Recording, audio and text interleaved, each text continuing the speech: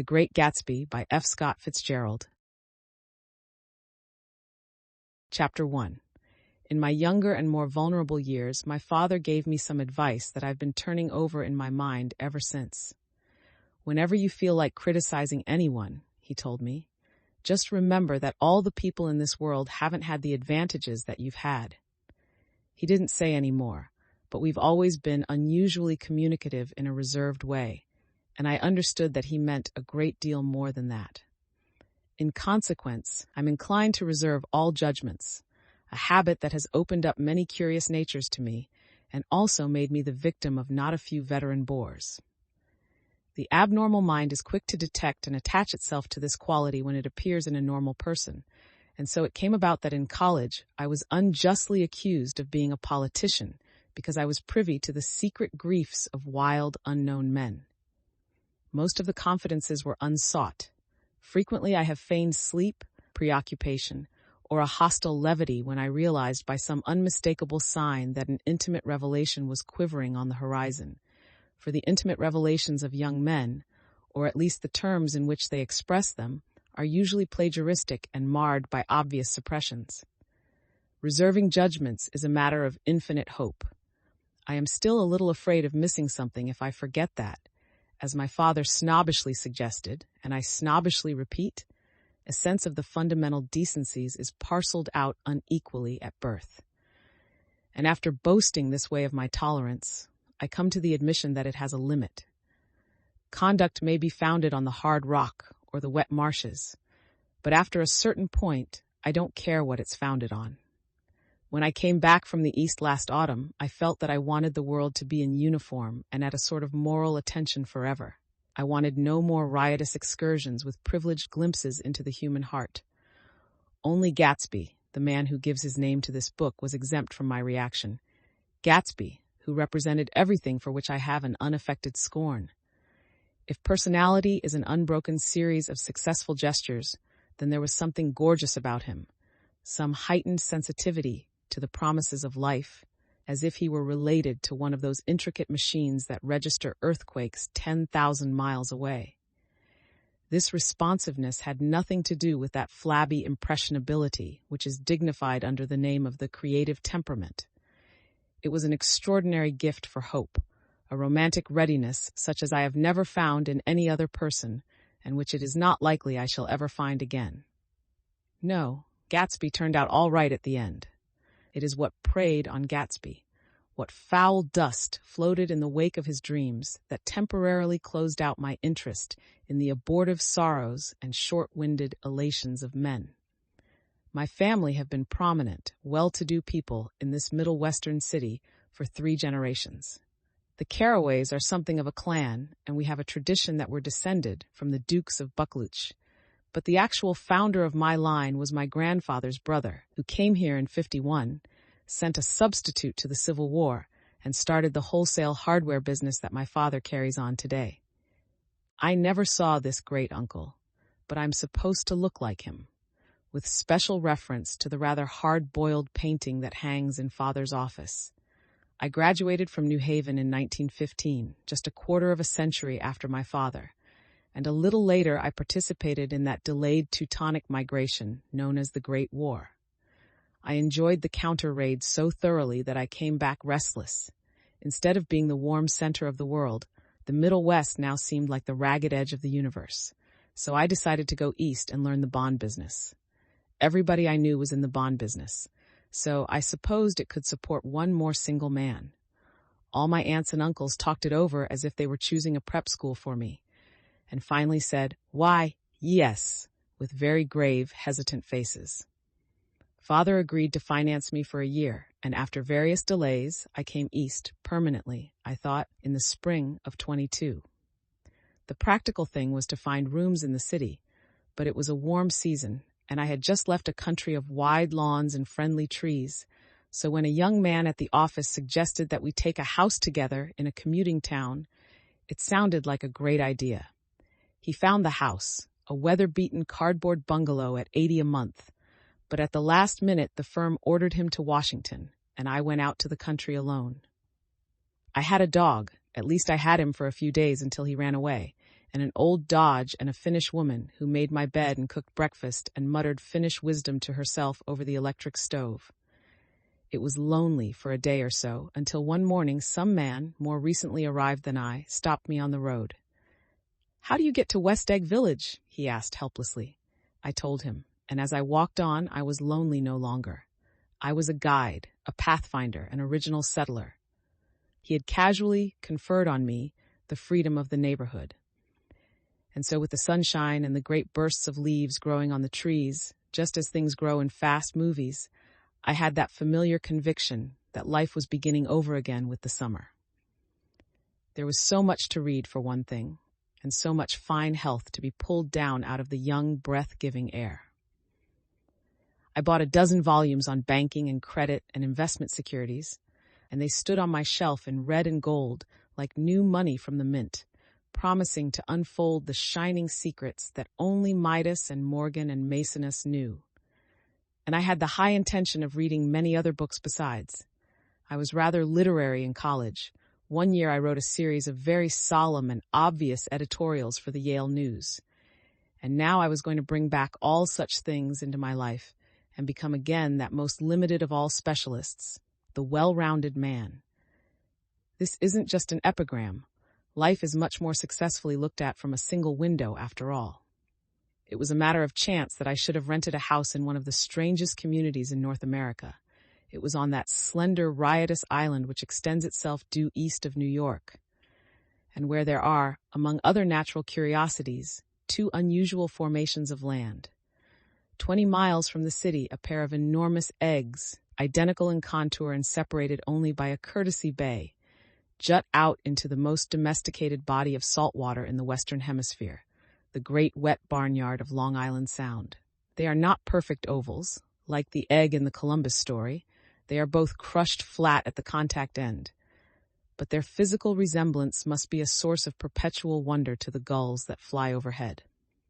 To the wingless, a more interesting phenomenon is their dissimilarity in every particular except shape and size. I lived at West Egg, the less fashionable of the two, though this is a most superficial tag to express the bizarre and not a little sinister contrast between them. My house was at the very tip of the egg, only 50 yards from the Sound, and squeezed between two huge places that rented for $12,000 or $15,000 a season. The one on my right was a colossal affair by any standard. It was a factual imitation of some Hotel de Ville in Normandy, with a tower on one side, spanking new under a thin beard of raw ivy, and a marble swimming pool, and more than 40 acres of lawn and garden. It was Gatsby's mansion. Or rather, as I didn't know Mr. Gatsby, it was a mansion inhabited by a gentleman of that name. My own house was an eyesore, but it was a small eyesore, and it had been overlooked, so I had a view of the water, a partial view of my neighbor's lawn, and the consoling proximity of millionaires, all for $80 a month. Across the Courtesy Bay, the white palaces of fashionable East Egg glittered along the water, and the history of the summer really begins on the evening I drove over there to have dinner with the Tom Buchanans. Daisy was my second cousin once removed, and I'd known Tom in college. And just after the war, I spent 2 days with them in Chicago. Her husband, among various physical accomplishments, had been one of the most powerful ends that ever played football at New Haven. A national figure in a way, one of those men who reach such an acute limited excellence at 21 that everything afterward savors of anticlimax. His family were enormously wealthy. Even in college, his freedom with money was a matter for reproach. But now he'd left Chicago and come east in a fashion that rather took your breath away. For instance, he'd brought down a string of polo ponies from Lake Forest. It was hard to realize that a man in my own generation was wealthy enough to do that. Why they came east, I don't know. They had spent a year in France for no particular reason, and then drifted here and there, unrestfully, wherever people played polo and were rich together. This was a permanent move, said Daisy over the telephone, but I didn't believe it. I had no sight into Daisy's heart, but I felt that Tom would drift on forever, seeking, a little wistfully, for the dramatic turbulence of some irrecoverable football game. And so it happened that on a warm, windy evening, I drove over to East Egg to see two old friends whom I scarcely knew at all. Their house was even more elaborate than I expected, a cheerful red and white Georgian colonial mansion overlooking the bay. The lawn started at the beach and ran towards the front door for a quarter of a mile, jumping over sundials and brick walks and burning gardens. Finally, when it reached the house, drifting up the side in bright vines as though from the momentum of its run. The front was broken by a line of French windows, glowing now with reflected gold and wide open to the warm, windy afternoon, and Tom Buchanan in riding clothes was standing with his legs apart on the front porch. He had changed since his New Haven years. Now he was a sturdy, straw-haired man of 30, with a rather hard mouth and a supercilious manner. Two shining, arrogant eyes had established dominance over his face and gave him the appearance of always leaning aggressively forward. Not even the effeminate swank of his riding clothes could hide the enormous power of that body. He seemed to fill those glistening boots until he strained the top lacing, and you could see a great pack of muscles shifting when his shoulder moved under his thin coat. It was a body capable of enormous leverage, a cruel body. His speaking voice, a gruff, husky tenor, added to the impression of fractiousness he conveyed. There was a touch of paternal contempt in it, even toward people he liked, and there were men at New Haven who had hated his guts. "Now, don't think my opinion on these matters is final," he seemed to say, "just because I'm stronger and more of a man than you are." We were in the same senior society, and while we were never intimate, I always had the impression that he approved of me and wanted me to like him with some harsh, defiant wistfulness of his own. We talked for a few minutes on the sunny porch. "I've got a nice place here," he said, his eyes flashing about restlessly. Turning me around by one arm, he moved a broad, flat hand along the front vista, including in its sweep a sunken Italian garden, a half-acre of deep, pungent roses, and a snub-nosed motorboat that bumped the tide offshore. It belonged to Demine, the oil man. He turned me around again, politely and abruptly. "We'll go inside." We walked through a high hallway into a bright, rosy-colored space, fragilely bound into the house by French windows at either end. The windows were ajar and gleaming white against the fresh grass outside that seemed to grow a little way into the house. A breeze blew through the room, blew curtains in at one end and out the other like pale flags, twisting them up toward the frosted wedding cake of the ceiling, and then rippled over the wine-colored rug, making a shadow on it as wind does on the sea. The only completely stationary object in the room was an enormous couch on which two young women were buoyed up as though upon an anchored balloon. They were both in white, and their dresses were rippling and fluttering as if they had just been blown back in after a short flight around the house. I must have stood for a few moments, listening to the whip and snap of the curtains and the groan of a picture on the wall. Then there was a boom as Tom Buchanan shut the rear windows, and the caught wind died out about the room, and the curtains and the rugs and the two young women ballooned slowly to the floor. The younger of the two was a stranger to me. She was extended full length at her end of the divan, completely motionless, and with her chin raised a little, as if she were balancing something on it which was quite likely to fall. If she saw me out of the corner of her eyes, she gave no hint of it. Indeed, I was almost surprised into murmuring an apology for having disturbed her by coming in. The other girl, Daisy, made an attempt to rise. She leaned slightly forward with a conscientious expression. Then she laughed, an absurd, charming little laugh, and I laughed too and came forward into the room. "I'm paralyzed with happiness." She laughed again, as if she said something very witty, and held my hand for a moment, looking up into my face, promising that there was no one in the world she so much wanted to see. That was a way she had. She hinted in a murmur that the surname of the balancing girl was Baker. I've heard it said that Daisy's murmur was only to make people lean toward her, an irrelevant criticism that made it no less charming. At any rate, Miss Baker's lips fluttered. She nodded at me almost imperceptibly, and then quickly tipped her head back again. The object she was balancing had obviously tottered a little and given her something of a fright. Again, a sort of apology arose to my lips. Almost any exhibition of complete self-sufficiency draws a stunned tribute from me. I looked back at my cousin, who began to ask me questions in her low, thrilling voice. It was the kind of voice that the ear follows up and down, as if each speech is an arrangement of notes that will never be played again. Her face was sad and lovely, with bright things in it, bright eyes and a bright, passionate mouth. But there was an excitement in her voice that men who had cared for her found difficult to forget. A singing compulsion, a whispered, listen, a promise that she had done gay, exciting things just a while since, and that there were gay, exciting things hovering in the next hour. I told her how I had stopped off in Chicago for a day on my way east, and how a dozen people had sent their love through me. "Do they miss me?" she cried ecstatically. "The whole town is desolate. All the cars have the left rear wheel painted black as a mourning wreath, and there's a persistent wail all night along the North Shore. How gorgeous! Let's go back, Tom, tomorrow." Then she added irrelevantly, "You ought to see the baby." "I'd like to. She's asleep. She's 3 years old. Haven't you ever seen her?" "Never." "Well, you ought to see her. She's—" Tom Buchanan, who had been hovering restlessly about the room, stopped and rested his hand on my shoulder. "What you doing, Nick? I'm a bond man." "Who with?" I told him. "Never heard of them," he remarked decisively. This annoyed me. "You will," I answered shortly. "You will if you stay in the East." "Oh, I'll stay in the East, don't you worry," he said, glancing at Daisy and then back at me, as if he were alert for something more. "I'd be a goddamned fool to live anywhere else." At this point, Miss Baker said, "Absolutely," with such suddenness that I started. It was the first word she had uttered since I came into the room. Evidently, it surprised her as much as it did me, for she yawned and with a series of rapid, deft movements stood up into the room. "I'm stiff," she complained.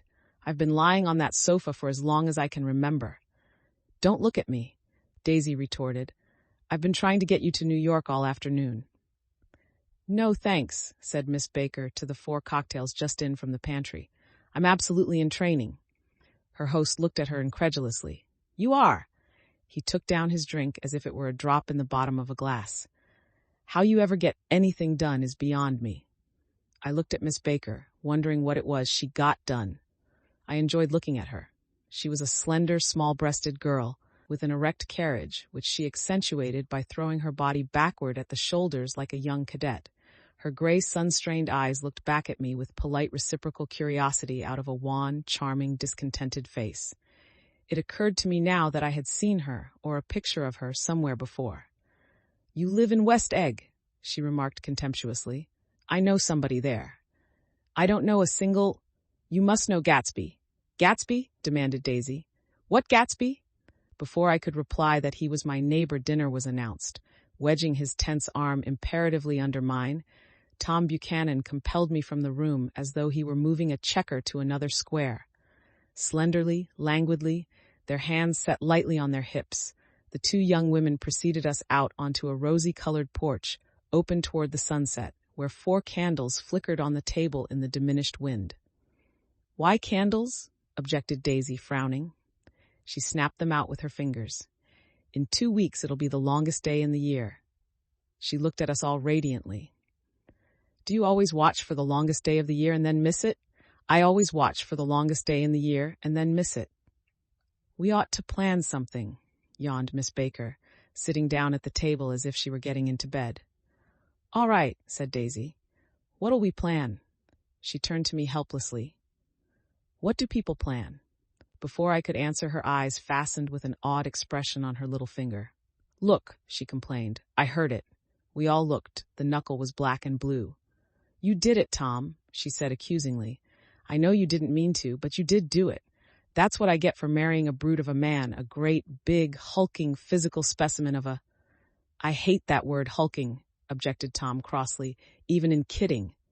"Hulking," insisted Daisy. Sometimes she and Miss Baker talked at once, unobtrusively, and with a bantering inconsequence that was never quite chatter, that was as cool as their white dresses and their impersonal eyes in the absence of all desire.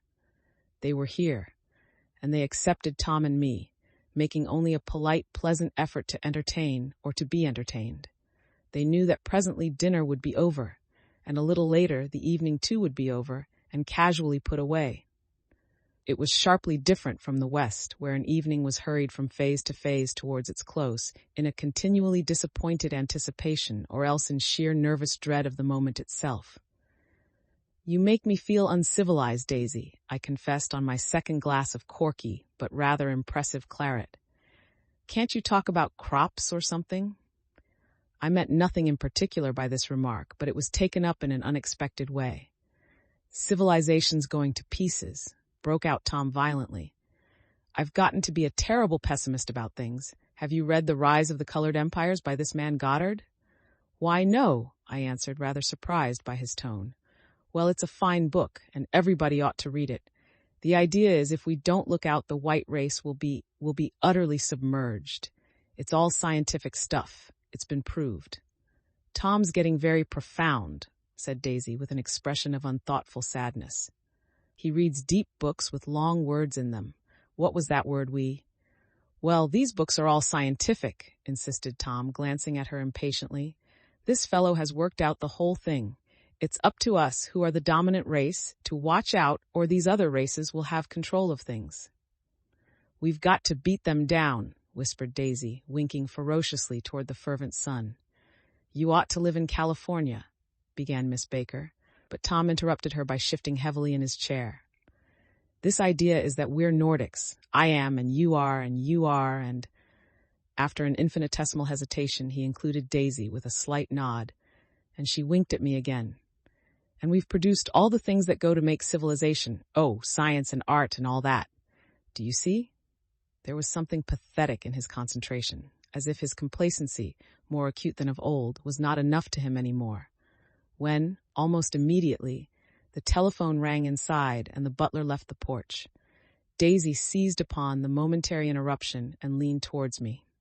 "I'll tell you a family secret," she whispered enthusiastically. "It's about the butler's nose. Do you want to hear about the butler's nose?" "That's why I came over tonight." "Well, he wasn't always a butler. He used to be the silver polisher for some people in New York that had a silver service for 200 people. He had to polish it from morning till night, until finally it began to affect his nose." "Things went from bad to worse," suggested Miss Baker. "Yes, things went from bad to worse, until finally he had to give up his position." For a moment, the last sunshine fell with romantic affection upon her glowing face. Her voice compelled me forward breathlessly as I listened. Then the glow faded, each light deserting her with lingering regret, like children leaving a pleasant street at dusk. The butler came back and murmured something close to Tom's ear, whereupon Tom frowned, pushed back his chair, and without a word went inside. As if his absence quickened something within her, Daisy leaned forward again, her voice glowing and singing. "I love to see you at my table, Nick. You remind me of a rose, an absolute rose, doesn't he?" She turned to Miss Baker for confirmation. "An absolute rose?" This was untrue. I am not even faintly like a rose. She was only extemporizing, but a stirring warmth flowed from her, as if her heart was trying to come out to you concealed in one of those breathless, thrilling words. Then suddenly she threw her napkin on the table and excused herself and went into the house. Miss Baker and I exchanged a short glance consciously devoid of meaning. I was about to speak when she sat up alertly and said, "Shah!" in a warning voice. A subdued, impassioned murmur was audible in the room beyond, and Miss Baker leaned forward unashamed, trying to hear. The murmur trembled on the verge of coherence, sank down, mounted excitedly, and then ceased altogether. "This Mr. Gatsby you spoke of is my neighbor," I began. "Don't talk, I want to hear what happens." "Is something happening?" I inquired innocently. "You mean to say you don't know?" said Miss Baker, honestly surprised. "I thought everybody knew." "I don't." "Why?" she said hesitantly. "Tom's got some woman in New York." "Got some woman?" I repeated blankly. Miss Baker nodded. "She might have the decency not to telephone him at dinner time, don't you think?" Almost before I had grasped her meaning, there was the flutter of a dress and the crunch of leather boots, and Tom and Daisy were back at the table. "It couldn't be helped," cried Daisy with tense gaiety. She sat down, glanced searchingly at Miss Baker and then at me, and continued, "I looked outdoors for a minute, and it's very romantic outdoors. There's a bird on the lawn that I think must be a nightingale come over on the Cunard or White Star Line. He's singing away." Her voice sang, "It's romantic, isn't it, Tom?" "Very romantic," he said, and then miserably to me, "If it's light enough after dinner, I want to take you down to the stables." The telephone rang inside, startlingly, and as Daisy shook her head decisively at Tom, the subject of the stables, in fact all subjects, vanished into air. Among the broken fragments of the last 5 minutes at table, I remember the candles being lit again, pointlessly, and I was conscious of wanting to look squarely at everyone, and yet to avoid all eyes. I couldn't guess what Daisy and Tom were thinking, but I doubt if even Miss Baker, who seemed to have mastered a certain hardy skepticism, was able utterly to put this fifth guest's shrill metallic urgency out of mind. To a certain temperament, the situation might have seemed intriguing. My own instinct was to telephone immediately for the police. The horses, needless to say, were not mentioned again. Tom and Miss Baker, with several feet of twilight between them, strolled back into the library, as if to a vigil beside a perfectly tangible body. While trying to look pleasantly interested and a little deaf, I followed Daisy around a chain of connecting verandas to the porch in front. In its deep gloom, we sat down side by side on a wicker settee. Daisy took her face in her hands as if feeling its lovely shape, and her eyes moved gradually out into the velvet dusk. I saw that turbulent emotions possessed her, so I asked what I thought would be some sedative questions about her little girl. "We don't know each other very well, Nick," she said suddenly. "Even if we are cousins, you didn't come to my wedding. I wasn't back from the war." "That's true." She hesitated.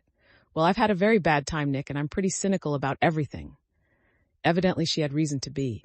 I waited, but she didn't say any more, and after a moment I returned rather feebly to the subject of her daughter. "I suppose she talks and eats and everything." "Oh, yes," she looked at me absently. "Listen, Nick, let me tell you what I said when she was born. Would you like to hear?" "Very much. It'll show you how I've gotten to feel about things." Well, she was less than an hour old and Tom was God knows where. I woke up out of the ether with an utterly abandoned feeling and asked the nurse right away if it was a boy or a girl. She told me it was a girl, and so I turned my head away and wept. "All right," I said. "I'm glad it's a girl, and I hope she'll be a fool. That's the best thing a girl can be in this world, a beautiful little fool." "You see, I think everything's terrible anyhow," she went on in a convinced way. "Everybody thinks so, the most advanced people, and I know. I've been everywhere and seen everything and done everything." Her eyes flashed around her in a defiant way, rather like Tom's, and she laughed with thrilling scorn. "Sophisticated. God, I'm sophisticated." The instant her voice broke off, ceasing to compel my attention, my belief, I felt the basic insincerity of what she had said. It made me uneasy, as though the whole evening had been a trick of some sort to exact a contributory emotion from me. I waited, and sure enough, in a moment she looked at me with an absolute smirk on her lovely face, as if she had asserted her membership in a rather distinguished secret society to which she and Tom belonged.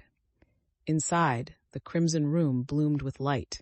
Tom and Miss Baker sat at either end of the long couch, and she read aloud to him from the Saturday Evening Post, the words, murmurous and uninflected, running together in a soothing tune. The lamplight, bright on his boots and dull on the autumn leaf yellow of her hair, glinted along the paper as she turned a page with a flutter of slender muscles in her arms. When we came in, she held us silent for a moment with a lifted hand. "To be continued," she said, tossing the magazine on the table, "in our very next issue."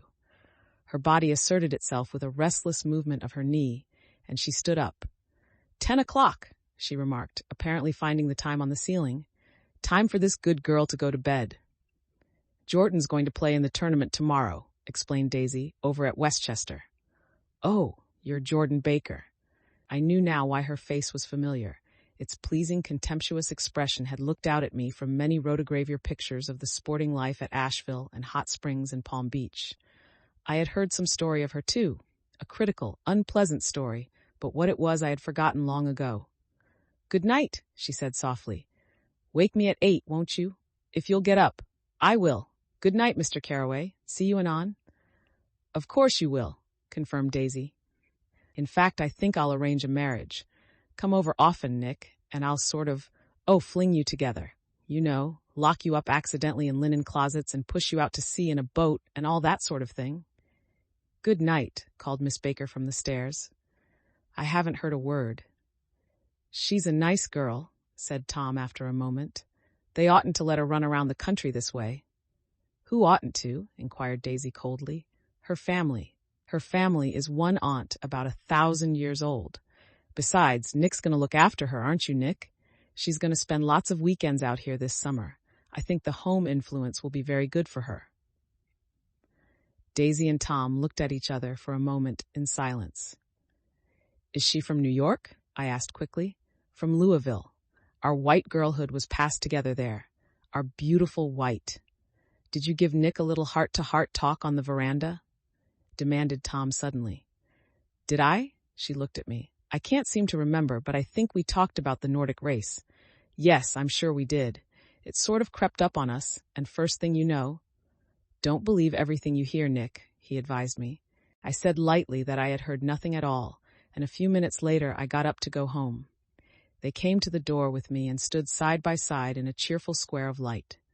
As I started my motor, Daisy peremptorily called, "Wait! I forgot to ask you something, and it's important. We heard you were engaged to a girl out west." "That's right," corroborated Tom kindly.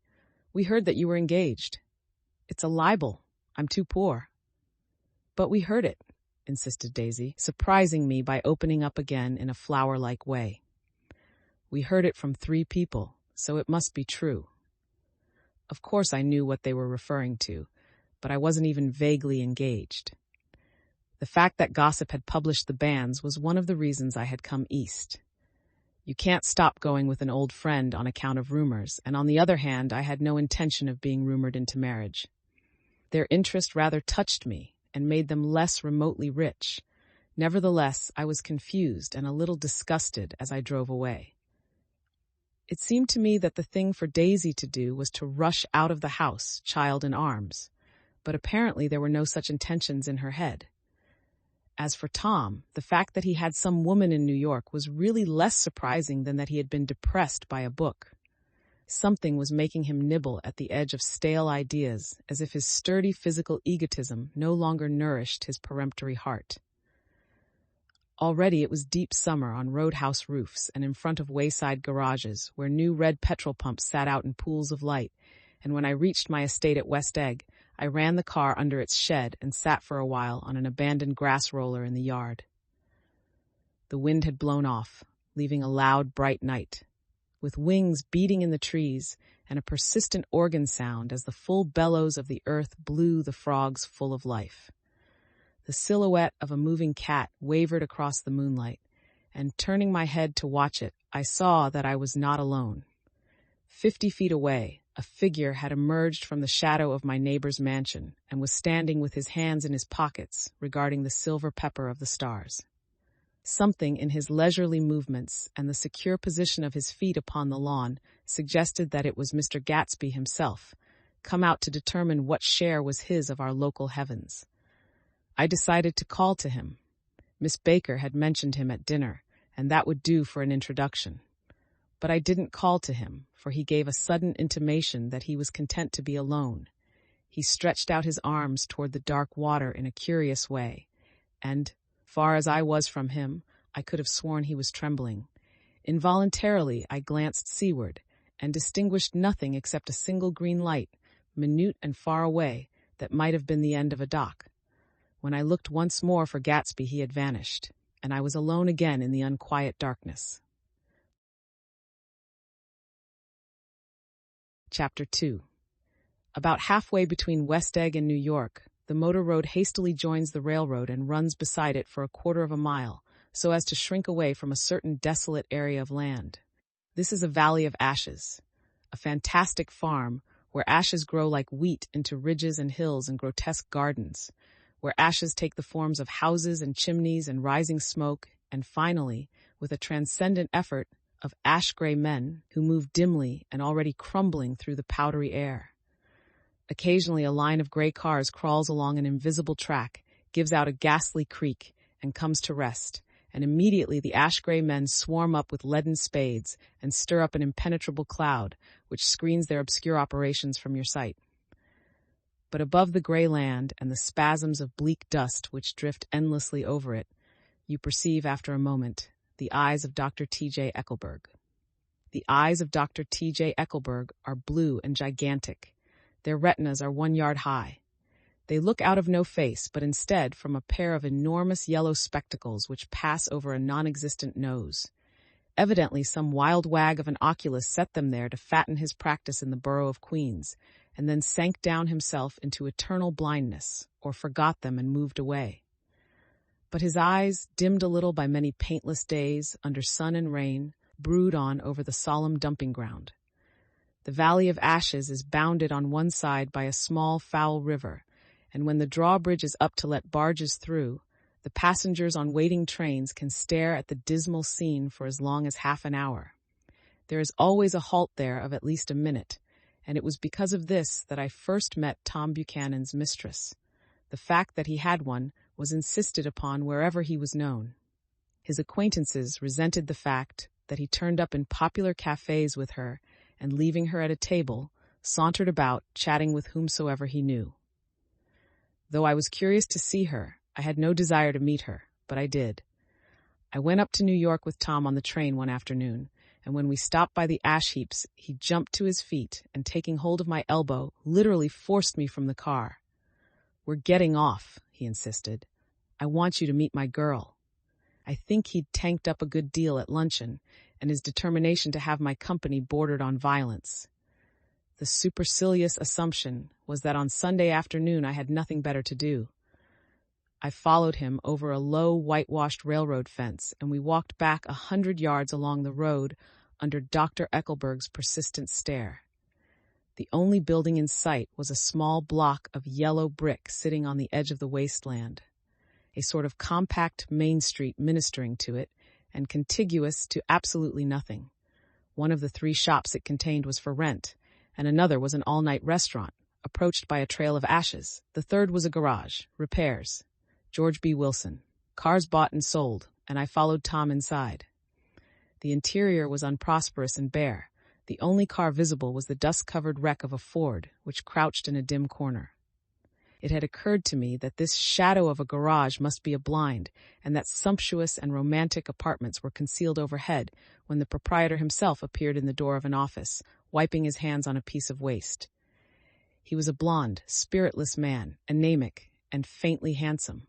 When he saw us, a damp gleam of hope sprang into his light blue eyes. "Hello, Wilson, old man," said Tom, slapping him jovially on the shoulder. "How's business?" "I can't complain," answered Wilson unconvincingly.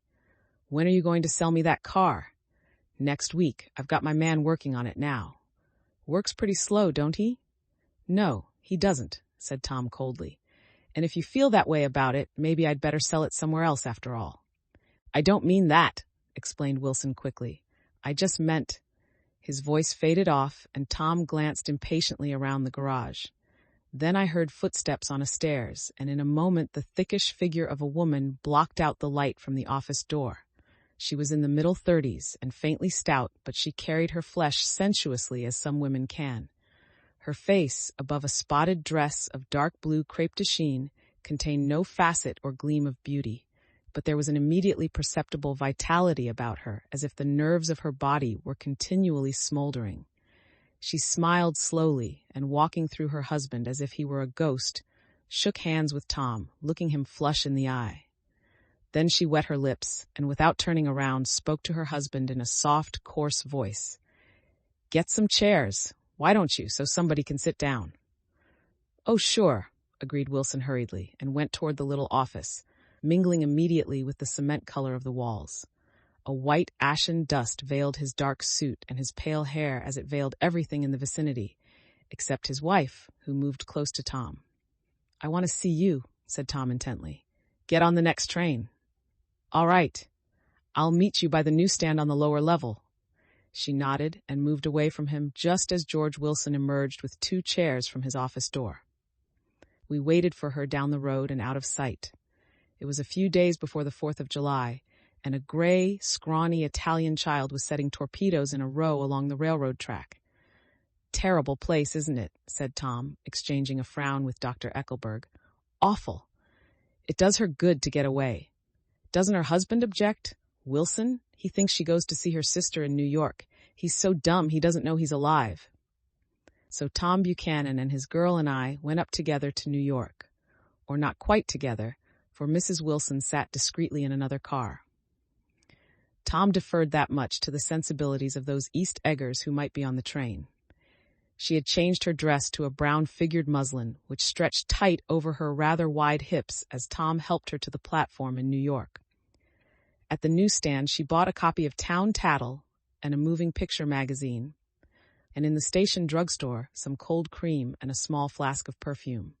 Upstairs, in the solemn echoing drive, she let 4 taxicabs drive away before she selected a new one, lavender-colored with gray upholstery, and in this, we slid out from the mass of the station into the glowing sunshine. But immediately she turned sharply from the window and, leaning forward, tapped on the front glass. "I want to get one of those dogs," she said earnestly. "I want to get one for the apartment. They're nice to have. A dog." We backed up to a gray old man who bore an absurd resemblance to John D. Rockefeller. In a basket swung from his neck cowered a dozen very recent puppies of an indeterminate breed. "What kind are they?" asked Mrs. Wilson eagerly as he came to the taxi window. "All kinds. What kind do you want, lady?" "I'd like to get one of those police dogs. I don't suppose you got that kind." The man peered doubtfully into the basket, plunged in his hand, and drew one up, wriggling by the back of the neck. "That's no police dog," said Tom. "No, it's not exactly a police dog," said the man with disappointment in his voice. "It's more of an Airedale." He passed his hand over the brown wash rag of a back. "Look at that coat, some coat. That's a dog that'll never bother you with catching cold." "I think it's cute," said Mrs. Wilson enthusiastically. "How much is it?" "That dog?" He looked at it admiringly. "That dog will cost you $10. The Airedale. Undoubtedly there was an Airedale concerned in it somewhere, though its feet were startlingly white, changed hands and settled down into Mrs. Wilson's lap, where she fondled the weatherproof coat with rapture. "Is it a boy or a girl?" she asked delicately. That dog's a boy." "It's a bitch," said Tom decisively. "Here's your money. Go and buy 10 more dogs with it." We drove over to Fifth Avenue, warm and soft, almost pastoral, on the summer Sunday afternoon. I wouldn't have been surprised to see a great flock of white sheep turn the corner. "Hold on," I said. "I have to leave you here." "No, you don't," interposed Tom quickly. "Myrtle will be hurt if you don't come up to the apartment. Won't you, Myrtle?" "Come on," she urged. "I'll telephone my sister Catherine. She's said to be very beautiful by people who ought to know." "Well, I'd like to, but—" we went on, cutting back again over the park toward the West Hundreds. At 158th Street, the cab stopped at one slice in a long white cake of apartment houses. Throwing a regal homecoming glance around the neighborhood, Mrs. Wilson gathered up her dog and her other purchases and went haughtily in. "I'm going to have the McKees come up," she announced as we rose in the elevator. "And of course I got to call up my sister, too." The apartment was on the top floor, a small living room, a small dining room, a small bedroom, and a bath. The living room was crowded to the doors with a set of tapestried furniture entirely too large for it, so that to move about was to stumble continually over scenes of ladies swinging in the gardens of Versailles. The only picture was an over-enlarged photograph, apparently a hen sitting on a blurred rock. Looked at from a distance, however, the hen resolved itself into a bonnet, and the countenance of a stout old lady beamed down into the room. Several old copies of Town Tattle lay on the table together with a copy of Simon Called Peter, and some of the small scandal magazines of Broadway. Mrs. Wilson was first concerned with the dog. A reluctant elevator boy went for a box full of straw and some milk, to which he added on his own initiative a tin of large, hard dog biscuits, one of which decomposed apathetically in the saucer of milk all afternoon. Meanwhile, Tom brought out a bottle of whiskey from a locked bureau door. I have been drunk just twice in my life, and the second time was that afternoon, so everything that happened has a dim, hazy cast over it, although until after 8 o'clock, the apartment was full of cheerful sun. Sitting on Tom's lap, Mrs. Wilson called up several people on the telephone. Then there were no cigarettes, and I went out to buy some at the drugstore on the corner. When I came back, they had both disappeared, so I sat down discreetly in the living room and read a chapter of Simon Called Peter. Either it was terrible stuff or the whiskey distorted things because it didn't make any sense to me. Just as Tom and Myrtle, after the first drink Mrs. Wilson and I called each other by our first names, reappeared, company commenced to arrive at the apartment door. The sister Catherine was a slender, worldly girl of about 30, with a solid, sticky bob of red hair and a complexion powdered milky white.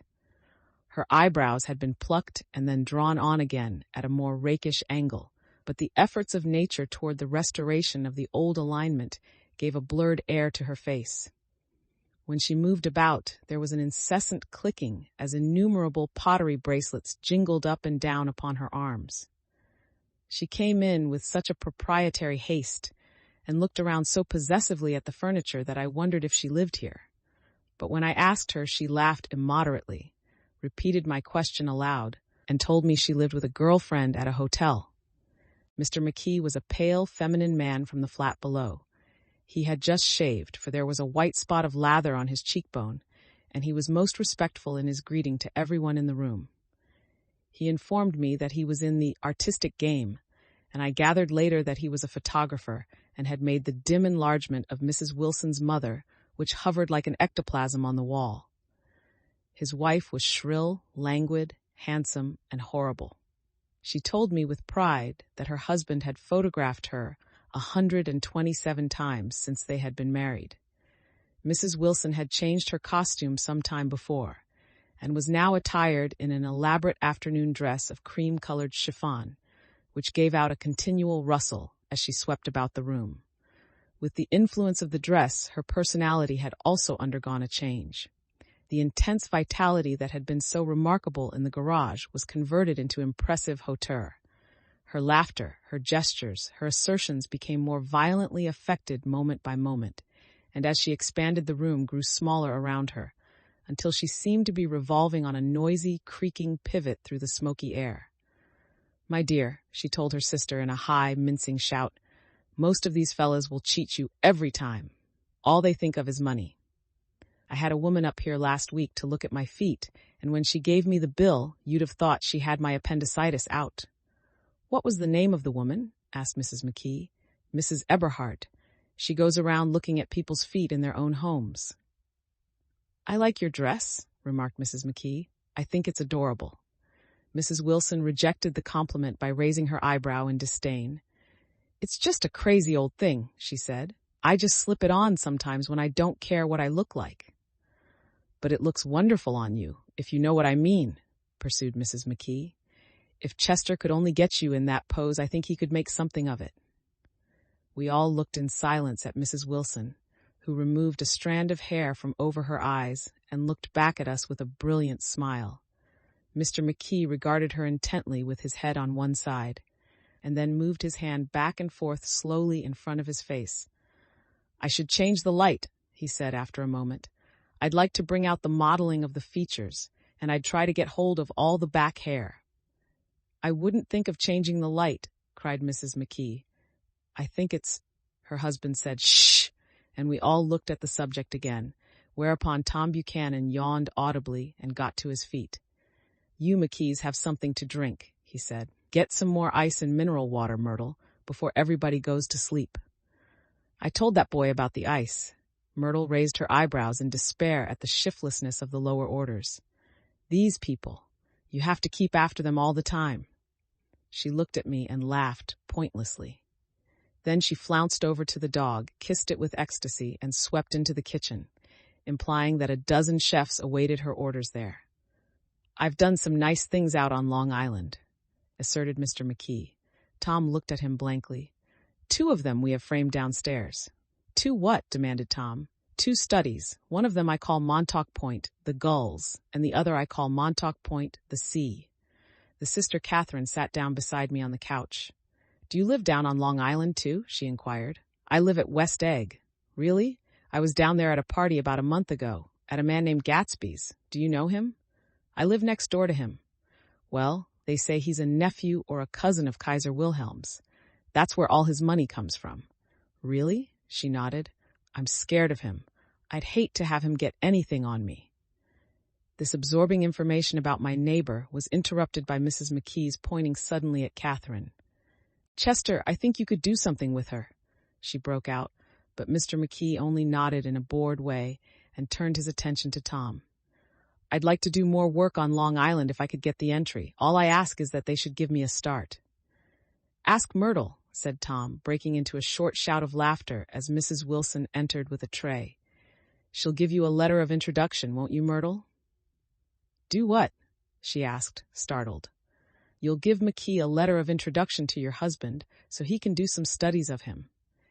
His lips moved silently for a moment as he invented, George B. Wilson at the gasoline pump or something like that. Catherine leaned close to me and whispered in my ear, neither of them can stand the person they're married to. Can't they? Can't stand them. She looked at Myrtle and then at Tom. What I say is, why go on living with them if they can't stand them? If I was them, I'd get a divorce and get married to each other right away. Doesn't she like Wilson either? The answer to this was unexpected. It came from Myrtle, who had overheard the question, and it was violent and obscene. You see, cried Catherine triumphantly. She lowered her voice again. It's really his wife that's keeping them apart. She's a Catholic, and they don't believe in divorce. Daisy was not a Catholic, and I was a little shocked at the elaborateness of the lie. When they do get married, continued Catherine, they're going west to live for a while until it blows over. It'd be more discreet to go to Europe. Oh, do you like Europe? She exclaimed surprisingly. I just got back from Monte Carlo. Really?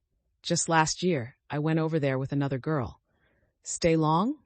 No, we just went to Monte Carlo and back. We went by way of Marseille. We had over $1,200 when we started, but we got jiped out of it all in 2 days in the private rooms.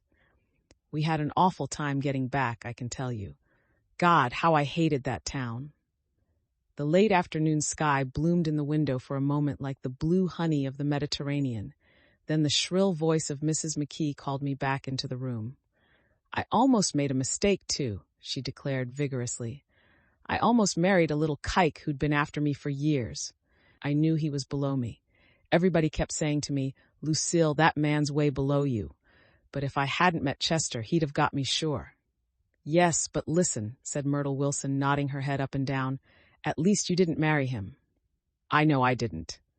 Well, I married him, said Myrtle ambiguously, and that's the difference between your case and mine. Why did you, Myrtle? Demanded Catherine. Nobody forced you to. Myrtle considered. I married him because I thought he was a gentleman, she said finally. I thought he knew something about breeding, but he wasn't fit to lick my shoe. You were crazy about him for a while, said Catherine. Crazy about him, cried Myrtle incredulously. Who said I was crazy about him? I never was any more crazy about him than I was about that man there. She pointed suddenly at me, and everyone looked at me accusingly. I tried to show by my expression that I expected no affection. The only crazy I was when I married him. I knew right away I made a mistake. He borrowed somebody's best suit to get married in, and never even told me about it. And the man came after it one day when he was out. Oh, is that your suit? I said. This is the first I ever heard about it. But I gave it to him, and then I lay down and cried to beat the band all afternoon. She really ought to get away from him, resumed Catherine to me. They've been living over that garage for 11 years, and Tom's the first sweetie she ever had. The bottle of whiskey, a second one, was now in constant demand by all present, excepting Catherine, who felt just as good on nothing at all. Tom rang for the janitor and sent him for some celebrated sandwiches, which were a complete supper in themselves. I wanted to get out and walk eastward toward the park through the soft twilight, but each time I tried to go, I became entangled in some wild, strident argument which pulled me back, as if with ropes, into my chair. Yet high over the city, our line of yellow windows must have contributed their share of human secrecy to the casual watcher in the darkening streets. And I saw him too, looking up and wondering. I was within and without, simultaneously enchanted and repelled by the inexhaustible variety of life. Myrtle pulled her chair close to mine, and suddenly her warm breath poured over me the story of her first meeting with Tom. It was on the two little seats facing each other that are always the last ones left on the train. I was going up to New York to see my sister and spend the night. He had on a dress suit and patent leather shoes, and I couldn't keep my eyes off him. But every time he looked at me, I had to pretend to be looking at the advertisement over his head. When we came into the station, he was next to me, and his white shirt front pressed against my arm, and so I told him I'd have to call a policeman, but he knew I lied. I was so excited that when I got into a taxi with him, I didn't hardly know I wasn't getting into a subway train. All I kept thinking about, over and over, was, "You can't live forever. You can't live forever." She turned to Mrs. McKee, and the room rang full of her artificial laughter. "My dear," she cried, "I'm going to give you this dress as soon as I'm through with it. I've got to get another one tomorrow. I'm going to make a list of all the things I've got to get. A massage, and a wave, and a collar for the dog, and one of those cute little ashtrays where you touch a spring, and a wreath with a black silk bow for Mother's grave that'll last all summer. I got to write down a list so I won't forget all the things I got to do." It was 9 o'clock. Almost immediately afterward, I looked at my watch and found it was 10. Mr. McKee was asleep on a chair with his fists clenched in his lap, like a photograph of a man of action. Taking out my handkerchief, I wiped from his cheek the spot of dried lather that had worried me all the afternoon. The little dog was sitting on the table, looking with blind eyes through the smoke, and from time to time groaning faintly. People disappeared, reappeared, made plans to go somewhere, and then lost each other, searched for each other, found each other a few feet away. Sometime toward midnight, Tom Buchanan and Mrs. Wilson stood face to face discussing in impassioned voices whether Mrs. Wilson had any right to mention Daisy's name. "Daisy, Daisy, Daisy," shouted Mrs. Wilson. "I'll say it whenever I want to. Daisy, Day." Making a short, deft movement, Tom Buchanan broke her nose with his open hand. Then there were bloody towels upon the bathroom floor and women's voices scolding, and high over the confusion, a long, broken wail of pain. Mr. McKee awoke from his doze and started in a daze toward the door. When he had gone halfway, he turned around and stared at the scene, his wife and Catherine scolding and consoling as they stumbled here and there among the crowded furniture with articles of aid, and the despairing figure on the couch, bleeding fluently and trying to spread a copy of Town Tattle over the tapestry scenes of Versailles. Then Mr. McKee turned and continued on out the door. Taking my hat from the chandelier, I followed. "Come to lunch someday," he suggested as we groaned down in the elevator. "Where?" "Anywhere." "Keep your hands off the lever," snapped the elevator boy. "I beg your pardon," said Mr. McKee with dignity. "I didn't know I was touching it." "All right," I agreed. "I'll be glad to." I was standing beside his bed, and he was sitting up between the sheets, clad in his underwear, with a great portfolio in his hands. Beauty and the Beast, Loneliness, Old Grocery Horse, Brooklyn Bridge. Then I was lying half asleep in the cold lower level of the Pennsylvania station, staring at the Morning Tribune and waiting for the 4 o'clock train. Chapter 3. There was music from my neighbor's house through the summer nights. In his blue gardens, men and girls came and went like moths among the whisperings and the champagne and the stars. At high tide in the afternoon, I watched his guests diving from the tower of his raft, or taking the sun on the hot sand of his beach, while his 2 motorboats slit the waters of the Sound, drawing aquaplanes over cataracts of foam. On weekends, his Rolls-Royce became an omnibus, bearing parties to and from the city between 9 in the morning and long past midnight, while his station wagon scampered like a brisk yellow bug to meet all trains. And on Mondays, 8 servants, including an extra gardener, toiled all day, with mops and scrubbing brushes and hammers and garden shears, repairing the ravages of the night before. Every Friday, 5 crates of oranges and lemons arrived from a fruiterer in New York. Every Monday, these same oranges and lemons left his back door in a pyramid of pulpless halves. There was a machine in the kitchen which could extract the juice of 200 oranges in half an hour if a little button was pressed 200 times by a butler's thumb. At least once a fortnight, a corps of caterers came down with several 100 feet of canvas and enough colored lights to make a Christmas tree of Gatsby's enormous garden. On buffet tables, garnished with glistening hors d'oeuvre, spiced baked hams crowded against salads of harlequin designs and pastry pigs and turkeys bewitched to a dark gold. In the main hall, a bar with a real brass rail was set up and stocked with gins and liquors, and with cordials so long forgotten that most of his female guests were too young to know one from another. By 7 o'clock, the orchestra has arrived, no thin 5-piece affair, but a whole pitful of oboes and trombones and saxophones and viols and cornets and piccolos and low and high drums. The last swimmers have come in from the beach now and are dressing upstairs. The cars from New York are parked 5 deep in the drive, and already the halls and salons and verandas are gaudy with primary colors and hair bobbed in strange new ways and shawls beyond the dreams of Castile. The bar is in full swing, and floating rounds of cocktails permeate the garden outside, until the air is alive with chatter and laughter, and casual innuendo and introductions forgotten on the spot, and enthusiastic meetings between women who never knew each other's names. The lights grow brighter as the earth lurches away from the sun, and now the orchestra is playing yellow cocktail music, and the opera of voices pitches a key higher.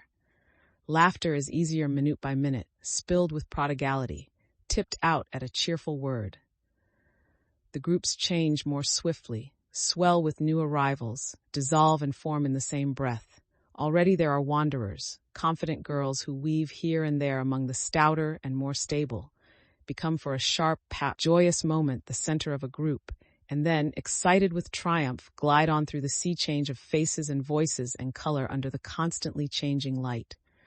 Suddenly, one of these gypsies, in trembling opal, seizes a cocktail out of the air, dumps it down for courage, and moving her hands like Frisco, dances out alone on the canvas platform. A momentary hush. The orchestra leader varies his rhythm obligingly for her, and there is a burst of chatter as the erroneous news goes around that she is Gilda Gray's understudy from the Follies. The party has begun. I believe that on the first night I went to Gatsby's house, I was one of the few guests who had actually been invited. People were not invited. They went there. They got into automobiles which bore them out to Long Island, and somehow they ended up at Gatsby's door. Once there, they were introduced by somebody who knew Gatsby, and after that, they conducted themselves according to the rules of behavior associated with an amusement park. Sometimes they came and went without having met Gatsby at all, came for the party with a simplicity of heart that was its own ticket of admission. I had been actually invited. A chauffeur in a uniform of robin's egg blue crossed my lawn early that Saturday morning with a surprisingly formal note from his employer. The honor would be entirely Gatsby's, it said, if I would attend his little party that night. He had seen me several times and had intended to call on me long before, but a peculiar combination of circumstances had prevented it. Signed J. Gatsby in a majestic hand. Dressed up in white flannels, I went over to his lawn a little after 7 and wandered around rather ill at ease among swirls and eddies of people I didn't know, though here and there was a face I had noticed on the commuting train. I was immediately struck by the number of young Englishmen dotted about, all well-dressed, all looking a little hungry, and all talking in low, earnest voices to solid and prosperous Americans. I was sure that they were selling something. Bonds or insurance or automobiles. They were at least agonizingly aware of the easy money in the vicinity and convinced that it was theirs for a few words in the right key. As soon as I arrived, I made an attempt to find my host, but the 2 or 3 people of whom I asked his whereabouts stared at me in such an amazed way and denied so vehemently any knowledge of his movements that I slunk off in the direction of the cocktail table, the only place in the garden where a single man could linger without looking purposeless and alone. I was on my way to get roaring drunk from sheer embarrassment when Jordan Baker came out of the house and stood at the head of the marble steps, leaning a little backward and looking with contemptuous interest down into the garden. Welcome or not, I found it necessary to attach myself to someone before I should begin to address cordial remarks to the passers-by. "Hello," I roared, advancing toward her. My voice seemed unnaturally loud across the garden. "I thought you might be here," she responded absently as I came up. "I remembered you lived next door to—" She held my hand impersonally, as a promise that she'd take care of me in a minute, and gave ear to two girls in twin yellow dresses, who stopped at the foot of the steps. "Hello," they cried together. "Sorry you didn't win." That was for the golf tournament. She had lost in the finals the week before. "You don't know who we are," said one of the girls in yellow, "but we met you here about a month ago." "You've dyed your hair since then," remarked Jordan, and I started, but the girls had moved casually on, and her remark was addressed to the premature moon, produced like the supper, no doubt, out of a caterer's basket. With Jordan's slender golden arm resting in mine, we descended the steps and sauntered about the garden. A tray of cocktails floated at us through the twilight, and we sat down at a table with the two girls in yellow and three men, each one introduced to us as Mr. Mumble. "Do you come to these parties often?" inquired Jordan of the girl beside her. "The last one was the one I met you at," answered the girl in an alert, confident voice. She turned to her companion. "Wasn't it for you, Lucille? It was for Lucille, too." "I like to come," Lucille said. "I never care what I do, so I always have a good time. When I was here last, I tore my gown on a chair, and he asked me my name and address. Inside of a week, I got a package from Crorier's with a new evening gown in it." "Did you keep it?" asked Jordan. "Sure I did. I was going to wear it tonight, but it was too big in the bust and had to be altered. It was gas blue with lavender beads, $265. "There's something funny about a fellow that'll do a thing like that," said the other girl eagerly. "He doesn't want any trouble with anybody." "Who doesn't?" I inquired. "Gatsby. Somebody told me." The two girls and Jordan leaned together confidentially. "Somebody told me they thought he killed a man once."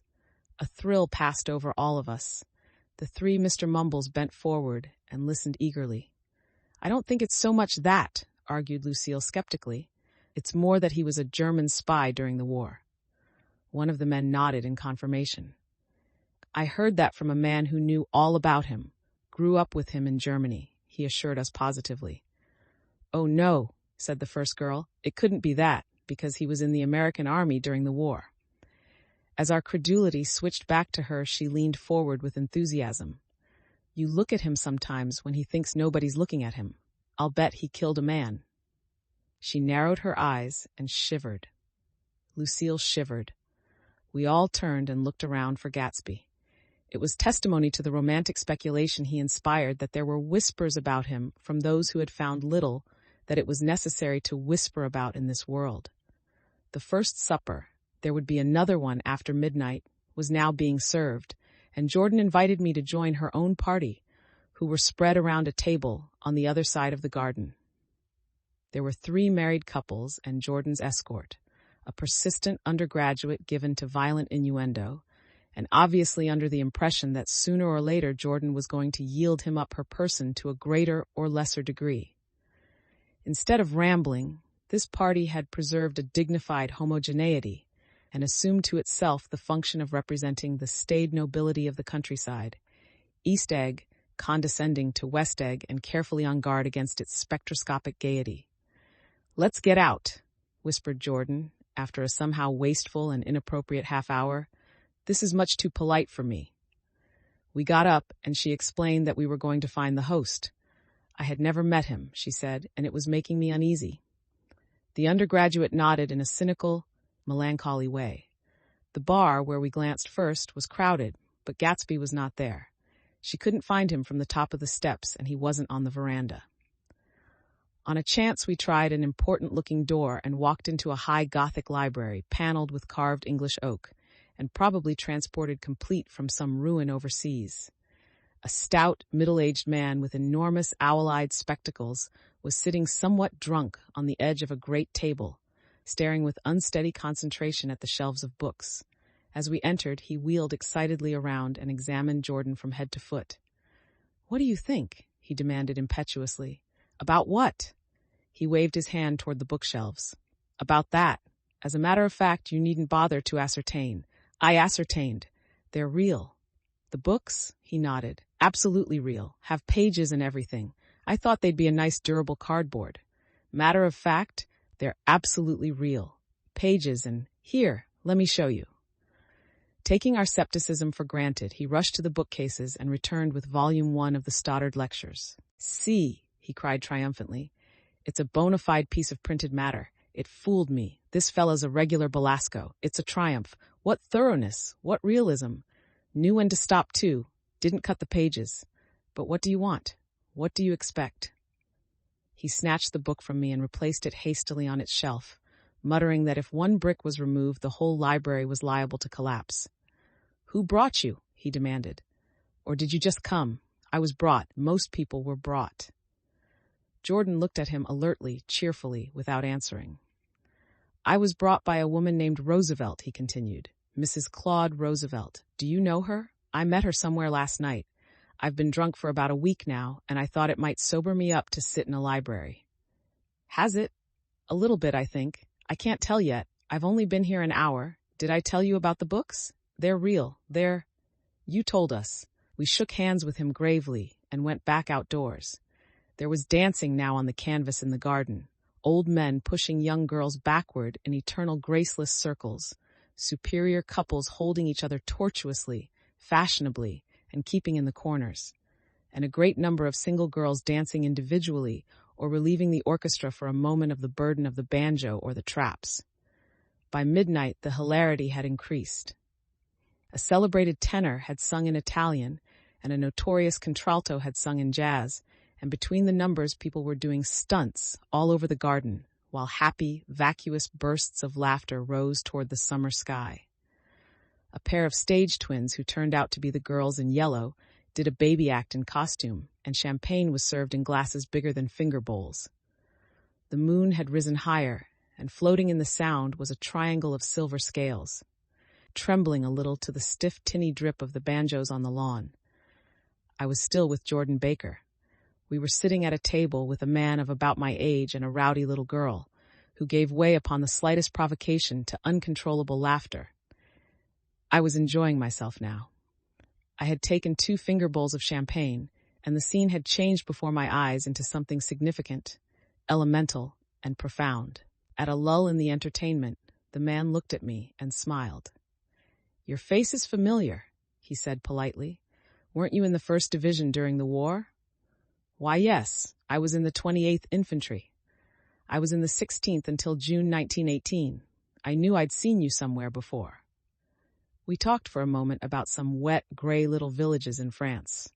Evidently he lived in this vicinity, for he told me that he had just bought a hydroplane and was going to try it out in the morning. Want to go with me, old sport? Just near the shore along the Sound. What time? Any time that suits you best. It was on the tip of my tongue to ask his name when Jordan looked around and smiled. Having a gay time now? She inquired. Much better. I turned again to my new acquaintance. This is an unusual party for me. I haven't even seen the host. I live over there. I waved my hand at the invisible hedge in the distance, and this man Gatsby sent over his chauffeur with an invitation. For a moment he looked at me as if he failed to understand. I'm Gatsby, he said suddenly. What? I exclaimed. Oh, I beg your pardon. I thought you knew, old sport. I'm afraid I'm not a very good host. He smiled understandingly. Much more than understandingly. It was one of those rare smiles with a quality of eternal reassurance in it that you may come across 4 or 5 times in life.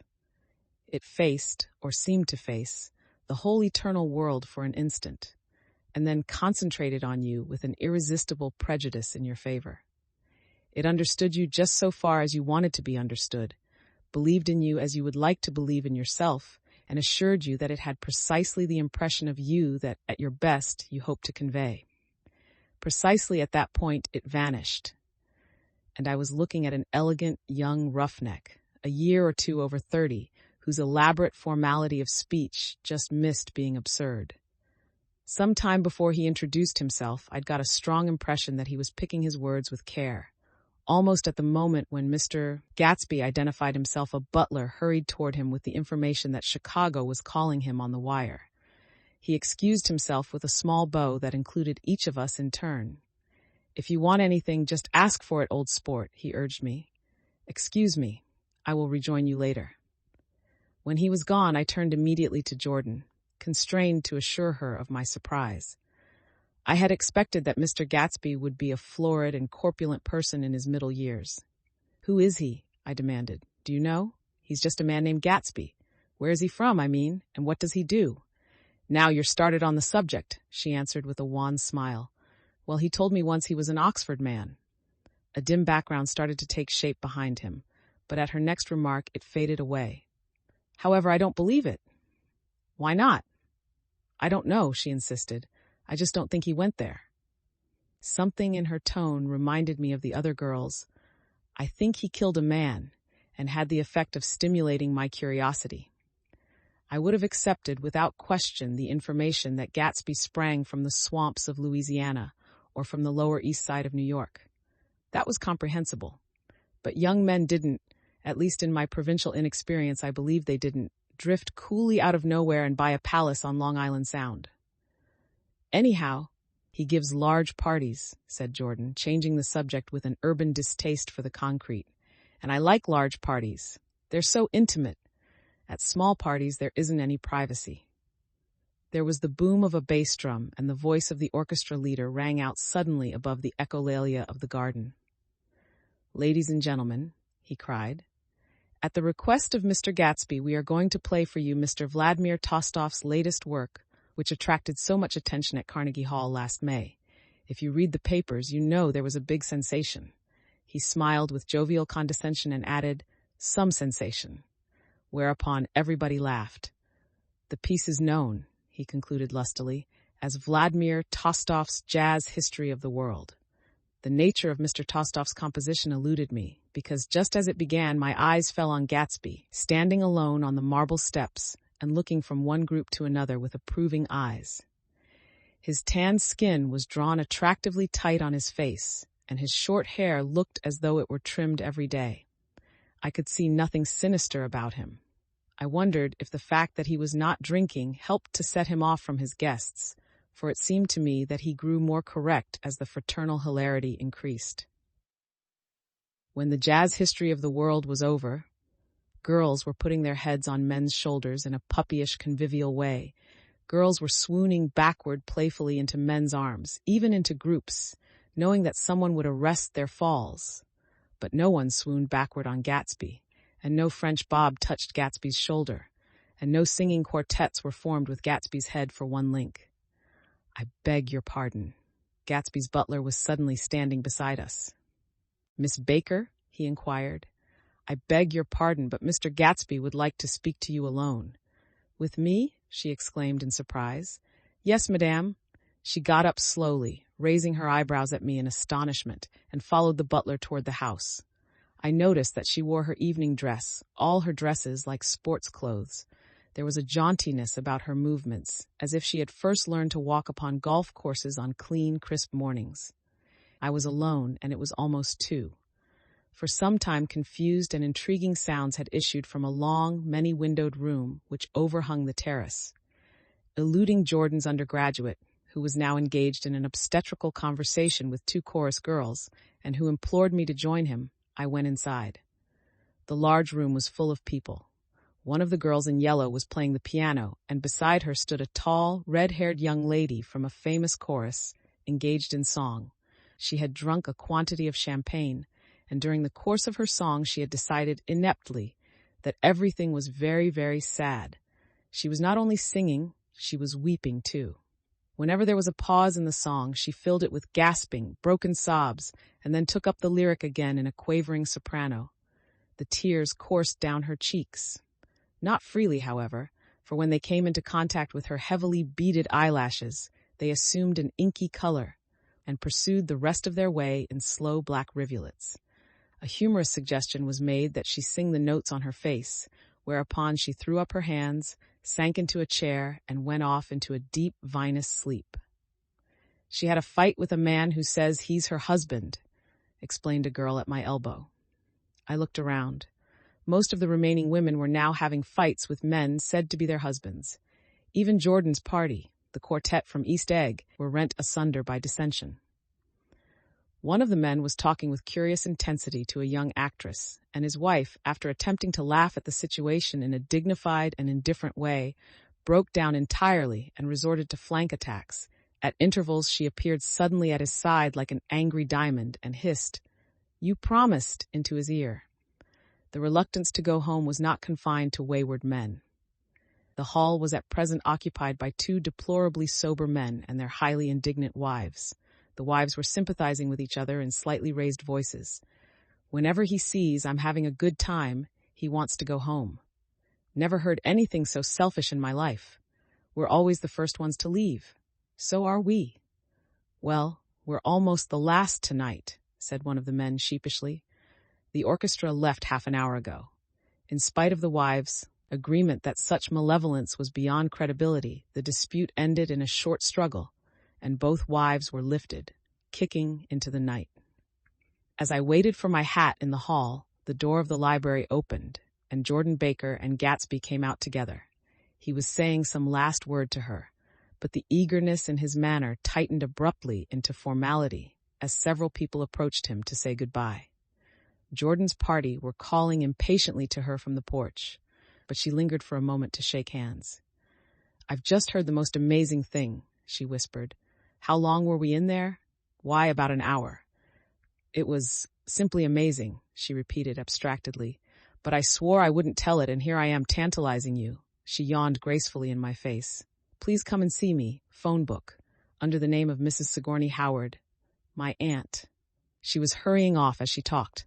Her brown hand waved a jaunty salute as she melted into her party at the door. Rather ashamed that on my first appearance I had stayed so late, I joined the last of Gatsby's guests, who were clustered around him. I wanted to explain that I'd hunted for him early in the evening and to apologize for not having known him in the garden. "Don't mention it," he enjoined me eagerly. "Don't give it another thought, old sport." The familiar expression held no more familiarity than the hand which reassuringly brushed my shoulder. "And don't forget we're going up in the hydroplane tomorrow morning at 9 o'clock. Then the butler, behind his shoulder. "Philadelphia wants you on the phone, sir." "All right, in a minute. Tell them I'll be right there. Good night." "Good night. Good night." He smiled, and suddenly there seemed to be a pleasant significance in having been among the last to go, as if he had desired it all the time. "Good night, old sport. Good night." But as I walked down the steps, I saw that the evening was not quite over. 50 feet from the door, a dozen headlights illuminated a bizarre and tumultuous scene. In the ditch beside the road, right side up, but violently shorn of one wheel, rested a new coupe which had left Gatsby's drive not 2 minutes before. The sharp jut of a wall accounted for the detachment of the wheel, which was now getting considerable attention from half a dozen curious chauffeurs. However, as they had left their cars blocking the road, a harsh, discordant din from those in the rear had been audible for some time, and added to the already violent confusion of the scene. A man in a long duster had dismounted from the wreck and now stood in the middle of the road, looking from the car to the tire and from the tire to the observers in a pleasant, puzzled way. "See," he explained, "it went in the ditch." The fact was infinitely astonishing to him, and I recognized first the unusual quality of wonder, and then the man. It was the late patron of Gatsby's library. "How'd it happen?" He shrugged his shoulders. "I know nothing whatever about mechanics," he said decisively. "But how did it happen? Did you run into the wall?" "Don't ask me," said Owl Eyes, washing his hands of the whole matter. "I know very little about driving. Next to nothing. It happened, and that's all I know." "Well, if you're a poor driver, you oughtn't to try driving at night." "But I wasn't even trying," he explained indignantly. "I wasn't even trying." An odd hush fell upon the bystanders. "Do you want to commit suicide? You're lucky it was just a wheel, a bad driver, and not even trying." "You don't understand," explained the criminal. "I wasn't driving. There's another man in the car." The shock that followed this declaration found voice in a sustained "ah" as the door of the coupe swung slowly open. The crowd, it was now a crowd, stepped back involuntarily, and when the door had opened wide, there was a ghostly pause. Then, very gradually, part by part, a pale, dangling individual stepped out of the wreck, pawing tentatively at the ground with a large, uncertain dancing shoe. Blinded by the glare of the headlights and confused by the incessant groaning of the horns, the apparition stood swaying for a moment before he perceived the man in the duster. "What's matter?" he inquired calmly. "Did we run out of gas?" "Look." Half a dozen fingers pointed at the amputated wheel. He stared at it for a moment, and then looked upward as though he suspected that it had dropped from the sky. "It came off," someone explained. He nodded. "At first I didn't notice we'd stopped." A pause. Then, taking a long breath and straightening his shoulders, he remarked in a determined voice, "Wonder if tell me where there's a gas line station." At least a dozen men, some of them a little better off than he was, explained to him that wheel and car were no longer joined by any physical bond. "Back out," he suggested after a moment. "Put her in reverse." "But the wheel's off," he hesitated. "No harm in trying," he said. The caterwauling horns had reached a crescendo, and I turned away and cut across the lawn toward home. I glanced back once. A wafer of a moon was shining over Gatsby's house, making the night fine as before, and surviving the laughter and the sound of his still glowing garden. A sudden emptiness seemed to flow now from the windows and the great doors, endowing with complete isolation the figure of the host, who stood on the porch, his hand up in a formal gesture of farewell. Reading over what I have written so far, I see I have given the impression that the events of 3 nights several weeks apart were all that absorbed me. On the contrary, they were merely casual events in a crowded summer, and until much later they absorbed me infinitely less than my personal affairs. Most of the time I worked. In the early morning the sun threw my shadow westward as I hurried down the white chasms of lower New York to the Probity Trust. I knew the other clerks and young bond salesmen by their first names, and lunched with them in dark, crowded restaurants on little pig sausages and mashed potatoes and coffee. I even had a short affair with a girl who lived in Jersey City and worked in the accounting department, but her brother began throwing mean looks in my direction. So when she went on her vacation in July, I let it blow quietly away. I took dinner usually at the Yale Club. For some reason, it was the gloomiest event of my day. And then I went upstairs to the library and studied investments and securities for a conscientious hour. There were generally a few rioters around, but they never came into the library, so it was a good place to work. After that, if the night was mellow, I strolled down Madison Avenue past the old Murray Hill Hotel and over 33rd Street to the Pennsylvania Station. I began to like New York, the racy, adventurous feel of it at night, and the satisfaction that the constant flicker of men and women and machines gives to the restless eye. I liked to walk up Fifth Avenue and pick out romantic women from the crowd, and imagine that in a few minutes I was going to enter into their lives, and no one would ever know or disapprove. Sometimes, in my mind, I followed them to their apartments on the corners of hidden streets, and they turned and smiled back at me before they faded through a door into warm darkness. At the enchanted metropolitan twilight, I felt a haunting loneliness sometimes, and felt it in others. Poor young clerks who loitered in front of windows waiting until it was time for a solitary restaurant dinner. Young clerks in the dusk, wasting the most poignant moments of night and life. Again at 8 o'clock, when the dark lanes of the 40s were lined 5 deep with throbbing taxicabs bound for the theater district, I felt a sinking in my heart. Forms leaned together in the taxis as they waited, and voices sang, and there was laughter from unheard jokes, and lighted cigarettes made unintelligible circles inside. Imagining that I, too, was hurrying towards gaiety and sharing their intimate excitement, I wished them well. For a while I lost sight of Jordan Baker, and then in midsummer I found her again. At first I was flattered to go places with her because she was a golf champion, and everyone knew her name. Then it was something more. I wasn't actually in love, but I felt a sort of tender curiosity. The bored, haughty face that she turned to the world concealed something. Most affectations conceal something eventually, even though they don't in the beginning.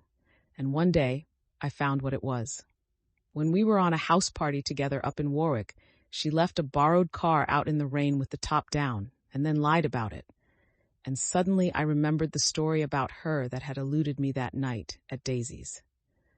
At her first big golf tournament, there was a row that nearly reached the newspapers. A suggestion that she had moved her ball from a bad lie in the semifinal round. The thing approached the proportions of a scandal, then died away. A caddy retracted his statement, and the only other witness admitted that he might have been mistaken. The incident and the name had remained together in my mind. Jordan Baker instinctively avoided clever, shrewd men, and now I saw that this was because she felt safer on a plane where any divergence from a code would be thought impossible. She was incurably dishonest. She wasn't able to endure being at a disadvantage, and given this unwillingness, I suppose she had begun dealing in subterfuges when she was very young in order to keep that cool, insolent smile turned to the world and yet satisfy the demands of her hard, jaunty body. It made no difference to me. Dishonesty in a woman is a thing you never blame deeply. I was casually sorry, and then I forgot. It was on that same house party that we had a curious conversation about driving a car. It started because she passed so close to some workman that our fender flicked a button on one man's coat. "You're a rotten driver," I protested. "Either you ought to be more careful, or you oughtn't to drive at all." "I am careful." "No, you're not." "Well, other people are," she said lightly. "What's that got to do with it?" "They'll keep out of my way," she insisted. "It takes two to make an accident. Suppose you met somebody just as careless as yourself."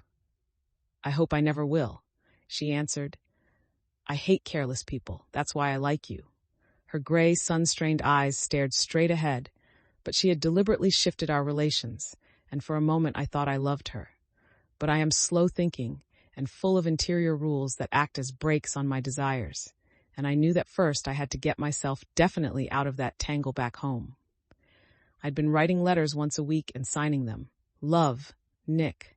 And all I could think of was how, when that certain girl played tennis, a faint mustache of perspiration appeared on her upper lip. Nevertheless, there was a vague understanding that had to be tactfully broken off before I was free. Everyone suspects himself of at least one of the cardinal virtues, and this is mine. I am one of the few honest people that I have ever known. Chapter 4. On Sunday morning, while church bells rang in the villages along shore, the world and its mistress returned to Gatsby's house and twinkled hilariously on his lawn. "He's a bootlegger," said the young ladies, moving somewhere between his cocktails and his flowers. "One time he killed a man who had found out that he was nephew to von Hindenburg and second cousin to the devil. Reach me a rose, honey, and pour me a last drop into that there crystal glass." Once I wrote down on the empty spaces of a timetable the names of those who came to Gatsby's house that summer. It is an old timetable now, disintegrating at its folds, and headed, "This schedule in effect July 5th, 1922. But I can still read the gray names, and they will give you a better impression than my generalities of those who accepted Gatsby's hospitality and paid him the subtle tribute of knowing nothing whatever about him. From East Egg, then, came the Chester Beckers and the Leaches, and a man named Bunsen, whom I knew at Yale, and Dr. Webster Civet, who was drowned last summer up in Maine, and the Hornbeams and the Willie Voltaires, and a whole clan named Blackbuck, who always gathered in a corner and flipped up their noses like goats at whosoever came near, and the Ismays and the Christies, or rather Hubert Auerbach and Mr. Christie's wife, and Edgar Beaver, whose hair, they say, turned cotton white one winter afternoon for no good reason at all. Clarence Endive was from East Egg, as I remember. He came only once, in white knickerbockers, and had a fight with a bum named Eddie in the garden. From farther out on the island came the Cheadles and the O.R.P. Schraders and the Stonewall Jackson Abrams of Georgia and the Fishguards and the Ripley Snells. Snell was there 3 days before he went to the penitentiary, so drunk out on the gravel drive that Mrs. Ulysses Sweat's automobile ran over his right hand. The Danceys came too, and S.B. Whitebait, who was well over 60, and Maurice A. Flink, and the Hammerheads, and Beluga the tobacco importer, and Beluga's girls. From West Egg came the Poles and the Mulreadys, and Cecil Roebuck, and Cecil Schoen, and Gulick the state senator, and Newton Orchid, who controlled films par excellence, and Eckhoust and Clyde Cohen and Don S. Schwartz, the son, and Arthur McCarty, all connected with the movies in one way or another. and the Catlips and the Bembergs and G. Earl Muldoon, brother to that Muldoon who afterwards strangled his wife. Da Fontano, the promoter, came there, and Ed Legros and James B., Rotgut, Ferret, and the de Jongs and Ernest Lilly. They came to gamble, and when Ferret wandered into the garden, it meant he was cleaned out, and Associated Traction would have to fluctuate profitably next day. A man named Klipspringer was there so often that he became known as the Boarder. I doubt if he had any other home. Of theatrical people, there were Gus Ways and Horace O'Donovan and Lester Meyer and George Duckweed and Francis Bull. Also from New York were the Chromes and the Backesons and the Denekers and Russell Betty and the Corrigans and the Kelleher's and the Dewars and the Scullys and S.W. Belcher and the Smirks and the young Quinns, divorced now, and Henry L. Palmetto, who killed himself by jumping in front of a subway train in Times Square. Benny McClenahan arrived always with 4 girls. They were never quite the same ones in physical person, but they were so identical one with another that it inevitably seemed they had been there before. I have forgotten their names.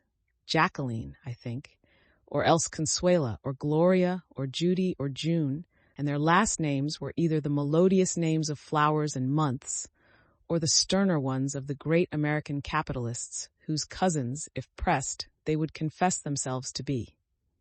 In addition to all these, I can remember that Faustina O'Brien came there at least once, and the Baedeker girls and young Brewer who had his nose shot off in the war, and Mr. Albrucksberger and Miss Haag, his fiancée, and Ardita Fitz-Peters and Mr. P. Jewett, once head of the American Legion, and Miss Claudia Hipp with a man reputed to be her chauffeur, and a prince of something whom we called Duke, and whose name, if I ever knew it, I have forgotten.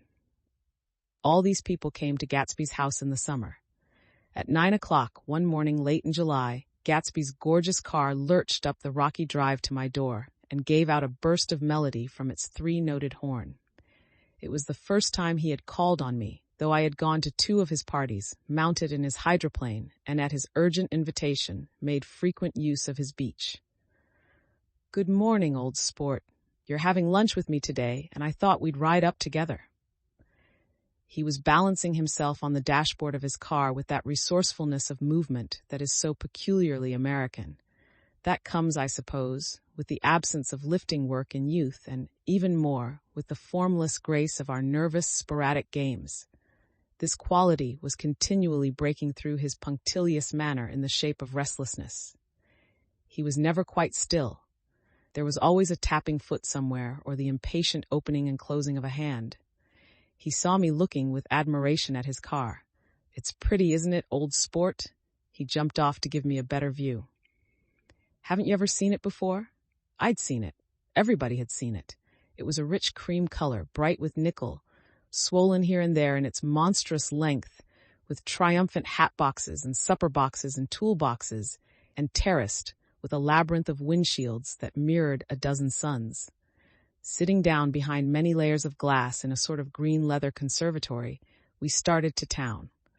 I had talked with him perhaps half a dozen times in the past month, and found, to my disappointment, that he had little to say. So my first impression that he was a person of some undefined consequence had gradually faded, and he had become simply the proprietor of an elaborate roadhouse next door. And then came that disconcerting ride. We hadn't reached West Egg Village before Gatsby began leaving his elegant sentences unfinished and slapping himself indecisively on the knee of his caramel-colored suit. "Look here, old sport," he broke out surprisingly. "What's your opinion of me, anyhow?" A little overwhelmed, I began the generalized evasions which that question deserves. "Well, I'm going to tell you something about my life," he interrupted. "I don't want you to get a wrong idea of me from all these stories you hear." So he was aware of the bizarre accusations that flavored conversation in his halls. "I'll tell you God's truth." His right hand suddenly ordered divine retribution to stand by. "I am the son of some wealthy people in the Middle West, all dead now. I was brought up in America but educated at Oxford because all my ancestors have been educated there for many years. It is a family tradition." He looked at me sideways, and I knew why Jordan Baker had believed he was lying. He hurried the phrase, "educated at Oxford," or swallowed it, or choked on it, as though it had bothered him before, And with this doubt, his whole statement fell to pieces, and I wondered if there wasn't something a little sinister about him after all. "What part of the Middle West?" I inquired casually. "San Francisco." "I see. My family all died and I came into a good deal of money." His voice was solemn, as if the memory of that sudden extinction of a clan still haunted him. For a moment I suspected that he was pulling my leg, but a glance at him convinced me otherwise. "After that, I lived like a young Raja in all the capitals of Europe, Paris, Venice, Rome, collecting jewels, chiefly rubies, hunting big game, painting a little, things for myself only, and trying to forget something very sad that had happened to me long ago." With an effort, I managed to restrain my incredulous laughter. The very phrases were worn so threadbare that they evoked no image except that of a turbaned character, leaking sawdust at every pore as he pursued a tiger through the Bois de Boulogne. Then came the war, old sport. It was a great relief, and I tried very hard to die, but I seemed to bear an enchanted life. I accepted a commission as first lieutenant when it began. In the Argonne Forest, I took the remains of my machine gun battalion so far forward that there was a half-mile gap on either side of us where the infantry couldn't advance.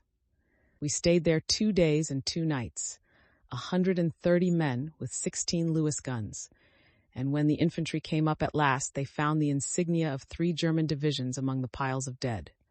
I was promoted to be a major, and every Allied government gave me a decoration.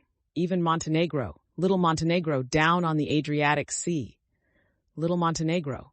He lifted up the words and nodded at them with his smile. The smile comprehended Montenegro's troubled history and sympathized with the brave struggles of the Montenegrin people. It appreciated fully the chain of national circumstances which had elicited this tribute from Montenegro's warm little heart. My incredulity was submerged in fascination now. It was like skimming hastily through a dozen magazines. He reached in his pocket, and a piece of metal, slung on a ribbon, fell into my palm. "That's the one from Montenegro."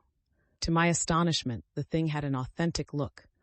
"Orderi di Danilo," ran the circular legend. "Montenegro, Nicholas Rex." "Turn it." "Major J. Gatsby," I read, "for valor extraordinary. Here's another thing I always carry, a souvenir of Oxford days. It was taken in Trinity Quad.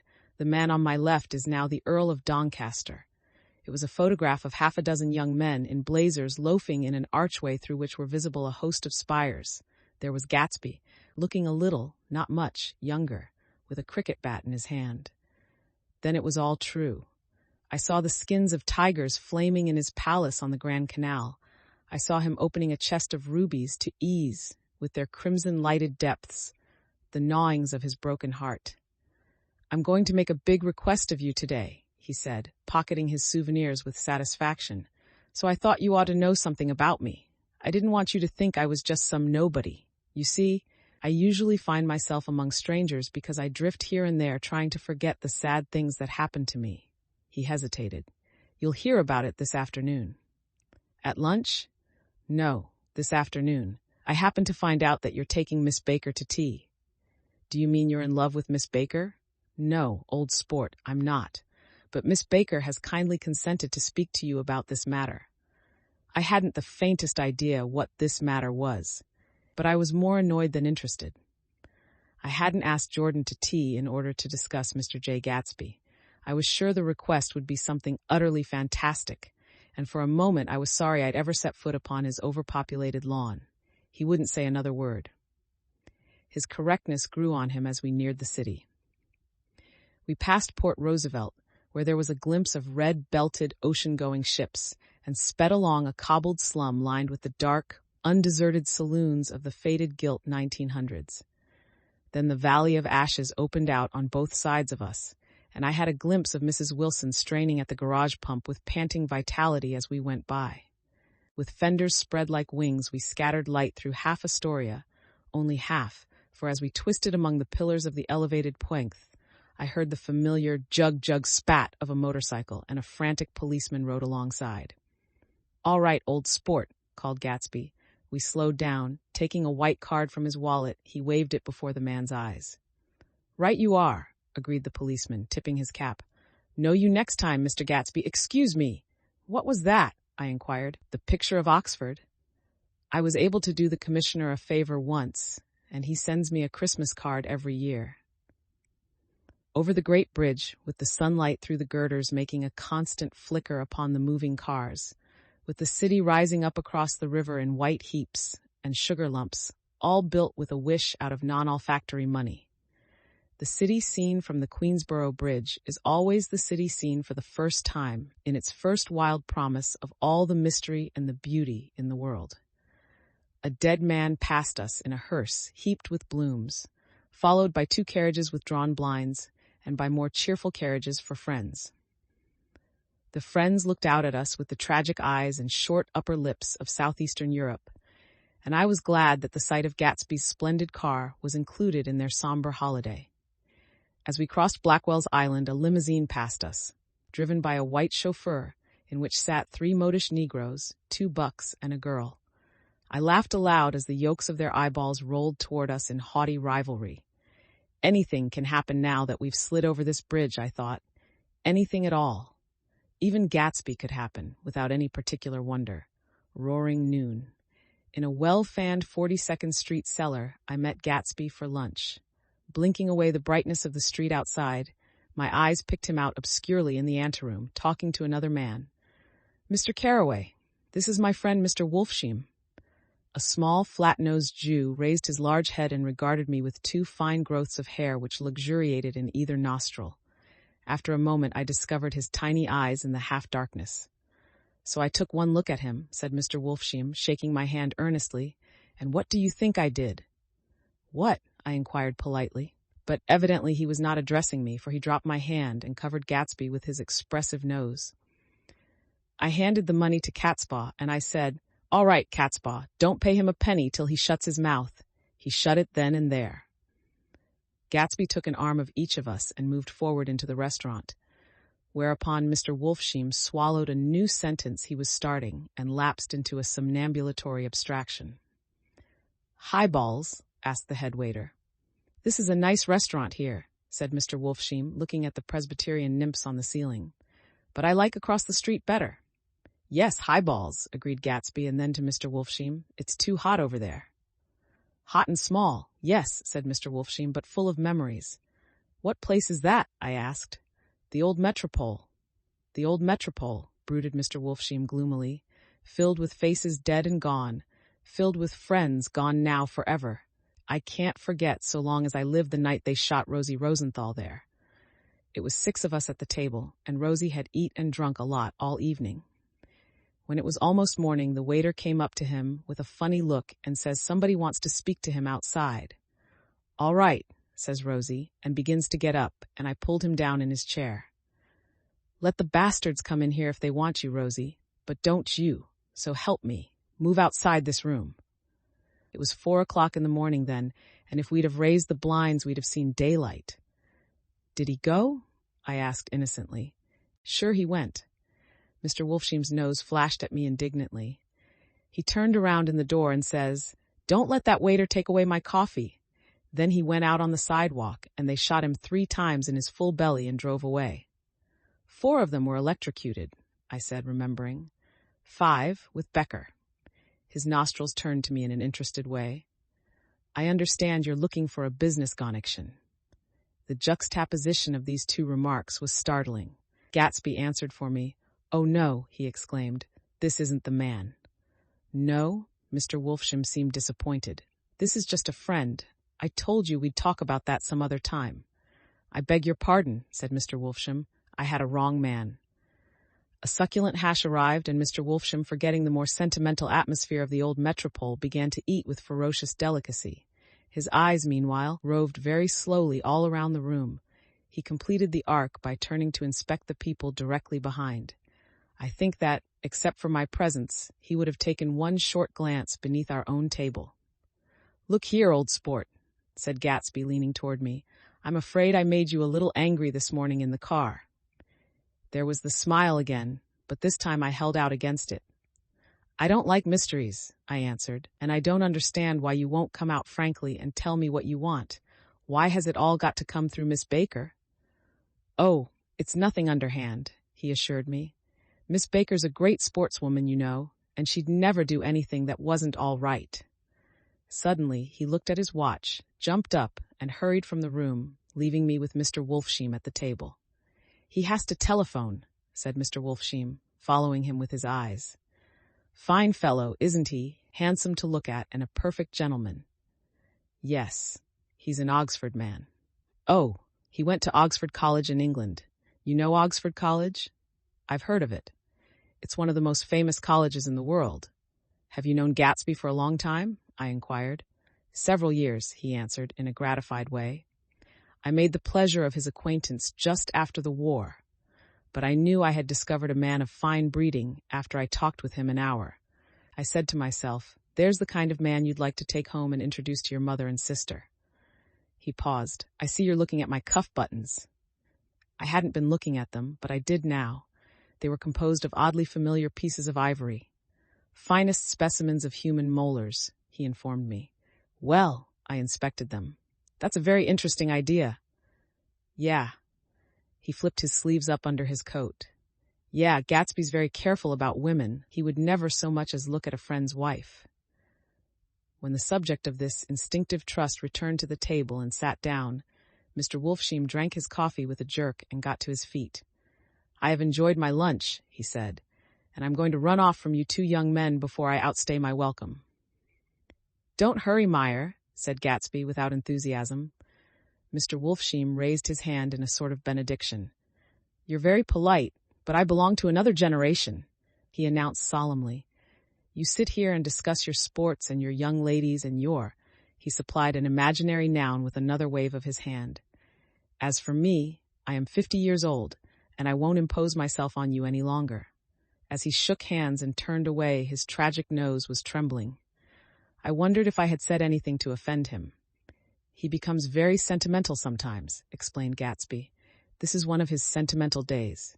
He's quite a character around New York, a denizen of Broadway." "Who is he anyhow, an actor?" "No." "A dentist? Meyer Wolfsheim?" "No, he's a gambler." Gatsby hesitated, then added coolly, "He's the man who fixed the World Series back in 1919. "Fixed the World Series?" I repeated. The idea staggered me. I remembered, of course, that the World Series had been fixed in 1919, but if I had thought of it at all, I would have thought of it as a thing that merely happened, the end of some inevitable chain. It never occurred to me that one man could start to play with the faith of 50 million people, with the single-mindedness of a burglar blowing a safe. "How did he happen to do that?" I asked after a minute. "He just saw the opportunity." "Why isn't he in jail?" "They can't get him, old sport. He's a smart man." I insisted on paying the check. As the waiter brought my change, I caught sight of Tom Buchanan across the crowded room. "Come along with me for a minute," I said. "I've got to say hello to someone." When he saw us, Tom jumped up and took half a dozen steps in our direction. "Where have you been?" he demanded eagerly. "Daisy's furious because you haven't called up." "This is Mr. Gatsby, Mr. Buchanan." They shook hands briefly, and a strained, unfamiliar look of embarrassment came over Gatsby's face. "How've you been, anyhow?" demanded Tom of me. "How'd you happen to come up this far to eat?" "I've been having lunch with Mr. Gatsby." I turned toward Mr. Gatsby, but he was no longer there. "One October day in 1917, said Jordan Baker that afternoon, sitting up very straight on a straight chair in the tea garden at the Plaza Hotel. I was walking along from one place to another, half on the sidewalks and half on the lawns. I was happier on the lawns because I had on shoes from England with rubber knobs on the soles that bit into the soft ground. I had on a new plaid skirt also that blew a little in the wind, and whenever this happened, the red, white, and blue banners in front of all the houses stretched out stiff and said tut, tut, tut, tut in a disapproving way. The largest of the banners and the largest of the lawns belonged to Daisy Fay's house. She was just 18, 2 years older than me, and by far the most popular of all the young girls in Louisville. She dressed in white and had a little white roadster, and all day long the telephone rang in her house, and excited young officers from Camp Taylor demanded the privilege of monopolizing her that night. Anyways, for an hour. When I came opposite her house that morning, her white roadster was beside the curb, and she was sitting in it with a lieutenant I had never seen before. They were so engrossed in each other that she didn't see me until I was 5 feet away. "Hello, Jordan," she called unexpectedly. "Please come here." I was flattered that she wanted to speak to me because of all the older girls I admired her most. She asked me if I was going to the Red Cross to make bandages. I was. Well, then would I tell them that she couldn't come that day? The officer looked at Daisy while she was speaking, in a way that every young girl wants to be looked at sometime, and because it seemed romantic to me, I have remembered the incident ever since. His name was Great Gatsby, and I didn't lay eyes on him again for over 4 years. Even after I'd met him on Long Island, I didn't realize it was the same man. That was 1917. By the next year, I had a few beaux myself, and I began to play in tournaments, so I didn't see Daisy very often. She went with a slightly older crowd when she went with anyone at all. Wild rumors were circulating about her, how her mother had found her packing her bag one winter night to go to New York and say goodbye to a soldier who was going overseas. She was effectually prevented, but she wasn't on speaking terms with her family for several weeks. After that, she didn't play around with the soldiers anymore, but only with a few flat-footed, short-sighted young men in town who couldn't get into the army at all. By the next autumn, she was gay again, gay as ever. She had a debut after the armistice, and in February she was presumably engaged to a man from New Orleans. In June, she married Tom Buchanan of Chicago, with more pomp and circumstance than Louisville ever knew before. He came down with 100 people in 4 private cars and hired a whole floor of the Muhlbach Hotel, and the day before the wedding, he gave her a string of pearls valued at $350,000. I was a bridesmaid. I came into her room half an hour before the bridal dinner and found her lying on her bed as lovely as the June night in her flowered dress, and as drunk as a monkey. She had a bottle of Sauterne in one hand and a letter in the other. "Gratulate me," she muttered. "Never had a drink before, but oh, how I do enjoy it." "What's the matter, Daisy?" I was scared, I can tell you. I'd never seen a girl like that before. "Here, dearies." She groped around in a wastebasket she had with her on the bed and pulled out the string of pearls. "Take 'em downstairs and give 'em back to whoever they belong to. Tell 'em all Daisy's changed her mind. Say, Daisy's changed her mind." She began to cry. She cried and cried. I rushed out and found her mother's maid, and we locked the door and got her into a cold bath. She wouldn't let go of the letter. She took it into the tub with her and squeezed it up in a wet ball, and only let me leave it in the soap dish when she saw that it was coming to pieces like snow. But she didn't say another word.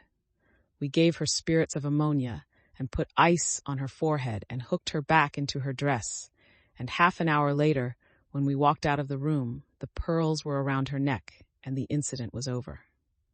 Next day at 5 o'clock, she married Tom Buchanan without so much as a shiver, and started off on a 3-month trip to the South Seas. I saw them in Santa Barbara when they came back, and I thought I'd never seen a girl so mad about her husband. If he left the room for a minute, she'd look around uneasily and say, "Where's Tom gone?" and wear the most abstracted expression until she saw him coming in the door. She used to sit on the sand with his head in her lap by the hour, rubbing her fingers over his eyes and looking at him with unfathomable delight. It was touching to see them together. It made you laugh in a hushed, fascinated way. That was in August. A week after I left Santa Barbara, Tom ran into a wagon on the Ventura Road one night and ripped a front wheel off his car. The girl who was with him got into the papers too, because her arm was broken. She was one of the chambermaids in the Santa Barbara Hotel. The next April, Daisy had her little girl, and they went to France for a year. I saw them one spring in Cannes, and later in Deauville, and then they came back to Chicago to settle down. Daisy was popular in Chicago, as you know. They moved with a fast crowd, all of them young and rich and wild, but she came out with an absolutely perfect reputation, perhaps because she doesn't drink. It's a great advantage not to drink among hard-drinking people. You can hold your tongue, and moreover, you can time any little irregularity of your own so that everybody else is so blind that they don't see or care. Perhaps Daisy never went in for amour at all, and yet there's something in that voice of hers. Well, about 6 weeks ago, she heard the name Gatsby for the first time in years. It was when I asked you, do you remember, if you knew Gatsby in West Egg. After you had gone home, she came into my room and woke me up and said, "What Gatsby?" And when I described him, I was half asleep. She said in the strangest voice that it must be the man she used to know. It wasn't until then that I connected this Gatsby with the officer in her white car. When Jordan Baker had finished telling all this, we had left the plaza for half an hour and were driving in a Victoria through Central Park. The sun had gone down behind the tall apartments of the movie stars in the West 50s, and the clear voices of children, already gathered like crickets on the grass, rose through the hot twilight. I'm the Sheik of Araby. Your love belongs to me. At night when you're asleep, into your tent I'll creep. It was a strange coincidence, I said, but it wasn't a coincidence at all. Why not? Gatsby bought that house so that Daisy would be just across the bay. Then it had not been merely the stars to which he had aspired on that June night. He came alive to me, delivered suddenly from the womb of his purposeless splendor. He wants to know, continued Jordan, if you'll invite Daisy to your house some afternoon and then let him come over. The modesty of the demand shook me. He had waited 5 years and bought a mansion where he dispensed starlight to casual moths so that he could come over some afternoon to a stranger's garden. Did I have to know all this before he could ask such a little thing? He's afraid. He's waited so long. He thought you might be offended. You see, he's regular tough underneath it all. Something worried me. Why didn't he ask you to arrange a meeting? He wants her to see his house, she explained. And your house is right next door. Oh, I think he half expected her to wander into one of his parties some night, went on Jordan, but she never did. Then he began asking people casually if they knew her, and I was the first one he found. It was that night he sent for me at his dance, and you should have heard the elaborate way he worked up to it. Of course, I immediately suggested a luncheon in New York, and I thought he'd go mad. I don't want to do anything out of the way, he kept saying. I want to see her right next door. When I said you were a particular friend of Tom's, he started to abandon the whole idea. He doesn't know very much about Tom, though he says he's read a Chicago paper for years just on the chance of catching a glimpse of Daisy's name. It was dark now, and as we dipped under a little bridge, I put my arm around Jordan's golden shoulder and drew her toward me and asked her to dinner. Suddenly I wasn't thinking of Daisy and Gatsby anymore, but of this clean, hard, limited person who dealt in universal skepticism and who leaned back jauntily just within the circle of my arm. A phrase began to beat in my ears with a sort of heady excitement. There are only the pursued, the pursuing, the busy, and the tired. And Daisy ought to have something in her life, murmured Jordan to me. Does she want to see Gatsby? She's not to know about it. Gatsby doesn't want her to know. You're just supposed to invite her to tea. We passed a barrier of dark trees, and then the facade of 59th Street, a block of delicate pale light, beamed down into the park. Unlike Gatsby and Tom Buchanan, I had no girl whose disembodied face floated along the dark cornices and blinding signs, and so I drew up the girl beside me, tightening my arms. Her wan, scornful mouth smiled, and so I drew her up again closer, this time to my face. Chapter 5. When I came home to West Egg that night, I was afraid for a moment that my house was on fire. 2 o'clock, and the whole corner of the peninsula was blazing with light, which fell unreal on the shrubbery and made thin, elongating glints upon the roadside wires. Turning a corner, I saw that it was Gatsby's house, lit from tower to cellar. At first I thought it was another party, a wild rout that had resolved itself into hide-and-go-seek or sardines in the box, with all the house thrown open to the game. But there wasn't a sound, only wind in the trees, which blew the wires and made the lights go off and on again as if the house had winked into the darkness. As my taxi groaned away, I saw Gatsby walking toward me across his lawn. "Your place looks like the World's Fair," I said. "Does it?" He turned his eyes toward it absently. "I have been glancing into some of the rooms. Let's go to Coney Island, old sport, in my car." "It's too late." "Well, suppose we take a plunge in the swimming pool. I haven't made use of it all summer. I've got to go to bed." "All right." He waited, looking at me with suppressed eagerness. "I talked with Miss Baker," I said after a moment. "I'm going to call up Daisy tomorrow and invite her over here to tea." "Oh, that's all right," he said carelessly. "I don't want to put you to any trouble. What day would suit you?" "What day would suit you?" He corrected me quickly. "I don't want to put you to any trouble, you see."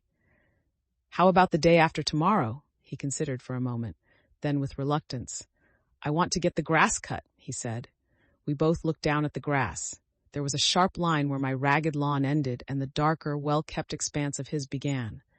I suspected that he meant my grass. "There's another little thing," he said uncertainly, and hesitated. "Would you rather put it off for a few days?" I asked. "Oh, it isn't about that, at least." He fumbled with a series of beginnings. "Why, look here, old sport, you don't make much money, do you?" "Not very much."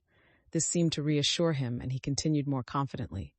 "I thought you didn't, if you'll pardon you see, I carry on a little business on the side, a sort of sideline, you understand, and I thought that if you don't make very much, you're selling bonds, aren't you, old sport?" "Trying to." "Well, this would interest you. It wouldn't take up much of your time, and you might pick up a nice bit of money. It happens to be a rather confidential sort of thing." I realize now that under different circumstances that conversation might have been one of the crises of my life. But because the offer was obviously and tactlessly for a service to be rendered, I had no choice except to cut him off there. "I've got my hands full," I said. "I'm much obliged, but I couldn't take on any more work." "You wouldn't have to do any business with Wolfsheim." Evidently he thought that I was shying away from the connection mentioned at lunch, but I assured him he was wrong. He waited a moment longer, hoping I'd begin a conversation, but I was too absorbed to be responsive, so he went unwillingly home. The evening had made me light-headed and happy. I think I walked into a deep sleep as I entered my front door. So I don't know whether or not Gatsby went to Coney Island, or for how many hours he glanced into rooms while his house blazed gaudily on. I called up Daisy from the office next morning and invited her to come to tea. "Don't bring Tom," I warned her. "What?" "Don't bring Tom." "Who is Tom?" she asked innocently. The day agreed upon was pouring rain. At 11 o'clock, a man in a raincoat, dragging a lawnmower, tapped at my front door and said that Mr. Gatsby had sent him over to cut my grass. This reminded me that I had forgotten to tell my Finn to come back, so I drove into West Egg Village to search for her among soggy whitewashed alleys and to buy some cups and lemons and flowers. The flowers were unnecessary, for at 2 o'clock a greenhouse arrived from Gatsby's, with innumerable receptacles to contain it. An hour later the front door opened nervously, and Gatsby, in a white flannel suit, silver shirt, and gold-colored tie, hurried in.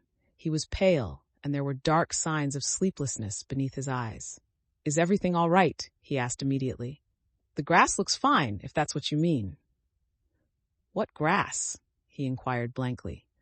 "Oh, the grass in the yard." He looked out the window at it, but judging from his expression, I don't believe he saw a thing. "Looks very good," he remarked vaguely. "One of the papers said they thought the rain would stop about 4. I think it was the Journal. Have you got everything you need in the shape of tea?" I took him into the pantry, where he looked a little reproachfully at the Finn. Together we scrutinized the 12 lemon cakes from the delicatessen shop. "Will they do?" I asked. Of course, they're fine." And he added hollowly, "Old sport." The rain cooled about 3:30 to a damp mist, through which occasional thin drops swam like dew. Gatsby looked with vacant eyes through a copy of Clay's Economics, starting at the finished tread that shook the kitchen floor, and peering towards the bleared windows from time to time, as if a series of invisible but alarming happenings were taking place outside. Finally, he got up and informed me in an uncertain voice that he was going home. "Why's that?" "Nobody's coming to tea. It's too late." He looked at his watch, as if there was some pressing demand on his time elsewhere. "I can't wait all day." "Don't be silly. It's just 2 minutes to 4. He sat down miserably, as if I had pushed him, and simultaneously there was the sound of a motor turning into my lane. We both jumped up, and a little harrowed myself, I went out into the yard. Under the dripping bare lilac trees, a large open car was coming up the drive. It stopped. Daisy's face, tipped sideways beneath a three-cornered lavender hat, looked out at me with a bright, ecstatic smile. "Is this absolutely where you live, my dearest one?" The exhilarating ripple of her voice was a wild tonic in the rain. I had to follow the sound of it for a moment, up and down, with my ear alone, before any words came through. A damp streak of hair lay like a dash of blue paint across her cheek, and her hand was wet with glistening drops as I took it to help her from the car. "Are you in love with me?" she said low in my ear. "Or why did I have to come alone? That's the secret of Castle Rackrent. Tell your chauffeur to go far away and spend an hour." "Come back in an hour, Ferdy." Then in a grave murmur, "His name is Ferdy. Does the gasoline affect his nose?" "I don't think so," she said innocently. "Why?" We went in. To my overwhelming surprise, the living room was deserted. "Well, that's funny," I exclaimed. "What's funny?" She turned her head as there was a light, dignified knocking at the front door. I went out and opened it. Gatsby, pale as death, with his hands plunged like weights in his coat pockets, was standing in a puddle of water, glaring tragically into my eyes. With his hands still in his coat pockets, he stalked by me into the hall, turned sharply as if he were on a wire, and disappeared into the living room. It wasn't a bit funny. Aware of the loud beating of my own heart, I pulled the door to against the increasing rain. For half a minute there wasn't a sound. Then from the living room I heard a sort of choking murmur and part of a laugh, followed by Daisy's voice on a clear, artificial note.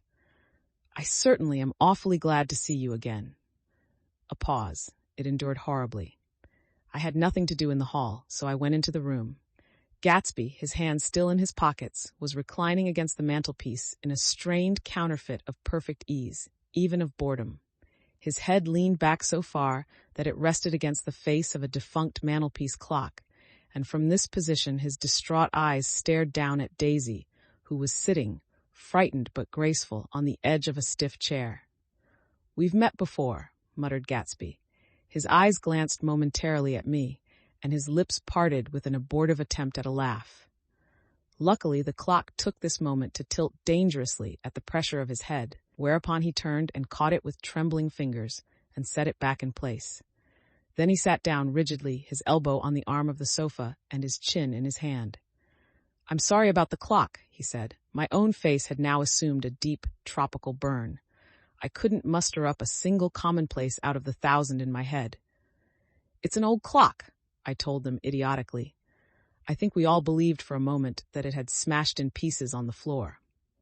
"We haven't met for many years," said Daisy, her voice as matter-of-fact as it could ever be.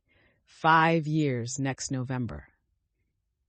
The automatic quality of Gatsby's answer set us all back at least another minute. I had them both on their feet with the desperate suggestion that they help me make tea in the kitchen when the demoniac Finn brought it in on a tray. Amid the welcome confusion of cups and cakes, a certain physical decency established itself. Gatsby got himself into a shadow, and while Daisy and I talked, looked conscientiously from one to the other of us with tense, unhappy eyes. However, as calmness wasn't an end in itself, I made an excuse at the first possible moment and got to my feet. "Where are you going?" demanded Gatsby in immediate alarm. "I'll be back. I've got to speak to you about something before you go." He followed me wildly into the kitchen, closed the door, and whispered, "Oh, God," in a miserable way. "What's the matter?" "This is a terrible mistake," he said, shaking his head from side to side. "A terrible, terrible mistake. You're just embarrassed, that's all." And luckily, I added, "Daisy's embarrassed too." "She's embarrassed?" he repeated incredulously. "Just as much as you are." "Don't talk so loud. You're acting like a little boy," I broke out impatiently. "Not only that, but you're rude. Daisy's sitting in there all alone." He raised his hand to stop my words, looked at me with unforgettable reproach, and opening the door cautiously, went back into the other room. I walked out the back way, just as Gatsby had when he had made his nervous circuit of the house half an hour before, and ran for a huge black knotted tree, whose massed leaves made a fabric against the rain. Once more it was pouring, and my irregular lawn, well shaved by Gatsby's gardener, abounded in small muddy swamps and prehistoric marshes. There was nothing to look at from under the tree except Gatsby's enormous house, so I stared at it, like Kant at his church steeple, for half an hour. A brewer had built it early in the period craze, a decade before, and there was a story that he'd agreed to pay 5 years' taxes on all the neighboring cottages if the owners would have their roofs thatched with straw. Perhaps their refusal took the heart out of his plan to found a family. He went into an immediate decline. His children sold his house with the black wreath still on the door. Americans, while willing, even eager to be serfs, have always been obstinate about being peasantry. After half an hour, the sun shone again, and the grocer's automobile rounded Gatsby's drive with the raw material for his servant's dinner. I felt sure he wouldn't eat a spoonful. A maid began opening the upper windows of his house, appeared momentarily in each, and leaning from the large central bay, spat meditatively into the garden. It was time I went back. While the rain continued, it had seemed like the murmur of their voices, rising and swelling a little now and then with gusts of emotion. But in the new silence, I felt that silence had fallen within the house too. I went in, after making every possible noise in the kitchen, short of pushing over the stove, but I don't believe they heard a sound. They were sitting at either end of the couch, looking at each other as if some question had been asked or was in the air, and every vestige of embarrassment was gone. Daisy's face was smeared with tears, and when I came in, she jumped up and began wiping at it with her handkerchief before a mirror. But there was a change in Gatsby that was simply confounding. He literally glowed. Without a word or a gesture of exultation, a new well-being radiated from him and filled the little room. "Oh, hello, old sport," he said, as if he hadn't seen me for years.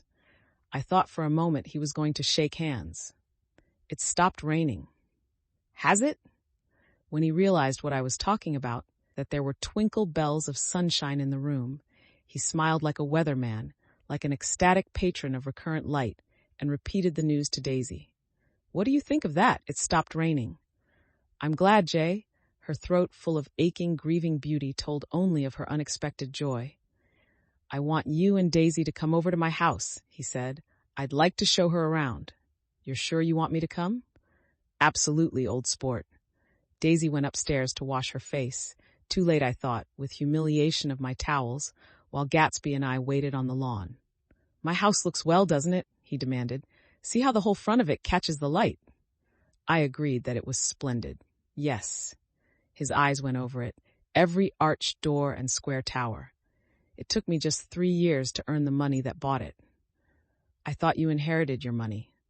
"I did, old sport," he said automatically, "but I lost most of it in the big panic, the panic of the war." I think he hardly knew what he was saying, for when I asked him what business he was in, he answered, "That's my affair," before he realized that it wasn't an appropriate reply. "Oh, I've been in several things," he corrected himself. "I was in the drug business, and then I was in the oil business, but I'm not in either one now." He looked at me with more attention. "Do you mean you've been thinking over what I proposed the other night?" Before I could answer, Daisy came out of the house, and 2 rows of brass buttons on her dress gleamed in the sunlight. "That huge place there?" she cried, pointing. "Do you like it?" "I love it, but I don't see how you live there all alone. I keep it always full of interesting people, night and day. People who do interesting things. Celebrated people." Instead of taking the shortcut along the Sound, we went down to the road and entered by the big postern. With enchanting murmurs, Daisy admired this aspect, or that of the feudal silhouette against the sky, admired the gardens, the sparkling odor of jonquils, and the frothy odor of hawthorn and plum blossoms, and the pale gold odor of Kiss Me at the Gate. It was strange to reach the marble steps and find no stir of bright dresses in and out the door, and hear no sound but bird voices in the trees. And inside, as we wandered through Marie Antoinette music rooms and restoration salons, I felt that there were guests concealed behind every couch and table, under orders to be breathlessly silent until we had passed through.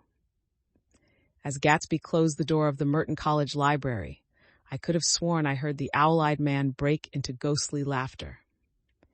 We went upstairs, through period bedrooms swathed in rose and lavender silk, and vivid with new flowers, through dressing rooms and pool rooms, and bathrooms with sunken baths, intruding into one chamber where a disheveled man in pajamas was doing liver exercises on the floor. It was Mr. Klipspringer, the boarder. I had seen him wandering hungrily about the beach that morning. Finally, we came to Gatsby's own apartment, a bedroom and a bath, and an Adams study, where we sat down and drank a glass of some chartreuse he took from a cupboard in the wall. He hadn't once ceased looking at Daisy, and I think he revalued everything in his house according to the measure of response it drew from her well-loved eyes. Sometimes, too, he stared around at his possessions in a dazed way, as though in her actual and astounding presence none of it was any longer real. Once he nearly toppled down a flight of stairs.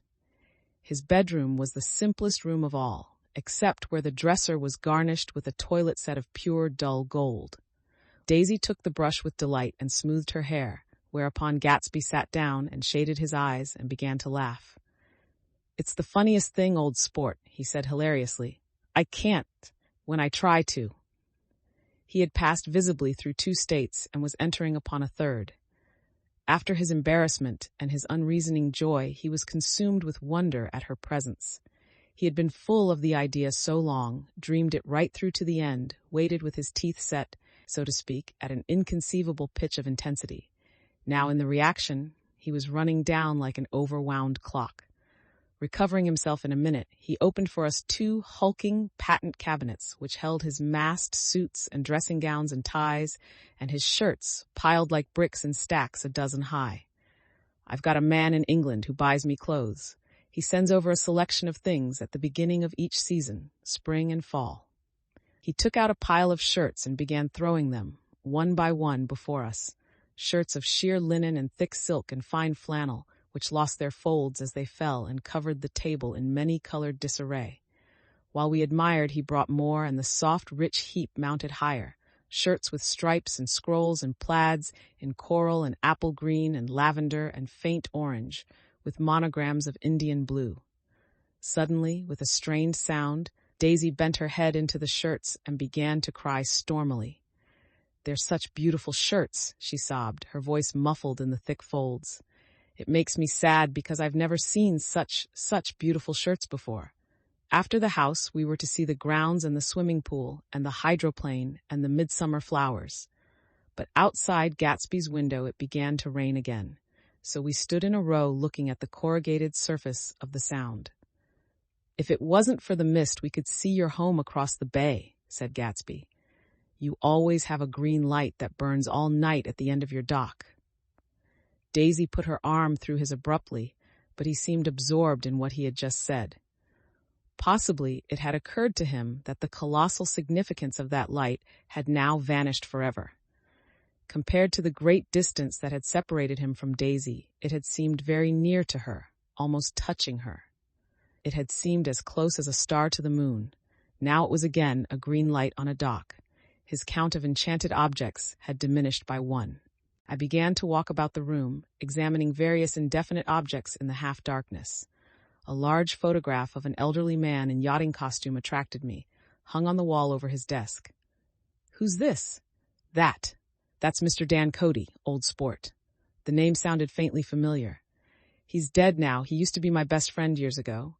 There was a small picture of Gatsby, also in yachting costume, on the bureau, Gatsby with his head thrown back defiantly, taken apparently when he was about 18. "I adore it," exclaimed Daisy. "The pompadour. You never told me you had a pompadour or a yacht." "Look at this," said Gatsby quickly. "Here's a lot of clippings about you." They stood side by side examining it. I was going to ask to see the rubies when the phone rang, and Gatsby took up the receiver. "Yes. Well, I can't talk now, old sport. I said a small town." He must know what a small town is. Well, he's no use to us if Detroit is his idea of a small town.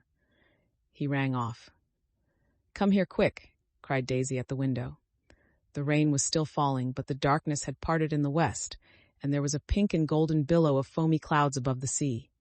"Look at that," she whispered, and then after a moment, "I'd like to just get one of those pink clouds and put you in it and push you around." I tried to go then, but they wouldn't hear of it. Perhaps my presence made them feel more satisfactorily alone. "I know what we'll do," said Gatsby. "We'll have Klipspringer play the piano." He went out of the room calling, "Ewing," and returned in a few minutes accompanied by an embarrassed, slightly worn young man with shell-rimmed glasses and scanty blonde hair. He was now decently clothed in a sports shirt, open at the neck, sneakers, and duck trousers of a nebulous hue. "Did we interrupt your exercise?" inquired Daisy politely. "I was asleep," cried Mr. Klipspringer in a spasm of embarrassment. "That is, I'd been asleep. Then I got up." "Klipspringer plays the piano," said Gatsby, cutting him off. "Don't you, Ewing, old sport?" "I don't play well. I don't hardly play at all. I'm all out of prac." "We'll go downstairs," interrupted Gatsby. He flipped a switch. The gray windows disappeared as the house glowed full of light. In the music room, Gatsby turned on a solitary lamp beside the piano. He lit Daisy's cigarette from a trembling match and sat down with her on a couch far across the room, where there was no light save what the gleaming floor bounced in from the hall. When Klipspringer had played The Love Nest, he turned around on the bench and searched unhappily for Gatsby in the gloom. "I'm all out of practice, you see." "I told you I couldn't play. I'm all out of prac." "Don't talk so much, old sport," commanded Gatsby. "Play. In the morning, in the evening. Ain't we got fun?" Outside the wind was loud and there was a faint flow of thunder along the sound. All the lights were going on in West Egg now. The electric trains, men carrying, were plunging home through the rain from New York.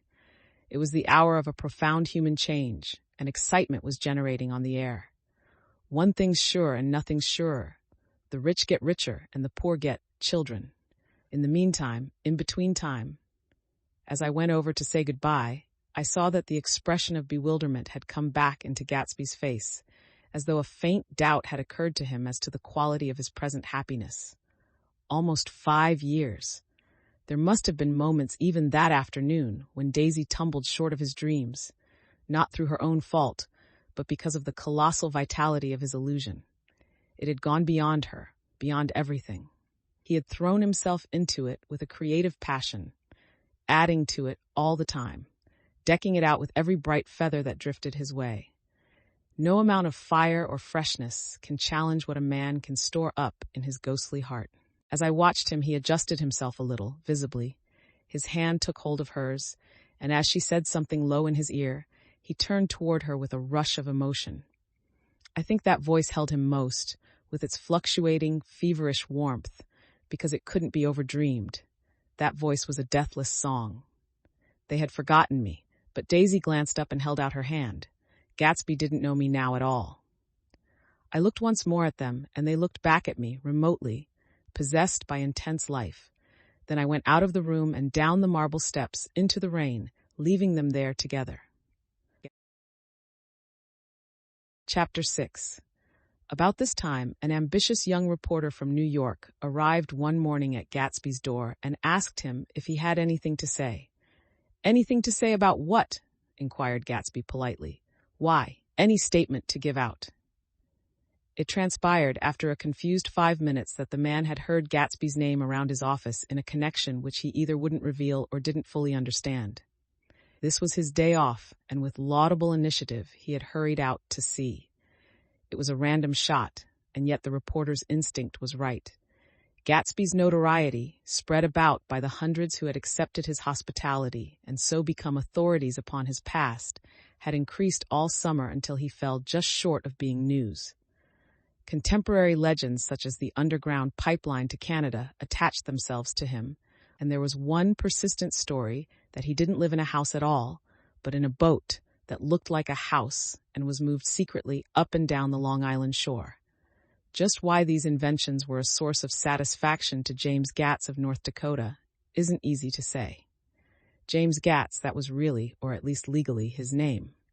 He had changed it at the age of 17, and at the specific moment that witnessed the beginning of his career, when he saw Dan Cody's yacht drop anchor over the most insidious flat on Lake Superior. It was James Gatz who had been loafing along the beach that afternoon in a torn green jersey and a pair of canvas pants. But it was already Jay Gatsby who borrowed a rowboat, pulled out to the Tuolumne, and informed Cody that a wind might catch him and break him up in half an hour. I suppose he'd had the name ready for a long time even then. His parents were shiftless and unsuccessful farm people. His imagination had never really accepted them as his parents at all. The truth was that J. Gatsby of West Egg, Long Island, sprang from his platonic conception of himself. He was a son of God, a phrase which, if it means anything, means just that. And he must be about his father's business, the service of a vast, vulgar, and meretricious beauty. So he invented just the sort of J. Gatsby that a 17-year-old boy would be likely to invent. And to this conception he was faithful to the end. For over a year he had been beating his way along the south shore of Lake Superior as a clam digger and a salmon fisher, or in any other capacity that brought him food and bed. His brown, hardening body lived naturally through the half-fierce, half-lazy work of the bracing days. He knew women early, and since they spoiled him, he became contemptuous of them, of young virgins because they were ignorant, of the others because they were hysterical about things which in his overwhelming self-absorption he took for granted. But his heart was in a constant, turbulent riot. The most grotesque and fantastic conceits haunted him in his bed at night. A universe of ineffable gaudiness spun itself out in his brain, while the clock ticked on the washstand and the moon soaked with wet light his tangled clothes upon the floor. Each night he added to the pattern of his fancies until drowsiness closed down upon some vivid scene with an oblivious embrace. For a while, these reveries provided an outlet for his imagination. They were a satisfactory hint of the unreality of reality, a promise that the rock of the world was founded securely on a fairy's wing.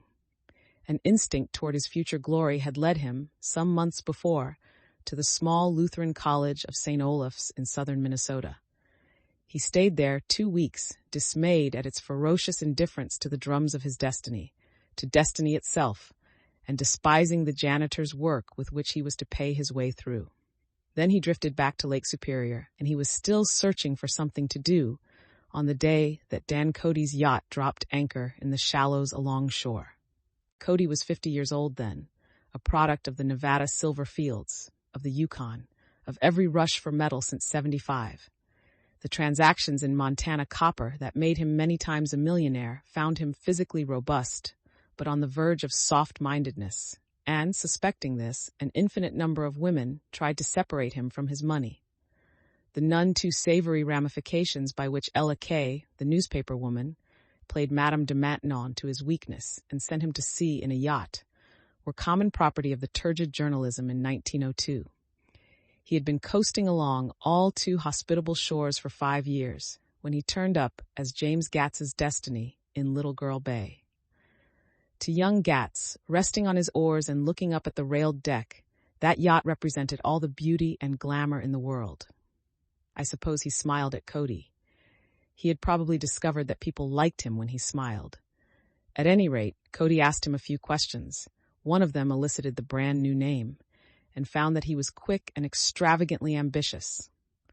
A few days later, he took him to Duluth and bought him a blue coat, 6 pairs of white duck trousers, and a yachting cap. And when the Tuolumne left for the West Indies and the Barbary Coast, Gatsby left too. He was employed in a vague personal capacity. While he remained with Cody, he was in turn steward, mate, skipper, secretary, and even jailer. For Dan Cody sober knew what lavish doings Dan Cody drunk might soon be about, and he provided for such contingencies by reposing more and more trust in Gatsby. The arrangement lasted 5 years, during which the boat went 3 times around the continent. It might have lasted indefinitely, except for the fact that Ella Kay came on board one night in Boston, and a week later Dan Cody inhospitably died. I remember the portrait of him up in Gatsby's bedroom, a gray, florid man with a hard, empty face, the pioneer debauchee, who during one phase of American life brought back to the eastern seaboard the savage violence of the frontier brothel and saloon. It was indirectly due to Cody that Gatsby drank so little. Sometimes in the course of gay parties, women used to rub champagne into his hair. For himself, he formed the habit of letting liquor alone. And it was from Cody that he inherited money, a legacy of $25,000. He didn't get it. He never understood the legal device that was used against him. But what remained of the millions went intact to Ella Kay. He was left with his singularly appropriate education. The vague contour of J. Gatsby had filled out to the substantiality of a man. He told me all this very much later, but I've put it down here with the idea of exploding those first wild rumors about his antecedents, which weren't even faintly true. Moreover, he told it to me at a time of confusion, when I had reached the point of believing everything and nothing about him. So I take advantage of this short halt, while Gatsby, so to speak, caught his breath, to clear this set of misconceptions away. It was a halt, too, in my association with his affairs. For several weeks, I didn't see him or hear his voice on the phone. Mostly I was in New York, trotting around with Jordan and trying to ingratiate myself with her senile aunt. But finally, I went over to his house one Sunday afternoon. I hadn't been there 2 minutes when somebody brought Tom Buchanan in for a drink. I was startled, naturally, but the really surprising thing was that it hadn't happened before. They were a party of 3 on horseback, Tom and a man named Sloane and a pretty woman in a brown riding habit who had been there previously. "I'm delighted to see you," said Gatsby, standing on his porch. "I'm delighted that you dropped in." As though they cared. "Sit right down. Have a cigarette or a cigar." He walked around the room quickly, ringing bells. "I'll have something to drink for you in just a minute." He was profoundly affected by the fact that Tom was there, but he would be uneasy anyhow until he had given them something, realizing in a vague way that that was all they came for. Mr. Sloane wanted nothing. A lemonade? No, thanks. A little champagne? Nothing at all. Thanks. I'm sorry. Did you have a nice ride? Very good roads around here. I suppose the automobiles. Yeah. Moved by an irresistible impulse, Gatsby turned to Tom, who had accepted the introduction as a stranger. "I believe we've met somewhere before, Mr. Buchanan." "Oh, yes," said Tom, gruffly polite, but obviously not remembering. "So we did, I remember very well. About 2 weeks ago." "That's right, you were with Nick here." "I know your wife," continued Gatsby almost aggressively. "That so?" Tom turned to me. "You live near here, Nick?" "Next door." "That so?" Mr. Sloane didn't enter into the conversation, but lounged back haughtily in his chair. The woman said nothing either, until unexpectedly, after 2 highballs, she became cordial. "We'll all come over to your next party, Mr. Gatsby," she suggested. "What do you say?" "Certainly, I'd be delighted to have you." "Be ver nice," said Mr. Sloane without gratitude. "Well, think ought to be starting home." "Please don't hurry," Gatsby urged them. He had control of himself now, and he wanted to see more of Tom. Why don't you stay for supper? I wouldn't be surprised if some other people dropped in from New York." "You come to supper with me," said the lady enthusiastically. "Both of you." This included me. Mr. Sloane got to his feet. "Come along," he said, but to her only. "I mean it," she insisted. "I'd love to have you. Lots of room." Gatsby looked at me questioningly. He wanted to go, and he didn't see that Mr. Sloane had determined he shouldn't. "I'm afraid I won't be able to," I said. "Well, you come," she urged, concentrating on Gatsby. Mr. Sloane murmured something close to her ear. "We won't be late if we start now," she insisted aloud. "I haven't got a horse," said Gatsby. "I used to ride in the army, but I've never bought a horse. I'll have to follow you in my car. Excuse me for just a minute." The rest of us walked out on the porch, where Sloane and the lady began an impassioned conversation aside. "My God, I believe the man's coming," said Tom. "Doesn't he know she doesn't want him?" "She says she does want him. She has a big dinner party, and he won't know a soul there." He frowned. I wonder where in the devil he met Daisy. By God, I may be old-fashioned in my ideas, but women run around too much these days to suit me. They meet all kinds of crazy fish. Suddenly, Mr. Sloane and the lady walked down the steps and mounted their horses. "Come on," said Mr. Sloane to Tom. "We're late. We've got to go." And then to me, "Tell him we couldn't wait, will you?" Tom and I shook hands. The rest of us exchanged a cool nod, and they trotted quickly down the drive, disappearing under the August foliage, just as Gatsby, with hat and light overcoat in hand, came out the front door. Tom was evidently perturbed at Daisy's running around alone, for on the following Saturday night, he came with her to Gatsby's party. Perhaps his presence gave the evening its peculiar quality of oppressiveness. It stands out in my memory from Gatsby's other parties that summer. There were the same people, or at least the same sort of people, the same profusion of champagne, the same many-colored, many-keyed commotion, but I felt an unpleasantness in the air, a pervading harshness that hadn't been there before. Or perhaps I had merely grown used to it, grown to accept West Egg as a world complete in itself, with its own standards and its own great figures, second to nothing because it had no consciousness of being so, and now I was looking at it again, through Daisy's eyes. It is invariably saddening to look through new eyes at things upon which you have expended your own powers of adjustment. They arrived at twilight, and, as we strolled out among the sparkling hundreds, Daisy's voice was playing murmurous tricks in her throat. "These things excite me so," she whispered. "If you want to kiss me any time during the evening, Nick, just let me know, and I'll be glad to arrange it for you. Just mention my name, or present a green card. I'm giving out green." "Look around," suggested Gatsby. "I'm looking around. I'm having a marvelous. You must see the faces of many people you've heard about." Tom's arrogant eyes roamed the crowd. "We don't go around very much," he said. "In fact, I was just thinking I don't know a soul here." "Perhaps you know that lady." Gatsby indicated a gorgeous, scarcely human orchid of a woman who sat in state under a white plum tree. Tom and Daisy stared, with that peculiarly unreal feeling that accompanies the recognition of a hitherto ghostly celebrity of the movies. "She's lovely," said Daisy. "The man bending over her is her director." He took them ceremoniously from group to group, Mrs. Buchanan and Mr. Buchanan. After an instant's hesitation, he added, "The polo player." "Oh no," objected Tom quickly, "not me." But evidently the sound of it pleased Gatsby, for Tom remained the polo player for the rest of the evening. "I've never met so many celebrities," Daisy exclaimed. "I like that man. What was his name, with the sort of blue nose?" Gatsby identified him, adding that he was a small producer. "Well, I liked him anyhow." "I'd a little rather not be the polo player," said Tom pleasantly. "I'd rather look at all these famous people in oblivion." Daisy and Gatsby danced. I remember being surprised by his graceful, conservative foxtrot. I had never seen him dance before. Then they sauntered over to my house and sat on the steps for half an hour, while at her request I remained watchfully in the garden. "In case there's a fire or a flood," she explained, "or any act of God." Tom appeared from his oblivion as we were sitting down to supper together. "Do you mind if I eat with some people over here?" he said. "A fellow's getting off some funny stuff." "Go ahead," answered Daisy genially. "And if you want to take down any addresses, here's my little gold pencil." She looked around after a moment and told me the girl was common but pretty, and I knew that except for the half hour she'd been alone with Gatsby, she wasn't having a good time. We were at a particularly tipsy table. That was my fault. Gatsby had been called to the phone, and I'd enjoyed these same people only 2 weeks before. But what had amused me then turned septic on the air now. "How do you feel, Miss Baedeker?" The girl addressed was trying, unsuccessfully, to slump against my shoulder. At this inquiry, she sat up and opened her eyes. "What?"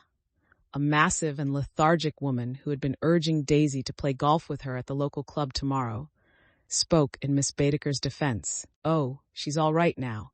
When she's had 5 or 6 cocktails, she always starts screaming like that. I tell her she ought to leave it alone." "I do leave it alone," affirmed the accused hollowly. "We heard you yelling, so I said to Doc Civet here, 'There's somebody that needs your help, Doc.'"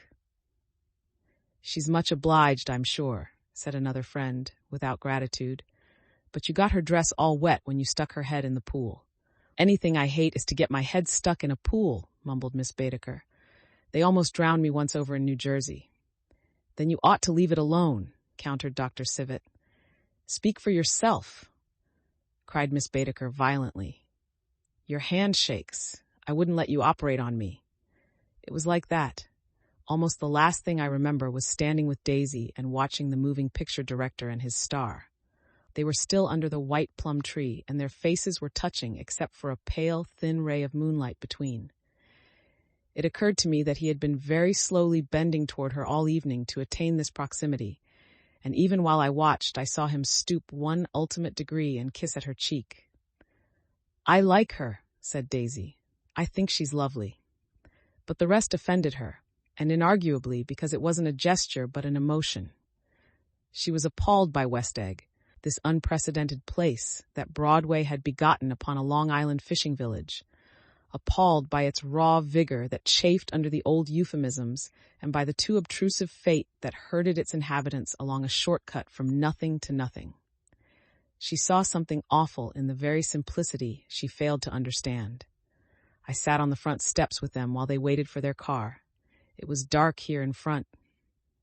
Only the bright door sent 10 square feet of light volleying out into the soft black morning.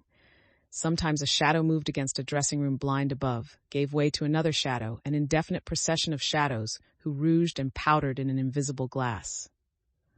"Who is this Gatsby anyhow?" demanded Tom suddenly. "Some big bootlegger?" "Where'd you hear that?" I inquired. "I didn't hear it. I imagined it. A lot of these newly rich people are just big bootleggers, you know." "Not Gatsby," I said shortly. He was silent for a moment. The pebbles of the drive crunched under his feet. "Well, he certainly must have strained himself to get this menagerie together." A breeze stirred the gray haze of Daisy's fur collar. "At least they are more interesting than the people we know," she said with an effort. "You didn't look so interested." "Well, I was." Tom laughed and turned to me. "Did you notice Daisy's face when that girl asked her to put her under a cold shower?" Daisy began to sing with the music in a husky, rhythmic whisper, bringing out a meaning in each word that it had never had before and would never have again. When the melody rose, her voice broke up sweetly, following it in a way contralto voices have, and each change tipped out a little of her warm human magic upon the air. "Lots of people come who haven't been invited," she said suddenly. "That girl hadn't been invited. They simply force their way in and he's too polite to object." "I'd like to know who he is and what he does," insisted Tom, "and I think I'll make a point of finding out." "I can tell you right now," she answered. "He owned some drugstores, a lot of drugstores. He built them up himself." The dilatory limousine came rolling up the drive. "Good night, Nick," said Daisy. Her glance left me and sought the lighted top of the steps where, 3 o'clock in the morning, a neat, sad little waltz of that year, was drifting out the open door. After all, in the very casualness of Gatsby's party, there were romantic possibilities totally absent from her world. What was it up there in the song that seemed to be calling her back inside? What would happen now in the dim, incalculable hours? Perhaps some unbelievable guest would arrive, a person infinitely rare and to be marveled at, some authentically radiant young girl who, with one fresh glance at Gatsby, one moment of magical encounter, would blot out those 5 years of unwavering devotion. I stayed late that night. Gatsby asked me to wait until he was free, and I lingered in the garden until the inevitable swimming party had run up, chilled and exalted from the black beach, until the lights were extinguished in the guest rooms overhead. When he came down the steps at last, the tanned skin was drawn unusually tight on his face, and his eyes were bright and tired. "She didn't like it," he said immediately. "Of course she did." "She didn't like it," he insisted. "She didn't have a good time." He was silent, and I guessed at his unutterable depression. "I feel far away from her," he said. "It's hard to make her understand." "You mean about the dance?" "The dance?" He dismissed all the dances he had given with a snap of his fingers. "Old sport. The dance is unimportant." He wanted nothing less of Daisy than that she should go to Tom and say, "I never loved you." After she had obliterated 4 years with that sentence, they could decide upon the more practical measures to be taken. One of them was that after she was free, they were to go back to Louisville and be married from her house, just as if it were 5 years ago. "And she doesn't understand," he said. "She used to be able to understand. We'd sit for hours." He broke off and began to walk up and down a desolate path of fruit rinds and discarded favors and crushed flowers. "I wouldn't ask too much of her," I ventured. "You can't repeat the past." "Can't repeat the past?" he cried incredulously. "Why, of course you can." He looked around him wildly, as if the past were lurking here in the shadow of his house, just out of reach of his hand. "I'm going to fix everything just the way it was before," he said, nodding determinedly. "She'll see."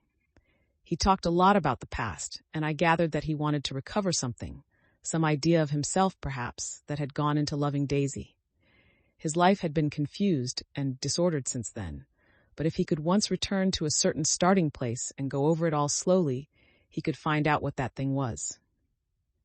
one autumn night, 5 years before, they had been walking down the street when the leaves were falling, and they came to a place where there were no trees and the sidewalk was white with moonlight. They stopped here and turned toward each other. Now it was a cool night with that mysterious excitement in it which comes at the two changes of the year. The quiet lights in the houses were humming out into the darkness, and there was a stir and bustle among the stars. Out of the corner of his eye, Gatsby saw that the blocks of the sidewalks really formed a ladder and mounted to a secret place above the trees. He could climb to it if he climbed alone, and once there he could suck on the pap of life, gulp down the incomparable milk of wonder. His heart beat faster as Daisy's white face came up to his own. He knew that when he kissed this girl and forever wed his unutterable visions to her perishable breath, his mind would never romp again like the mind of God. So he waited, listening for a moment longer to the tuning fork that had been struck upon a star. Then he kissed her. At his lips' touch, she blossomed for him like a flower, and the incarnation was complete. Through all he said, even through his appalling sentimentality, I was reminded of something, an elusive rhythm, a fragment of lost words that I had heard somewhere a long time ago. For a moment, a phrase tried to take shape in my mouth, and my lips parted like a dumb man's, as though there was more struggling upon them than a wisp of startled air. But they made no sound, and what I had almost remembered was uncommunicable forever. Chapter 7. It was when curiosity about Gatsby was at its highest that the lights in his house failed to go on one Saturday night, and, as obscurely as it had begun, his career as Trimalchio was over. Only gradually did I become aware that the automobiles which turned expectantly into his drive stayed for just a minute and then drove sulkily away. Wondering if he were sick, I went over to find out. An unfamiliar butler with a villainous face squinted at me suspiciously from the door. "Is Mr. Gatsby sick?" "Nope." After a pause, he added, "Sir," in a dilatory, grudging way. I hadn't seen him around, and I was rather worried. "Tell him Mr. Carroway came over." "Who?" he demanded rudely. "Carroway. Carroway. All right, I'll tell him." Abruptly, he slammed the door. My Finn informed me that Gatsby had dismissed every servant in his house a week ago and replaced them with half a dozen others, who never went into West Egg Village to be bribed by the tradesmen, but ordered moderate supplies over the telephone.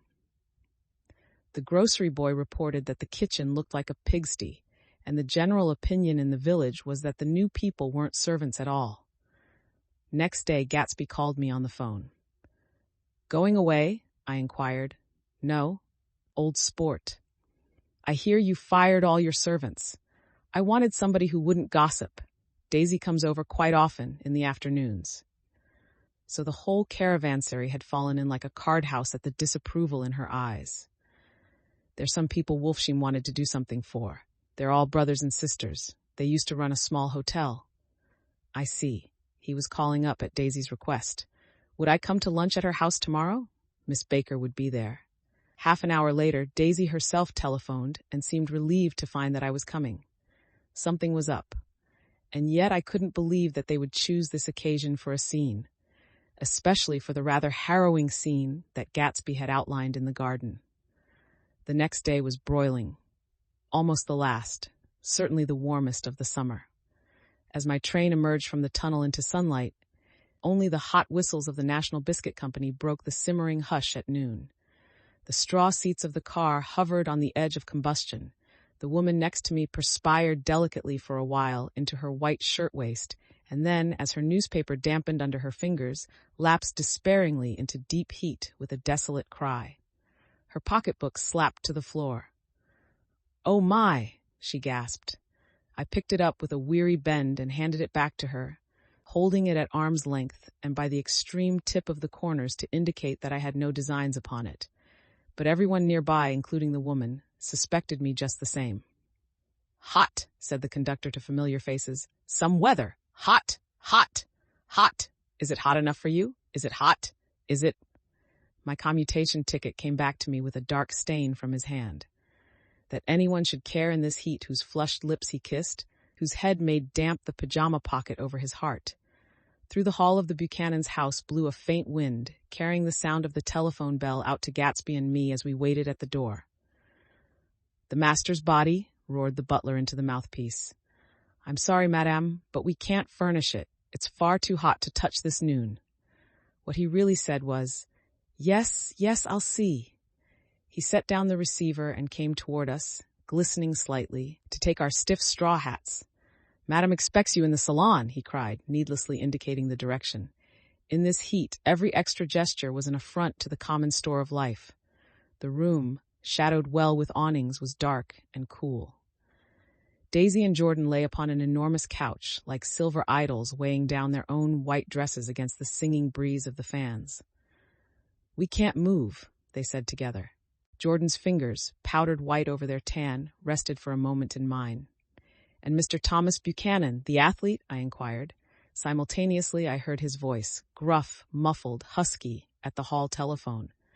Gatsby stood in the center of the crimson carpet and gazed around with fascinated eyes.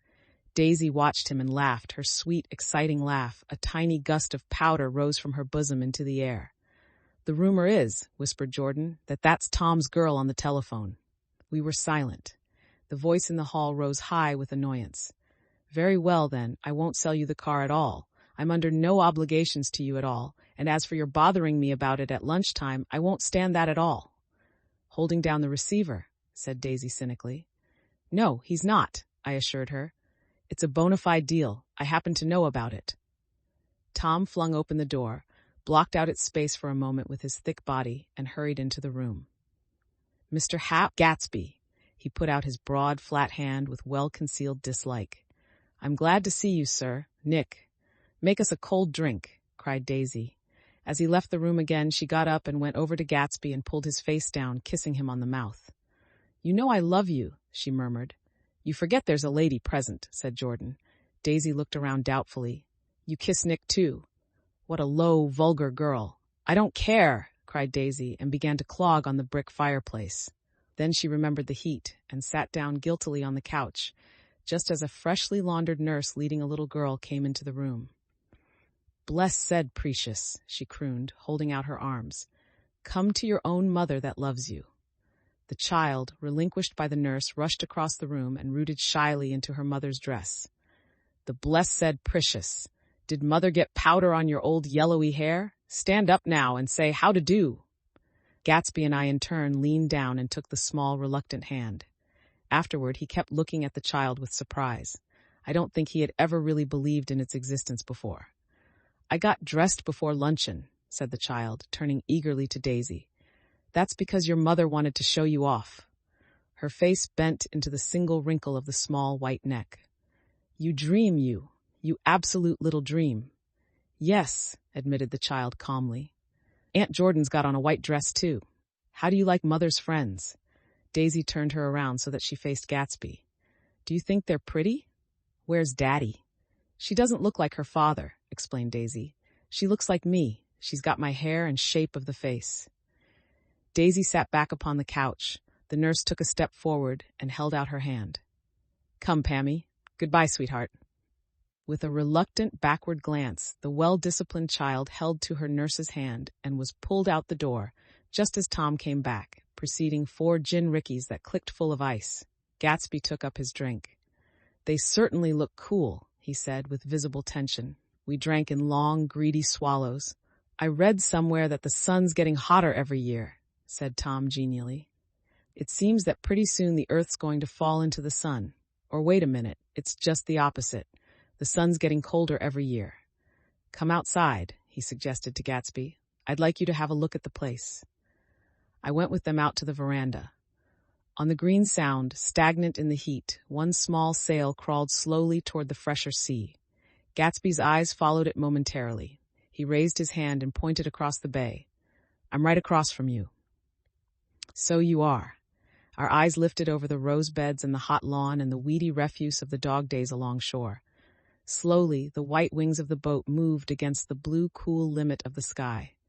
Ahead lay the scalloped ocean and the abounding blessed isles. "There's sport for you," said Tom, nodding. "I'd like to be out there with him for about an hour." We had luncheon in the dining room, darkened too against the heat, and drank down nervous gaiety with the cold ale. "What'll we do with ourselves this afternoon?" cried Daisy, "and the day after that, and the next 30 years. "Don't be morbid," Jordan said. "Life starts all over again when it gets crisp in the fall." "But it's so hot," insisted Daisy, on the verge of tears, "and everything's so confused. Let's all go to town." Her voice struggled on through the heat, beating against it, molding its senselessness into forms. "I've heard of making a garage out of a stable," Tom was saying to Gatsby, "but I'm the first man who ever made a stable out of a garage." "Who wants to go to town?" demanded Daisy insistently. Gatsby's eyes floated toward her. "Ah," she cried, "you look so cool." Their eyes met and they stared together at each other, alone in space. With an effort, she glanced down at the table. "You always look so cool," she repeated. She had told him that she loved him, and Tom Buchanan saw. He was astounded. His mouth opened a little, and he looked at Gatsby, and then back at Daisy as if he had just recognized her as someone he knew a long time ago. "You resemble the advertisement of the man," she went on innocently. "You know the advertisement of the man." "All right," broke in Tom quickly. "I'm perfectly willing to go to town. Come on, we're all going to town." He got up, his eyes still flashing between Gatsby and his wife. No one moved. "Come on." His temper cracked a little. "What's the matter anyhow? If we're going to town, let's start." His hand, trembling with his effort at self-control, bore to his lips the last of his glass of ale. Daisy's voice got us to our feet and out onto the blazing gravel drive. "Are we just going to go?" she objected. "Like this? Aren't we going to let anyone smoke a cigarette first? Everybody smoked all through lunch." "Oh, let's have fun," she begged him. "It's too hot to fuss." He didn't answer. "Have it your own way," she said. "Come on, Jordan." They went upstairs to get ready while we three men stood there shuffling the hot pebbles with our feet. A silver curve of the moon hovered already in the western sky. Gatsby started to speak, changed his mind, but not before Tom wheeled and faced him expectantly. "Have you got your stables here?" asked Gatsby with an effort. "About a quarter of a mile down the road." "Oh," a pause. "I don't see the idea of going to town," broke out Tom savagely. Women get these notions in their heads. "Shall we take anything to drink?" called Daisy from an upper window. "I'll get some whiskey," answered Tom. He went inside. Gatsby turned to me rigidly. "I can't say anything in his house, old sport." "She's got an indiscreet voice," I remarked. "It's full of—" I hesitated. "Her voice is full of money," he said suddenly. That was it. I'd never understood before. It was full of money. That was the inexhaustible charm that rose and fell in it, the jingle of it, the symbol's song of it. High in a white palace, the king's daughter, the golden girl. Tom came out of the house wrapping a quart bottle in a towel, followed by Daisy and Jordan wearing small, tight hats of metallic cloth and carrying light capes over their arms. "Shall we all go in my car?" suggested Gatsby. He felt the hot green leather of the seat. "I ought to have left it in the shade." "Is it standard shift?" demanded Tom. "Yes." "Well, you take my coupe and let me drive your car to town." The suggestion was distasteful to Gatsby. "I don't think there's much gas," he objected. "Plenty of gas," said Tom boisterously. He looked at the gauge. "And if it runs out, I can stop at a drugstore. You can buy anything at a drugstore nowadays." A pause followed this apparently pointless remark.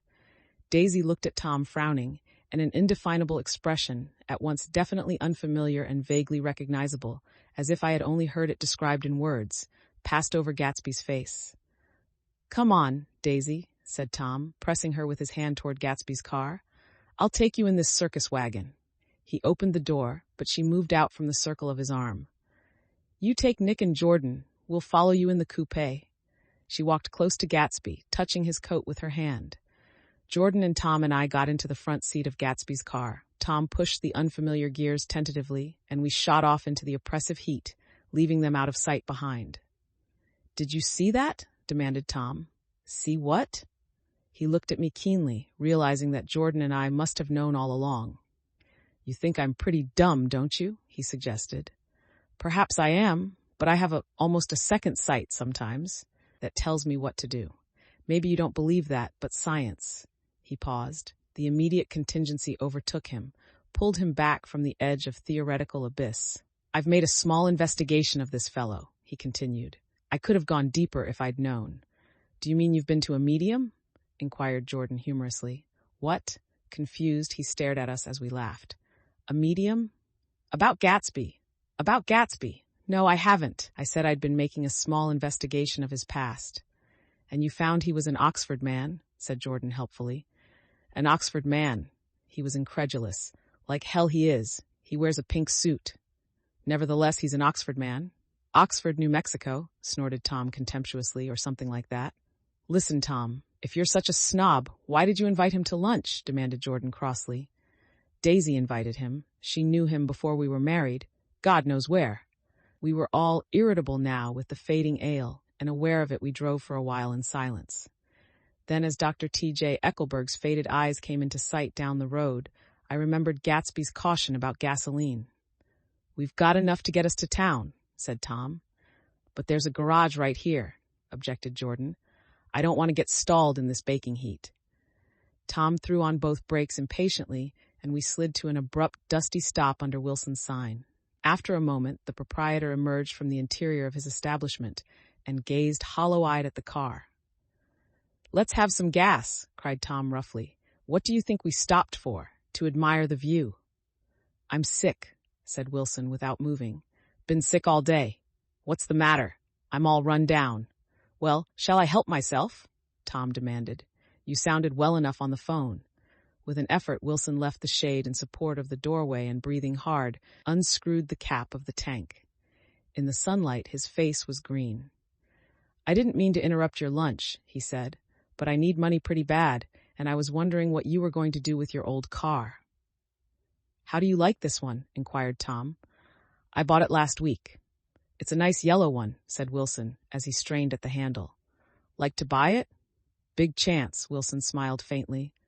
No, but I could make some money on the other.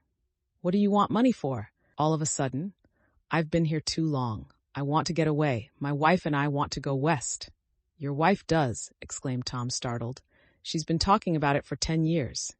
He rested for a moment against the pump, shading his eyes. And now she's going whether she wants to or not. I'm going to get her away. The coupe flashed by us with a flurry of dust and the flash of a waving hand. What do I owe you? Demanded Tom harshly. I just got wised up to something funny the last 2 days, remarked Wilson. That's why I want to get away. That's why I've been bothering you about the car. What do I owe you? $1.20. The relentless beating heat was beginning to confuse me, and I had a bad moment there before I realized that so far his suspicions hadn't alighted on Tom. He had discovered that Myrtle had some sort of life apart from him in another world, and the shock had made him physically sick. I stared at him, and then at Tom, who had made a parallel discovery less than an hour before. And it occurred to me that there was no difference between men, in intelligence or race, so profound as the difference between the sick and the well. Wilson was so sick that he looked guilty, unforgivably guilty, as if he had just got some poor girl with child. I'll let you have that car, said Tom. I'll send it over tomorrow afternoon.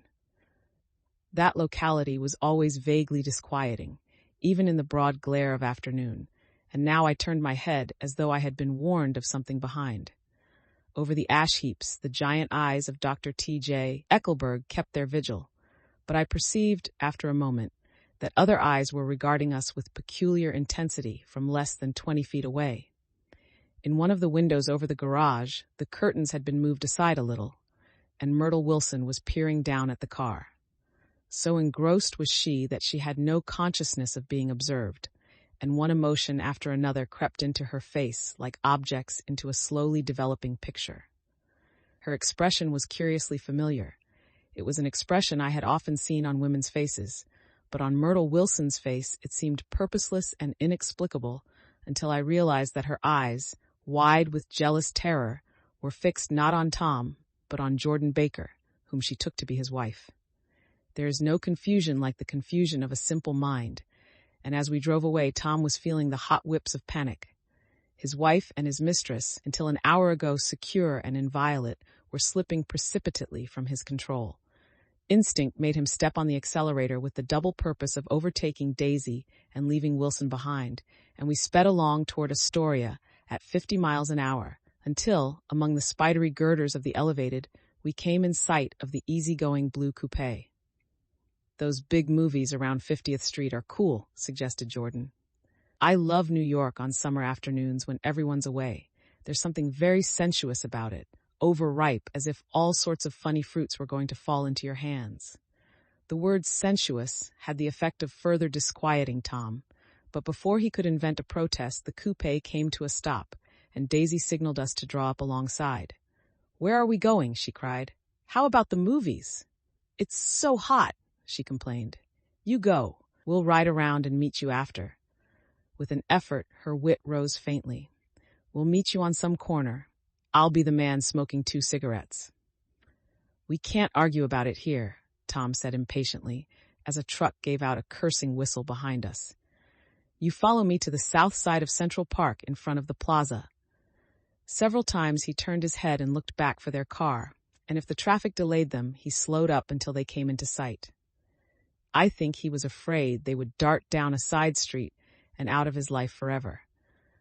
But they didn't, and we all took the less explicable step of engaging the parlor of a suite in the Plaza Hotel.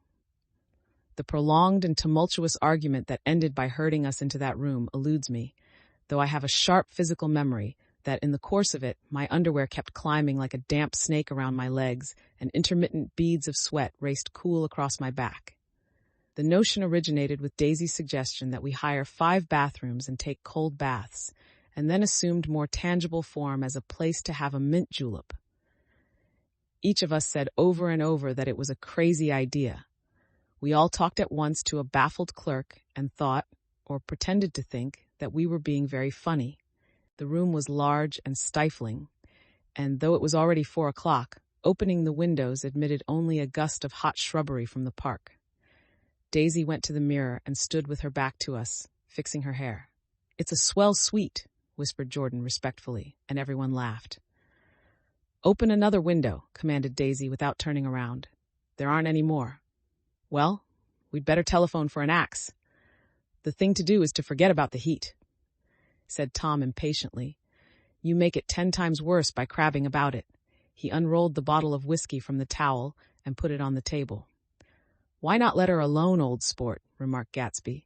"You're the one that wanted to come to town." There was a moment of silence. The telephone book slipped from its nail and splashed to the floor, whereupon Jordan whispered, "Excuse me," but this time no one laughed. "I'll pick it up," I offered. "I've got it." Gatsby examined the parted string, muttered, "Hum," in an interested way, and tossed the book on a chair. "That's a great expression of yours, isn't it?" said Tom sharply. "What is?" "All this old sport business. Where'd you pick that up?" "Now see here, Tom," said Daisy, turning around from the mirror. "If you're going to make personal remarks, I won't stay here a minute. Call up and order some ice for the mint julep." As Tom took up the receiver, the compressed heat exploded into sound, and we were listening to the portentous chords of Mendelssohn's Wedding March from the ballroom below. "Imagine marrying anybody in this heat," cried Jordan dismally. "Still, I was married in the middle of June," Daisy remembered. "Louisville in June. Somebody fainted. Who was it fainted, Tom?" "Biloxi," he answered shortly. "A man named Biloxi. Blocks Biloxi. And he made boxes. That's a fact. And he was from Biloxi, Tennessee." "They carried him into my house," appended Jordan, "because we lived just 2 doors from the church. And he stayed 3 weeks until Daddy told him he had to get out. The day after he left, Daddy died." After a moment, she added, as if she might have sounded irreverent, "There wasn't any connection." "I used to know a Bill Biloxi from Memphis," I remarked. "That was his cousin. I knew his whole family history before he left. He gave me an aluminium putter that I use today." The music had died down as the ceremony began, and now a long cheer floated in at the window, followed by intermittent cries of "Yeah, and finally by a burst of jazz as the dancing began. "We're getting old," said Daisy. "If we were young, we'd rise and dance." "Remember Biloxi," Jordan warned her. "Where'd you know him, Tom?" "Biloxi?" He concentrated with an effort. "I didn't know him. He was a friend of Daisy's." "He was not," she denied. "I'd never seen him before. He came down in the private car."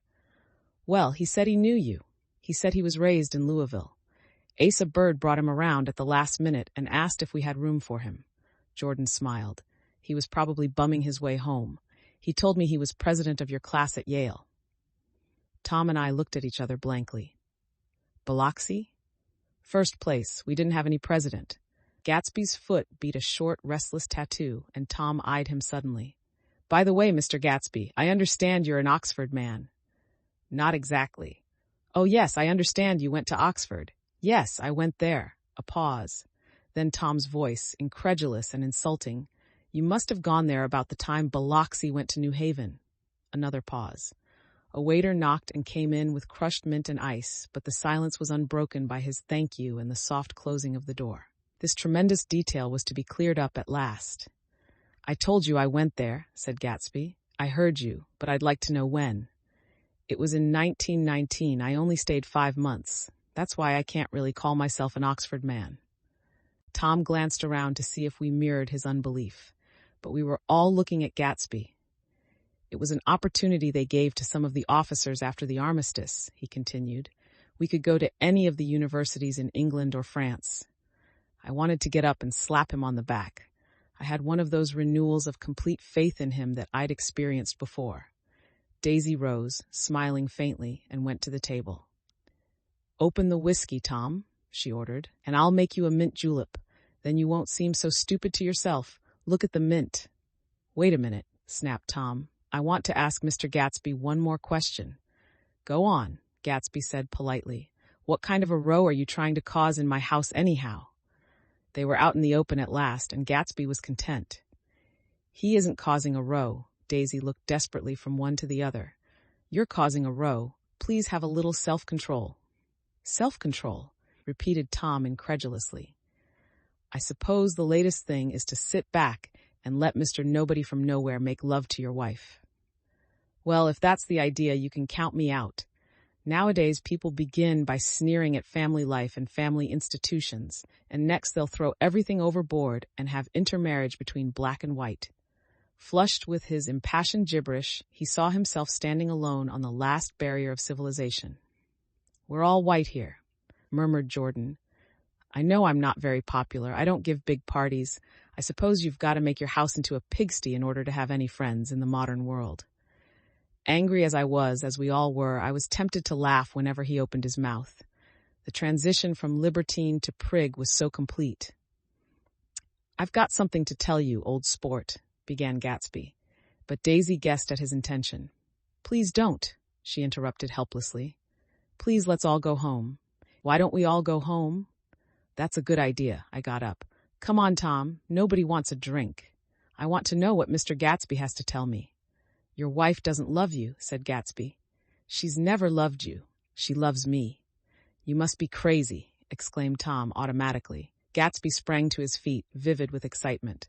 She never loved you, do you hear? He cried. She only married you because I was poor and she was tired of waiting for me. It was a terrible mistake, but in her heart she never loved anyone except me. At this point, Jordan and I tried to go, but Tom and Gatsby insisted with competitive firmness that we remain, as though neither of them had anything to conceal, and it would be a privilege to partake vicariously of their emotions. Sit down, Daisy. Tom's voice groped unsuccessfully for the paternal note. What's been going on? I want to hear all about it. I told you what's been going on, said Gatsby. Going on for 5 years, and you didn't know. Tom turned to Daisy sharply. You've been seeing this fellow for 5 years? Not seeing, said Gatsby. No, we couldn't meet, but both of us loved each other all that time, old sport, and you didn't know. I used to laugh sometimes, but there was no laughter in his eyes. To think that you didn't know. Oh, that's all. Tom tapped his thick fingers together like a clergyman and leaned back in his chair. You're crazy, he exploded. I can't speak about what happened 5 years ago, because I didn't know Daisy then, and I'll be damned if I see how you got within a mile of her unless you brought the groceries to the back door. But all the rest of that's a goddamned lie. Daisy loved me when she married me, and she loves me now. No, said Gatsby, shaking his head. She does, though. The trouble is that sometimes she gets foolish ideas in her head and doesn't know what she's doing. He nodded sagely. And what's more, I love Daisy too. Once in a while I go off on a spree and make a fool of myself, but I always come back, and in my heart I love her all the time. You're revolting, said Daisy. She turned to me, and her voice, dropping an octave lower, filled the room with thrilling scorn. Do you know why we left Chicago?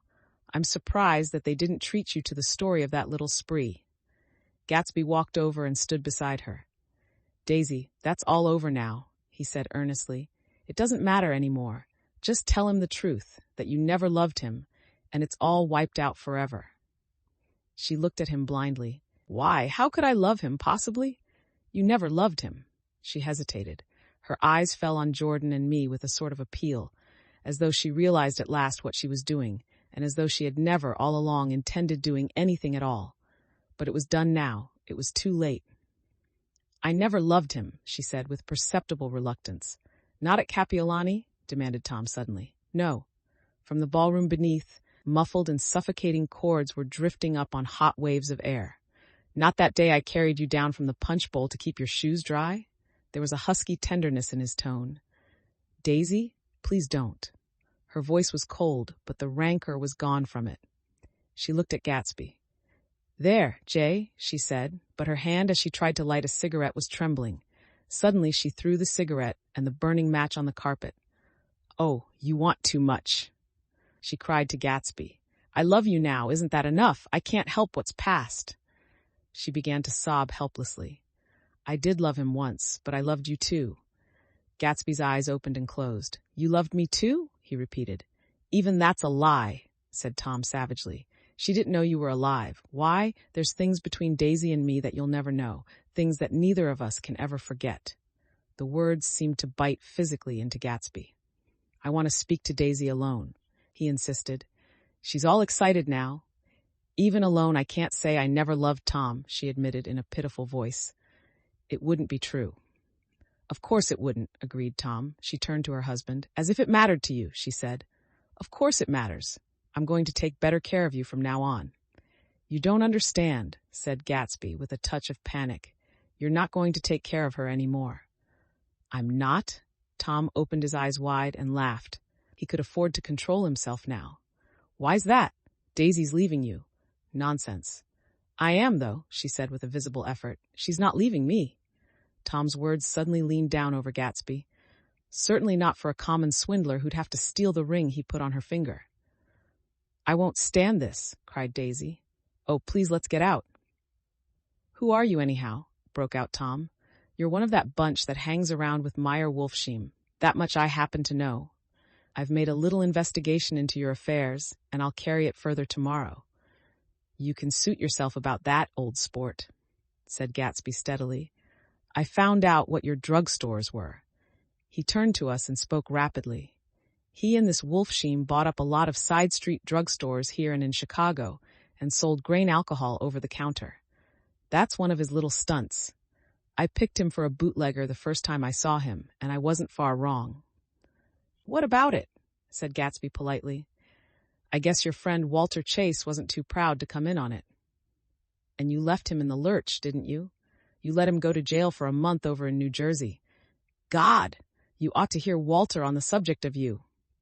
He came to us dead broke. He was very glad to pick up some money, old sport.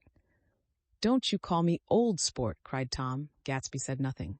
Walter could have you up on the betting laws, too, but Wolfsheim scared him into shutting his mouth. That unfamiliar yet recognizable look was back again in Gatsby's face. That drugstore business was just small change, continued Tom slowly.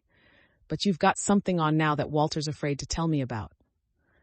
I glanced at Daisy, who was staring terrified between Gatsby and her husband, and at Jordan, who had begun to balance an invisible but absorbing object on the tip of her chin. Then I turned back to Gatsby, and was startled at his expression. He looked, and this is said in all contempt for the babbled slander of his garden, as if he had killed a man. For a moment, the set of his face could be described in just that fantastic way.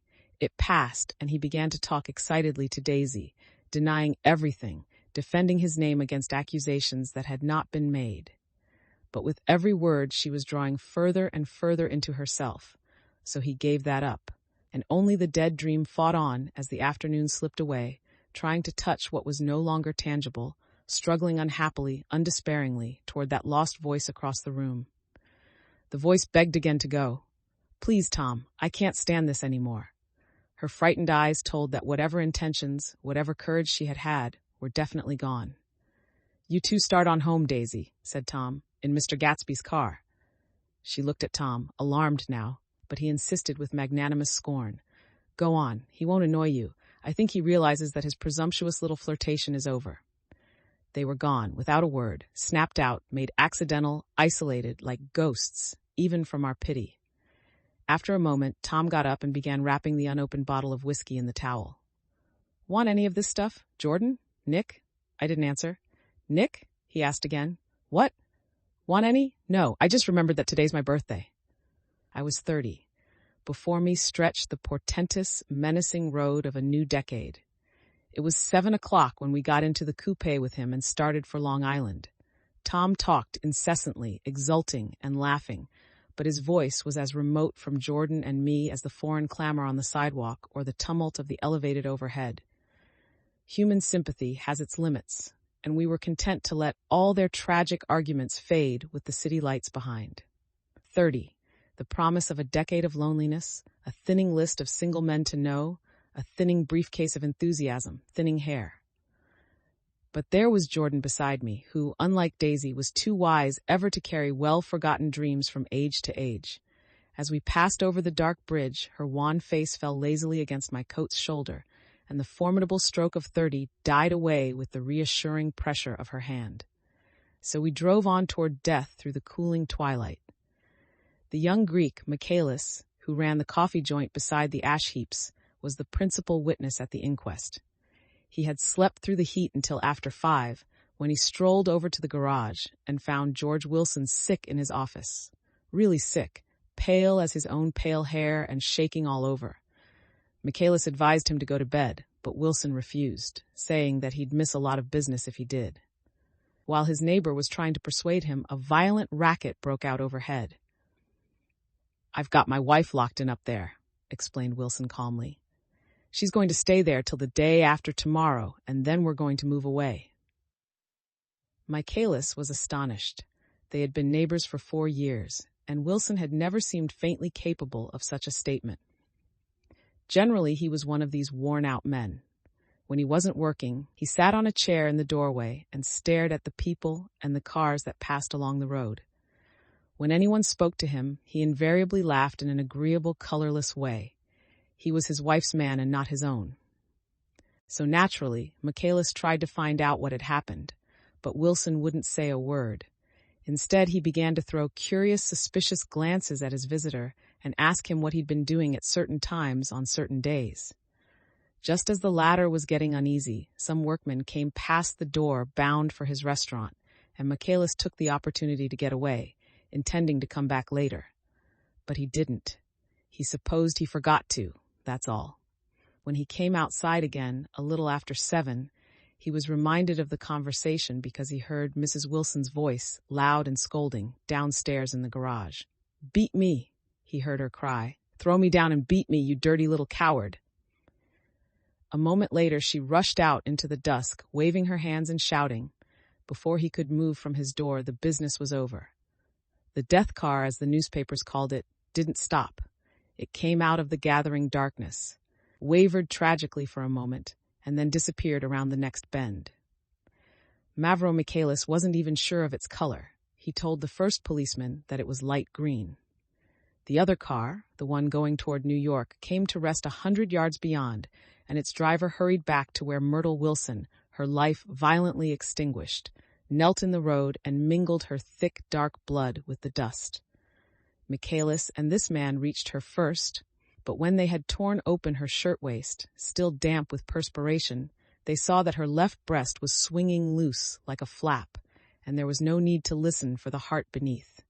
The mouth was wide open and ripped a little at the corners, as though she had choked a little in giving up the tremendous vitality she had stored so long. We saw the 3 or 4 automobiles and the crowd when we were still some distance away. "Wreck," said Tom. "That's good. Wilson'll have a little business at last." He slowed down, but still without any intention of stopping, until, as we came nearer, the hushed, intent faces of the people at the garage door made him automatically put on the brakes. "We'll take a look," he said doubtfully, just a look. I became aware now of a hollow, wailing sound which issued incessantly from the garage, a sound which, as we got out of the coupe and walked toward the door, resolved itself into the words, "Oh, my God!" uttered over and over in a gasping moan. "There's some bad trouble here," said Tom excitedly. He reached up on tiptoes and peered over a circle of heads into the garage, which was lit only by a yellow light in a swinging metal basket overhead.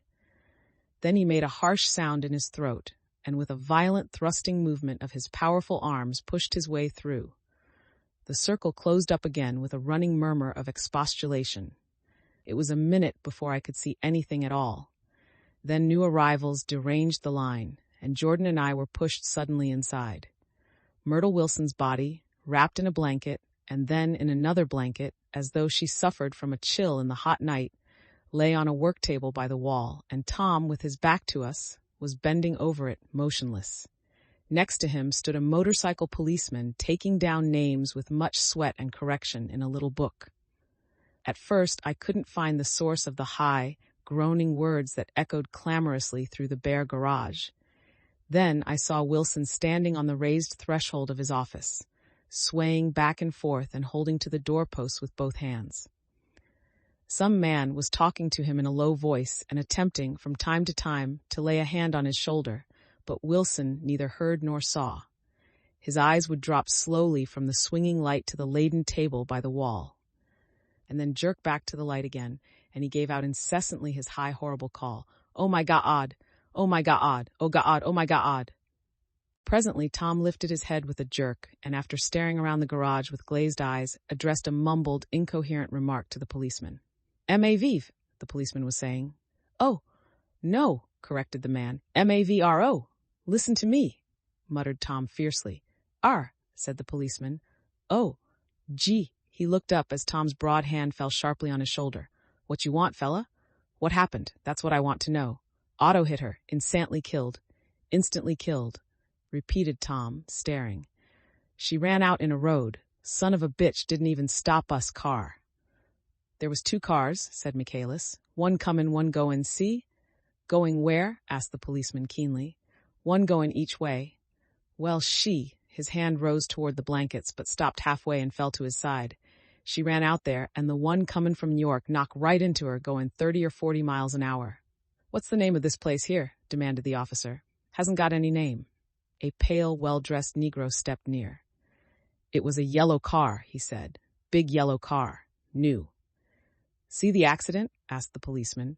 "No, but the car passed me down the road going faster'n 40, going 50, 60. Come here and let's have your name. Look out now, I want to get his name."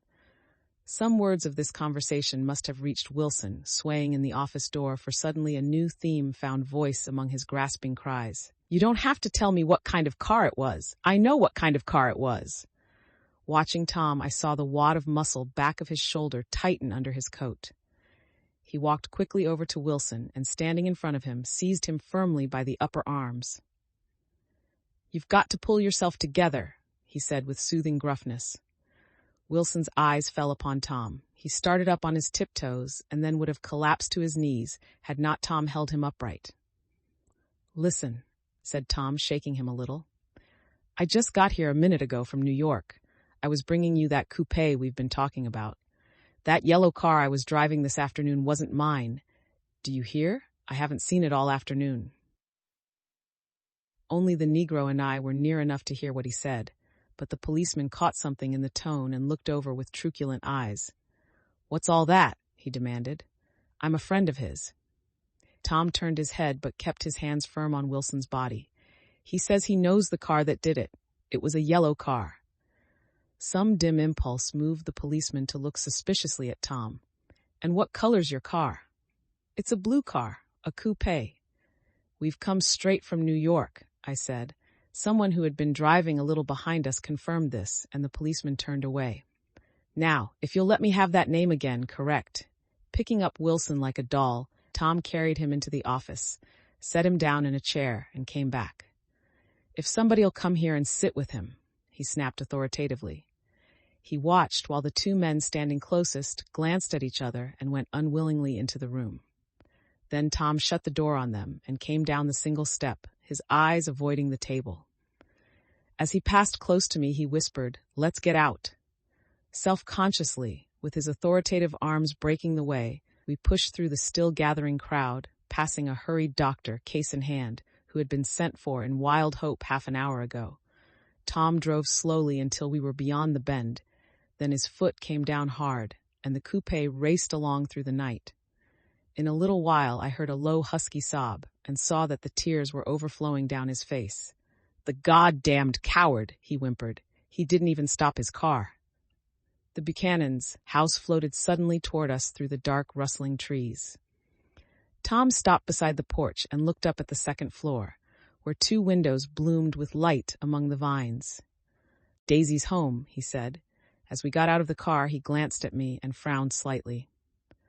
"I ought to have dropped you in West Egg, Nick. There's nothing we can do tonight." A change had come over him, and he spoke gravely and with decision. As we walked across the moonlight gravel to the porch, he disposed of the situation in a few brisk phrases. "I'll telephone for a taxi to take you home, and while you're waiting, you and Jordan better go in the kitchen and have them get you some supper, if you want any."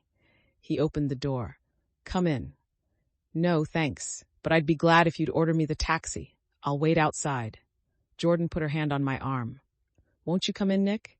"No, thanks. I was feeling a little sick, and I wanted to be alone." But Jordan lingered for a moment more.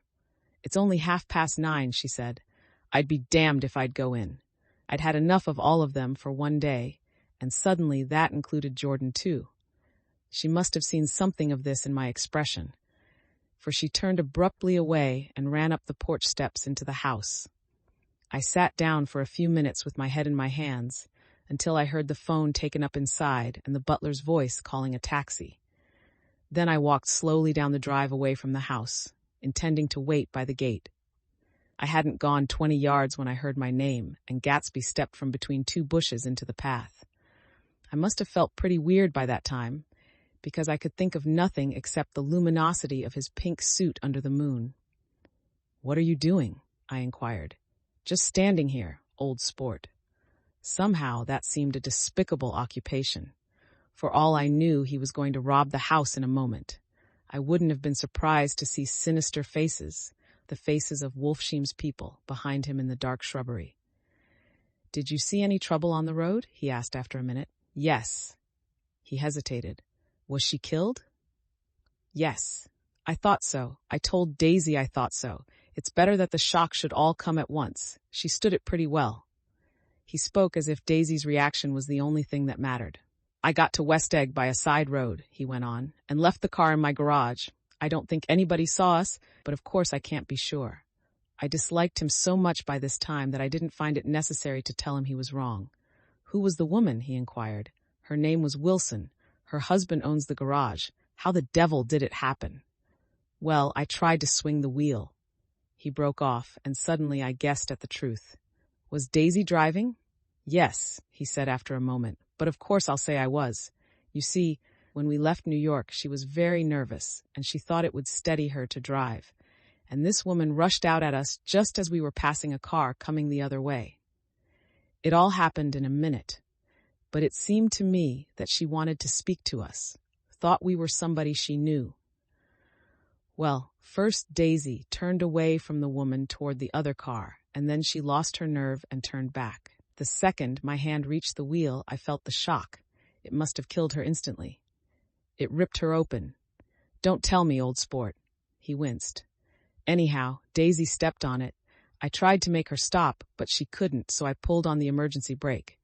Then she fell over into my lap, and I drove on. She'll be all right tomorrow, he said presently. I'm just going to wait here and see if he tries to bother her about that unpleasantness this afternoon. She's locked herself into her room, and if he tries any brutality, she's going to turn the light out and on again. He won't touch her, I said. He's not thinking about her. I don't trust him, old sport. How long are you going to wait? All night if necessary. Anyhow, till they all go to bed. A new point of view occurred to me. Suppose Tom found out that Daisy had been driving. He might think he saw a connection in it. He might think anything. I looked at the house. There were 2 or 3 bright windows downstairs, and the pink glow from Daisy's room on the ground floor. "You wait here," I said. "I'll see if there's any sign of a commotion." I walked back along the border of the lawn, traversed the gravel softly, and tiptoed up the veranda steps. The drawing room curtains were open, and I saw that the room was empty. Crossing the porch where we had dined that June night 3 months before, I came to a small rectangle of light, which I guessed was the pantry window. The blind was drawn, but I found a rift at the sill. Daisy and Tom were sitting opposite each other at the kitchen table, with a plate of cold fried chicken between them and 2 bottles of ale. He was talking intently across the table at her, and in his earnestness his hand had fallen upon and covered her own. Once in a while she looked up at him and nodded in agreement. They weren't happy, and neither of them had touched the chicken or the ale, and yet they weren't unhappy either. There was an unmistakable air of natural intimacy about the picture, and anybody would have said that they were conspiring together. As I tiptoed from the porch, I heard my taxi feeling its way along the dark road toward the house. Gatsby was waiting where I had left him in the drive. "Is it all quiet up there?" he asked anxiously. "Yes, it's all quiet," I hesitated. "You'd better come home and get some sleep." He shook his head. "I want to wait here till Daisy goes to bed. Good night, old sport." He put his hands in his coat pockets and turned back eagerly to his scrutiny of the house, as though my presence marred the sacredness of the vigil. So I walked away and left him standing there in the moonlight, watching over nothing. Chapter 8. I couldn't sleep all night. A foghorn was groaning incessantly on the sound, and I tossed half-sick between grotesque reality and savage, frightening dreams. Toward dawn, I heard a taxi go up Gatsby's drive, and immediately I jumped out of bed and began to dress. I felt that I had something to tell him, something to warn him about, and morning would be too late. Crossing his lawn, I saw that his front door was still open, and he was leaning against a table in the hall, heavy with dejection or sleep. "Nothing happened," he said wanly. I waited, and about 4 o'clock she came to the window and stood there for a minute and then turned out the light. His house had never seemed so enormous to me as it did that night when we hunted through the great rooms for cigarettes. We pushed aside curtains that were like pavilions and felt over innumerable feet of dark wall for electric light switches. Once I tumbled with a sort of splash upon the keys of a ghostly piano. There was an inexplicable amount of dust everywhere, and the rooms were musty, as though they hadn't been aired for many days. I found the humidor on an unfamiliar table with 2 stale, dry cigarettes inside. Throwing open the French windows of the drawing room, we sat smoking out into the darkness. "You ought to go away," I said. "It's pretty certain they'll trace your car." "Go away now, old sport. Go to Atlantic City for a week, or up to Montreal." He wouldn't consider it. He couldn't possibly leave Daisy until he knew what she was going to do. He was clutching at some last hope, and I couldn't bear to shake him free. It was this night that he told me the strange story of his youth with Dan Cody. Told it to me because J. Gatsby had broken up like glass against Tom's hard malice, and the long secret extravaganza was played out. I think that he would have acknowledged anything now, without reserve, but he wanted to talk about Daisy. She was the first nice girl he had ever known. In various unrevealed capacities he had come in contact with such people, but always with indiscernible barbed wire between. He found her excitingly desirable. He went to her house, at first with other officers from Camp Taylor, then alone. It amazed him. He had never been in such a beautiful house before. But what gave it an air of breathless intensity was that Daisy lived there. It was as casual a thing to her as his tent out at camp was to him. There was a ripe mystery about it, a hint of bedrooms upstairs more beautiful and cool than other bedrooms, of gay and radiant activities taking place through its corridors, and of romances that were not musty and laid away already in lavender, but fresh and breathing and redolent of this year's shining motor cars, and of dances whose flowers were scarcely withered. It excited him, too, that many men had already loved Daisy. It increased her value in his eyes. He felt their presence all about the house, pervading the air with the shades and echoes of still vibrant emotions. But he knew that he was in Daisy's house by a colossal accident. However glorious might be his future as J. Gatsby, He was at present a penniless young man without a past, and at any moment the invisible cloak of his uniform might slip from his shoulders. So he made the most of his time. He took what he could get, ravenously and unscrupulously. Eventually he took Daisy one still October night, took her because he had no real right to touch her hand. He might have despised himself, for he had certainly taken her under false pretenses. I don't mean that he had traded on his phantom millions, but he had deliberately given Daisy a sense of security. He let her believe that he was a person from much the same strata as herself, that he was fully able to take care of her. As a matter of fact, he had no such facilities. He had no comfortable family standing behind him, and he was liable at the whim of an impersonal government to be blown anywhere about the world. But he didn't despise himself, and it didn't turn out as he had imagined. He had intended, probably, to take what he could and go, but now he found that he had committed himself to the following of a grail. He knew that Daisy was extraordinary, but he didn't realize just how extraordinary a nice girl could be.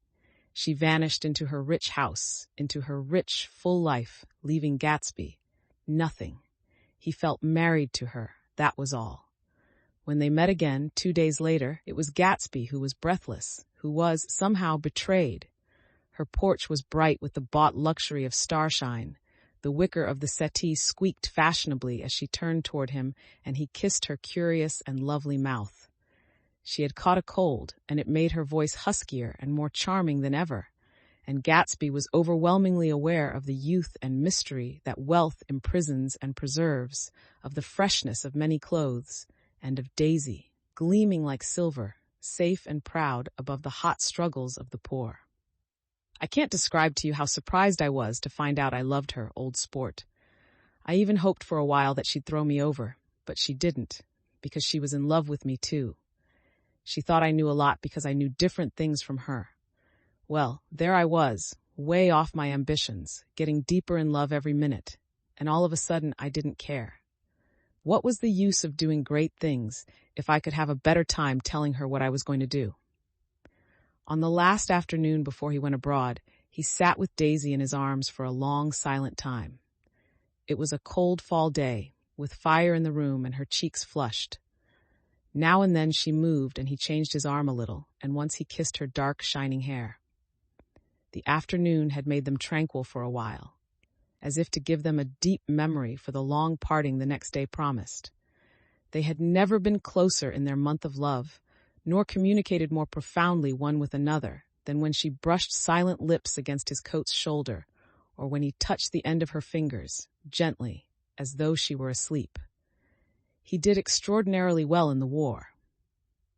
He was a captain before he went to the front, and following the Argonne battles, he got his majority and the command of the divisional machine guns. After the armistice, he tried frantically to get home, but some complication or misunderstanding sent him to Oxford instead. He was worried now. There was a quality of nervous despair in Daisy's letters. She didn't see why he couldn't come.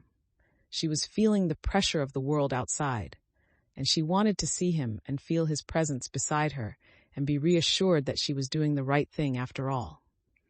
For Daisy was young, and her artificial world was redolent of orchids and pleasant, cheerful snobbery and orchestras, which set the rhythm of the year, summing up the sadness and suggestiveness of life in new tunes. All night the saxophones wailed the hopeless comment of the Beale Street Blues, while 100 pairs of golden and silver slippers shuffled the shining dust. At the gray tea hour there were always rooms that throbbed incessantly with this low, sweet fever, while fresh faces drifted here and there like rose petals blown by the sad horns around the floor. Through this twilight universe, Daisy began to move again with the season. Suddenly she was again keeping 6 dates a day with 6 men, and drowsing asleep at dawn with the beads and chiffon of an evening dress tangled among dying orchids on the floor beside her bed. And all the time something within her was crying for a decision. She wanted her life shaped now, immediately, and the decision must be made by some force of love, of money, of unquestionable practicality that was close at hand. That force took shape in the middle of spring with the arrival of Tom Buchanan. There was a wholesome bulkiness about his person and his position, and Daisy was flattered. Doubtless there was a certain struggle and a certain relief. The letter reached Gatsby while he was still at Oxford. It was dawn now on Long Island, and we went about opening the rest of the windows downstairs, filling the house with gray-turning, gold-turning light. The shadow of a tree fell abruptly across the dew, and ghostly birds began to sing among the blue leaves. There was a slow, pleasant movement in the air, scarcely a wind, promising a cool, lovely day. I don't think she ever loved him. Gatsby turned around from a window and looked at me challengingly. You must remember, old sport, she was very excited this afternoon. He told her those things in a way that frightened her, that made it look as if I was some kind of cheap sharper. And the result was she hardly knew what she was saying. He sat down gloomily. Of course, she might have loved him just for a minute when they were first married, and loved me more even then, do you see? Suddenly he came out with a curious remark. In any case, he said, it was just personal. What could you make of that, except to suspect some intensity in his conception of the affair that couldn't be measured? He came back from France when Tom and Daisy were still on their wedding trip, and made a miserable but irresistible journey to Louisville on the last of his army pay. He stayed there a week, walking the streets where their footsteps had clicked together through the November night, and revisiting the out-of-the-way places to which they had driven in her white car.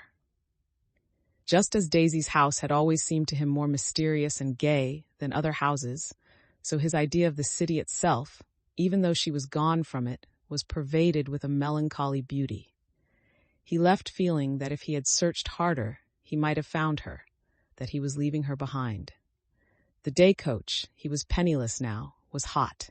He went out to the open vestibule and sat down on a folding chair, and the station slid away and the backs of unfamiliar buildings moved by.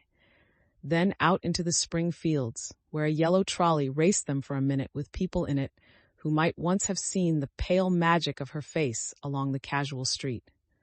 The track curved, and now it was going away from the sun, which, as it sank lower, seemed to spread itself in benediction over the vanishing city where she had drawn her breath.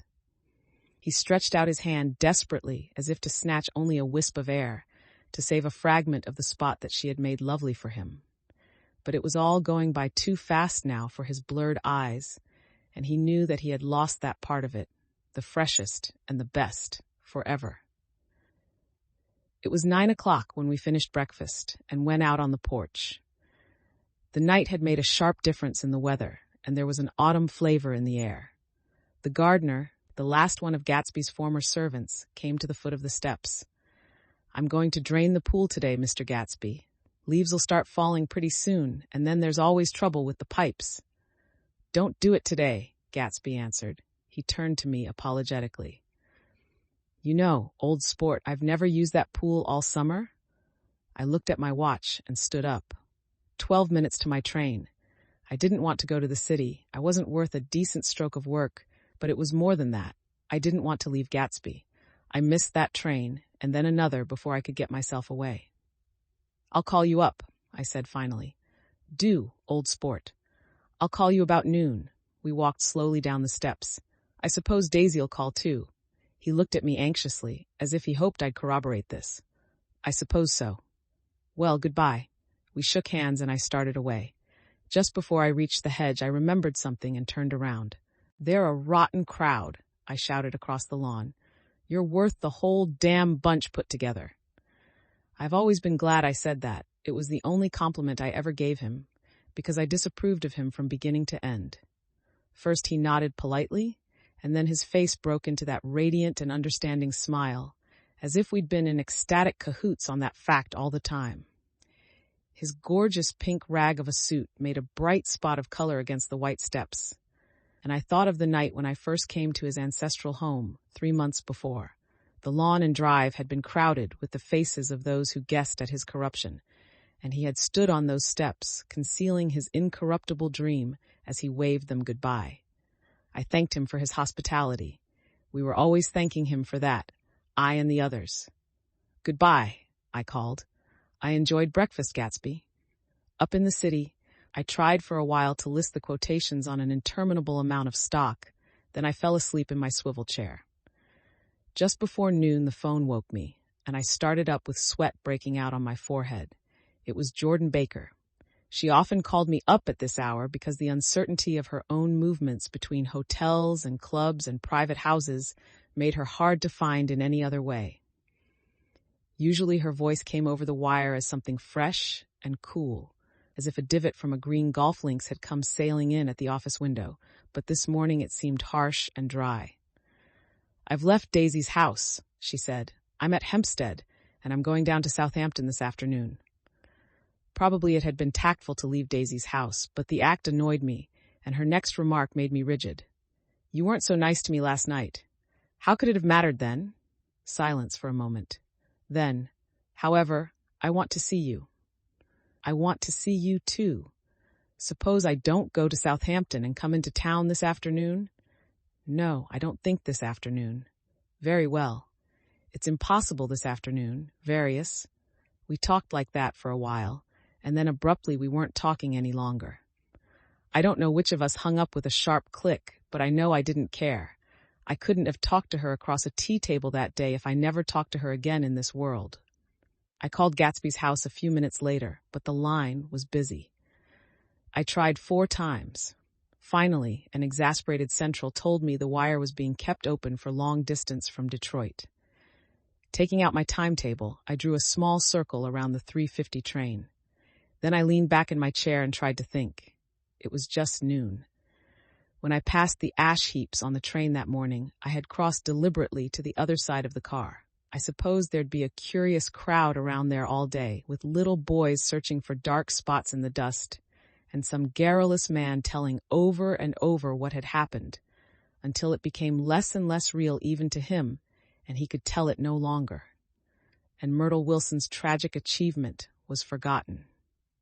Now I want to go back a little and tell what happened at the garage after we left there the night before. They had difficulty in locating the sister, Catherine.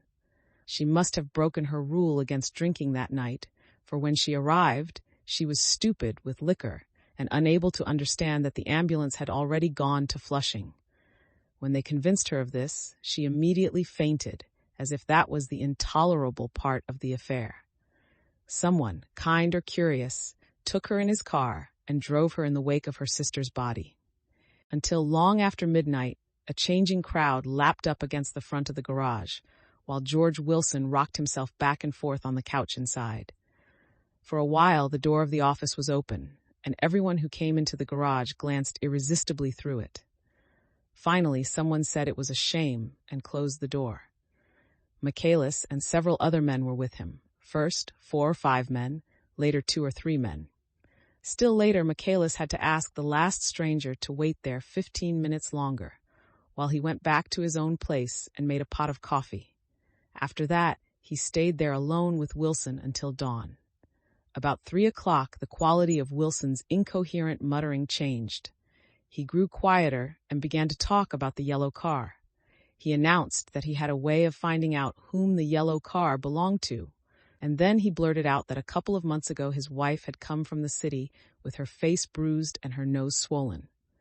But when he heard himself say this, he flinched and began to cry, "Oh, my God," again in his groaning voice. Michaelis made a clumsy attempt to distract him. "How long have you been married, George? Come on there, try and sit still a minute and answer my question. How long have you been married?" 12 years. Ever had any children? Come on, George, sit still. I asked you a question. Did you ever have any children? The hard brown beetles kept thudding against the dull light, and whenever Michaelis heard a car go tearing along the road outside, it sounded to him like the car that hadn't stopped a few hours before. He didn't like to go into the garage because the workbench was stained where the body had been lying, so he moved uncomfortably around the office. He knew every object in it before morning, and from time to time sat down beside Wilson, trying to keep him more quiet. Have you got a church you go to sometimes, George? Maybe even if you haven't been there for a long time? Maybe I could call up the church and get a priest to come over and he could talk to you, see? Don't belong to any. You ought to have a church, George, for times like this. You must have gone to church once. Didn't you get married in a church? Listen, George, listen to me. Didn't you get married in a church? That was a long time ago. The effort of answering broke the rhythm of his rocking. For a moment, he was silent. Then the same half-knowing, half-bewildered look came back into his faded eyes. Look in the drawer there, he said, pointing at the desk. Which drawer? That drawer. That one. Michaelis opened the drawer nearest his hand. There was nothing in it but a small, expensive dog leash made of leather and braided silver. It was apparently new. This, he inquired, holding it up. Wilson stared and nodded. I found it yesterday afternoon. She tried to tell me about it, but I knew it was something funny. You mean your wife bought it? She had it wrapped in tissue paper on her bureau. Michaelis didn't see anything odd in that, and he gave Wilson a dozen reasons why his wife might have bought the dog leash. But conceivably, Wilson had heard some of these same explanations before, from Myrtle, because he began saying, "Oh my God," again in a whisper. His comforter left several explanations in the air. Then he killed her, said Wilson. His mouth dropped open suddenly. Who did? I have a way of finding out. You're morbid, George, said his friend. This has been a strain to you, and you don't know what you're saying. You'd better try and sit quiet till morning. He murdered her. It was an accident, George. Wilson shook his head. His eyes narrowed and his mouth widened slightly with the ghost of a superior I know, he said definitely. I'm one of these trusting fellas, and I don't think any harm to nobody, but when I get to know a thing, I know it. It was the man in that car. She ran out to speak to him, and he wouldn't stop. Michaelis had seen this too, but it hadn't occurred to him that there was any special significance in it. He believed that Mrs. Wilson had been running away from her husband, rather than trying to stop any particular car. How could she have been like that? She's a deep one, said Wilson, as if that answered the question. Ah. He began to rock again, and Michaelis stood twisting the leash in his hand. Maybe you got some friend that I could telephone for, George? This was a forlorn hope. He was almost sure that Wilson had no friend. There was not enough of him for his wife. He was glad a little later when he noticed a change in the room, a blue quickening by the window, and realized that dawn wasn't far off. About 5 o'clock, it was blue enough outside to snap off the light. Wilson's glazed eyes turned out to the ash heaps, where small gray clouds took on fantastic shapes and scurried here and there in the faint dawn wind. I spoke to her, he muttered, after a long silence. I told her she might fool me, but she couldn't fool God. I took her to the window. With an effort, he got up and walked to the rear window and leaned with his face pressed against it. And I said, God knows what you've been doing, everything you've been doing. You may fool me, but you can't fool God. Standing behind him, Michaelis saw with a shock that he was looking at the eyes of Dr. T.J. Eckelberg, which had just emerged, pale and enormous from the dissolving night. God sees everything, repeated Wilson. That's an advertisement, Michaelis assured him. Something made him turn away from the window and look back into the room. But Wilson stood there a long time, his face close to the window pane, nodding into the twilight. By 6 o'clock, Michaelis was worn out, and grateful for the sound of a car stopping outside. It was one of the watchers of the night before who had promised to come back, so he cooked breakfast for 3, which he and the other man ate together. Wilson was quieter now, and Michaelis went home to sleep. When he awoke 4 hours later and hurried back to the garage, Wilson was gone. His movements, he was on foot all the time, were afterward traced to Port Roosevelt and then to Gads Hill, where he bought a sandwich that he didn't eat and a cup of coffee. He must have been tired and walking slowly, for he didn't reach Gads Hill until noon. Thus far, there was no difficulty in accounting for his time. There were boys who had seen a man acting sort of crazy, and motorists at whom he stared oddly from the side of the road. Then for 3 hours he disappeared from view. The police, on the strength of what he said to Michaelis, that he had a way of finding out, supposed that he spent that time going from garage to garage thereabout, inquiring for a yellow car. On the other hand, no garage man who had seen him ever came forward, and perhaps he had an easier, surer way of finding out what he wanted to know. By 2:30, he was in West Egg, where he asked someone the way to Gatsby's house. So by that time, he knew Gatsby's name. At 2 o'clock, Gatsby put on his bathing suit and left word with the butler that if anyone phoned, word was to be brought to him at the pool. He stopped at the garage for a pneumatic mattress that had amused his guests during the summer, and the chauffeur helped him to pump it up. Then he gave instructions that the open car wasn't to be taken out under any circumstances, and this was strange because the front right fender needed repair. Gatsby shouldered the mattress and started for the pool. Once he stopped and shifted it a little, and the chauffeur asked him if he needed help, but he shook his head and in a moment disappeared among the yellowing trees. No telephone message arrived, but the butler went without his sleep and waited for it until 4 o'clock, until long after there was anyone to give it to if it came. I have an idea that Gatsby himself didn't believe it would come, and perhaps he no longer cared. If that was true, he must have felt that he had lost the old warm world, paid a high price for living too long with a single dream. He must have looked up at an unfamiliar sky through frightening leaves and shivered as he found what a grotesque thing a rose is and how raw the sunlight was upon the scarcely created grass. A new world, material without being real, where poor ghosts, breathing dreams like air, drifted fortuitously about, like that ashen, fantastic figure gliding toward him through the amorphous trees. The chauffeur, he was one of Wolfsheim's protégés, heard the shots. Afterwards, he could only say that he hadn't thought anything much about them. I drove from the station directly to Gatsby's house, and my rushing anxiously up the front steps was the first thing that alarmed anyone. But they knew then, I firmly believe. With scarcely a word said, 4 of us, the chauffeur, butler, gardener, and I, hurried down to the pool. There was a faint, barely perceptible movement of the water as the fresh flow from one end urged its way toward the drain at the other. With little ripples that were hardly the shadows of waves, the laden mattress moved irregularly down the pool. A small gust of wind that scarcely corrugated the surface was enough to disturb its accidental course with its accidental burden. The touch of a cluster of leaves revolved it slowly, tracing, like the leg of transit, a thin red circle in the water. It was after we started with Gatsby toward the house that the gardener saw Wilson's body a little way off in the grass, and the Holocaust was complete. Chapter 9. After 2 years, I remember the rest of that day, and that night and the next day, only as an endless drill of police and photographers and newspapermen in and out of Gatsby's front door. A rope stretched across the main gate, and a policeman by it kept out the curious. But little boys soon discovered that they could enter through my yard, and there were always a few of them clustered open-mouthed about the pool. Someone with a positive manner, perhaps a detective, used the expression madman as he bent over Wilson's body that afternoon, and the adventitious authority of his voice set the key for the newspaper reports next morning. Most of those reports were a nightmare, grotesque, circumstantial, eager, and untrue.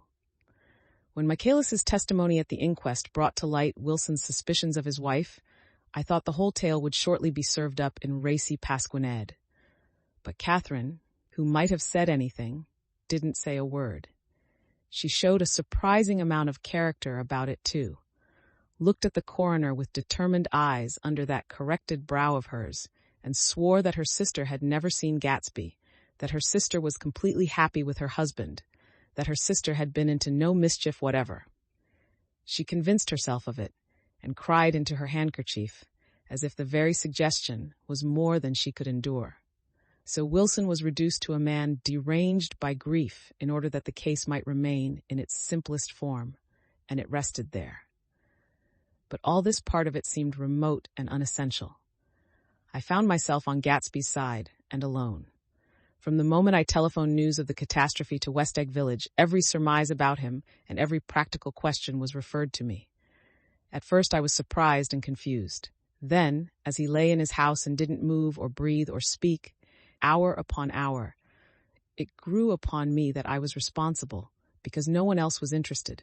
Interested, with that intense personal interest to which everyone has some vague right at the end.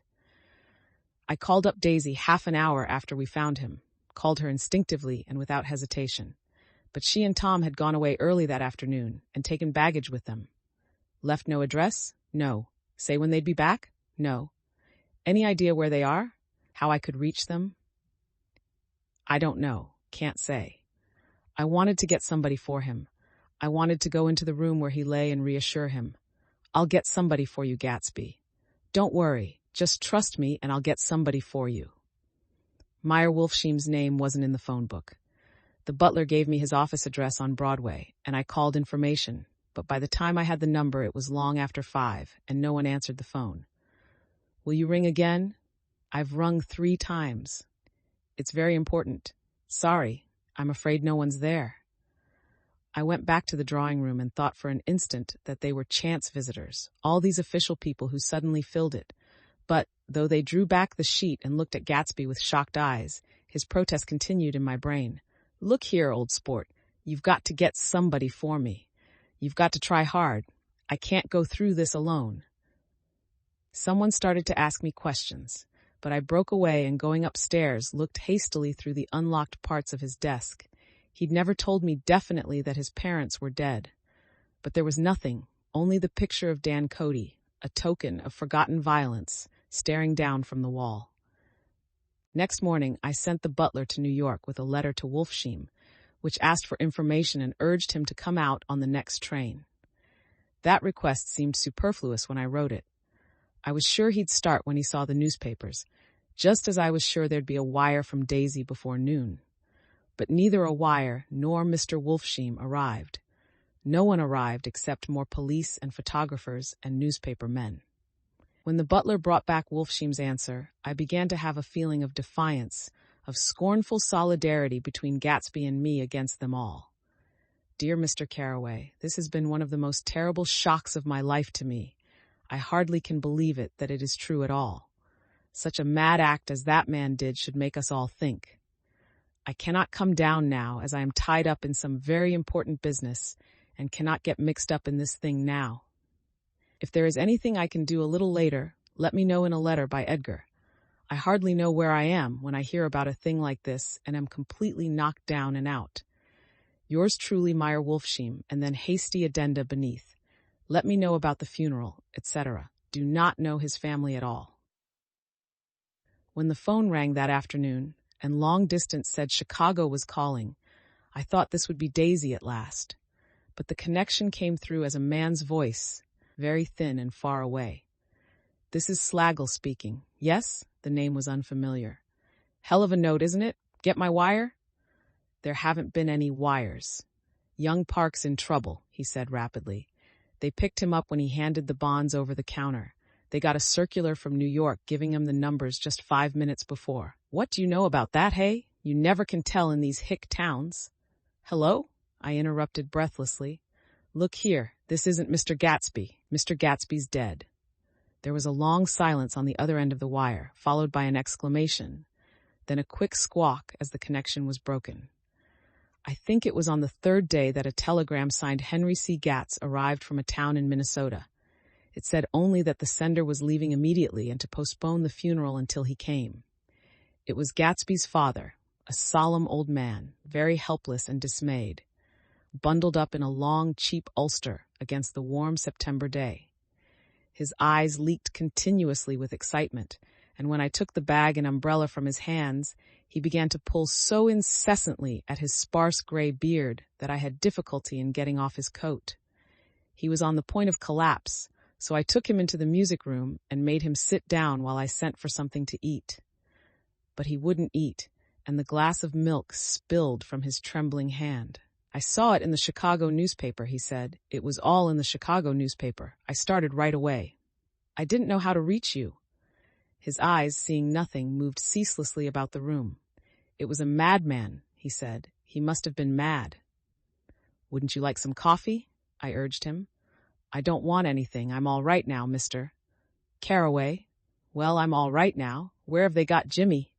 I took him into the drawing room where his son lay and left him there. Some little boys had come up on the steps and were looking into the hall. When I told them who had arrived, they went reluctantly away. After a little while, Mr. Gatz opened the door and came out, his mouth ajar, his face flushed slightly, his eyes leaking isolated and unpunctual tears. He had reached an age where death no longer has the quality of ghastly surprise. And when he looked around him now for the first time and saw the height and splendor of the hall and the great rooms opening out from it into other rooms, his grief began to be mixed with an awed pride. I helped him to a bedroom upstairs. While he took off his coat and vest, I told him that all arrangements had been deferred until he came. "I didn't know what you'd want, Mr. Gatsby. Gats is my name." "Mr. Gats, I thought you might want to take the body west." He shook his head. "Jimmy always liked it better down east." He rose up to his position in the east. "Were you a friend of my boy's, mister?" "We were close friends." "He had a big future before him, you know. He was only a young man, but he had a lot of brain power here." He touched his head impressively, and I nodded. "If he'd have lived, he'd have been a great man, a man like James J. Hill. He'd have helped build up the country." "That's true," I said, uncomfortably. He fumbled at the embroidered coverlet, trying to take it from the bed, and lay down stiffly, was instantly asleep. That night, an obviously frightened person called up and demanded to know who I was before he would give his name. "This is Mr. Carroway," I said. "Oh," he sounded relieved. "This is Klipspringer." I was relieved too, for that seemed to promise another friend at Gatsby's grave. I didn't want it to be in the papers and draw a sightseeing crowd, so I'd been calling up a few people myself. They were hard to find. "The funeral's tomorrow," I said. 3:00, here at the house. I wish you'd tell anybody who'd be interested." "Oh, I will," he broke out hastily. "Of course I'm not likely to see anybody, but if I do—" His tone made me suspicious. "Of course you'll be there yourself." "Well, I'll certainly try. What I called up about is—" "Wait a minute," I interrupted. "How about saying you'll come?" "Well, the truth of the matter is that I'm staying with some people up here in Greenwich, and they rather expect me to be with them tomorrow. In fact, there's a sort of picnic or something. Of course, I'll do my best to get away." I ejaculated an unrestrained, "Huh?" And he must have heard me, for he went on nervously. "What I called up about was a pair of shoes I left there. I wonder if it'd be too much trouble to have the butler send them on. You see, they're tennis shoes, and I'm sort of helpless without them. My address is care of B.F. I didn't hear the rest of the name because I hung up the receiver. After that, I felt a certain shame for Gatsby. One gentleman to whom I telephoned implied that he had got what he deserved. However, that was my fault, for he was one of those who used to sneer most bitterly at Gatsby on the courage of Gatsby's liquor, and I should have known better than to call him. The morning of the funeral, I went up to New York to see Meyer Wolfsheim. I couldn't seem to reach him any other way. The door that I pushed open, on the advice of an elevator boy, was marked the Swastika Holding Company, and at first there didn't seem to be anyone inside. But when I'd shouted "hello" several times in vain, an argument broke out behind a partition, and presently a lovely Jewess appeared at an interior door and scrutinized me with black, hostile eyes. "Nobody's in," she said. "Mr. Wolfsheim's gone to Chicago." The first part of this was obviously untrue, for someone had begun to whistle "The Rosary" tunelessly inside. "Please say that Mr. Carroway wants to see him." "I can't get him back from Chicago, can I?" At this moment a voice unmistakably Wolfsheim's called "Stella" from the other side of the door. "Leave your name on the desk," she said quickly. "I'll give it to him when he gets back. But I know he's there." She took a step toward me and began to slide her hands indignantly up and down her hips. "You young men think you can force your way in here any time," she scolded. "We're getting sick and tired of it. When I say he's in Chicago, he's in Chicago." I mentioned Gatsby. "Oh," she looked at me over again. "Will you what was your name?" She vanished. In a moment, Meyer Wolfsheim stood solemnly in the doorway, holding out both hands. He drew me into his office, remarking in a reverent voice that it was a sad time for all of us, and offered me a cigar. "My memory goes back to when first I met him," he said. "A young major just out of the army and covered over with medals he got in the war. He was so hard up he had to keep on wearing his uniform because he couldn't buy some regular clothes. First time I saw him was when he came into Weinbrenner's pool room at 43rd Street and asked for a job. He hadn't eaten anything for a couple of days. 'Come on, have some lunch with me,' I said. He ate more than $4 worth of food in half an hour." "Did you start him in business?" I inquired. Start him. I made him. Oh. I raised him up out of nothing, right out of the gutter. I saw right away he was a fine-appearing, gentlemanly young man, and when he told me he was at Oxford, I knew I could use him good. I got him to join the American Legion, and he used to stand high there. Right off, he did some work for a client of mine up to Albany. We were so thick like that and everything. He held up 2 bulbous fingers, always together. I wondered if this partnership had included the World Series transaction in 1919. Now he's dead, I said after a moment.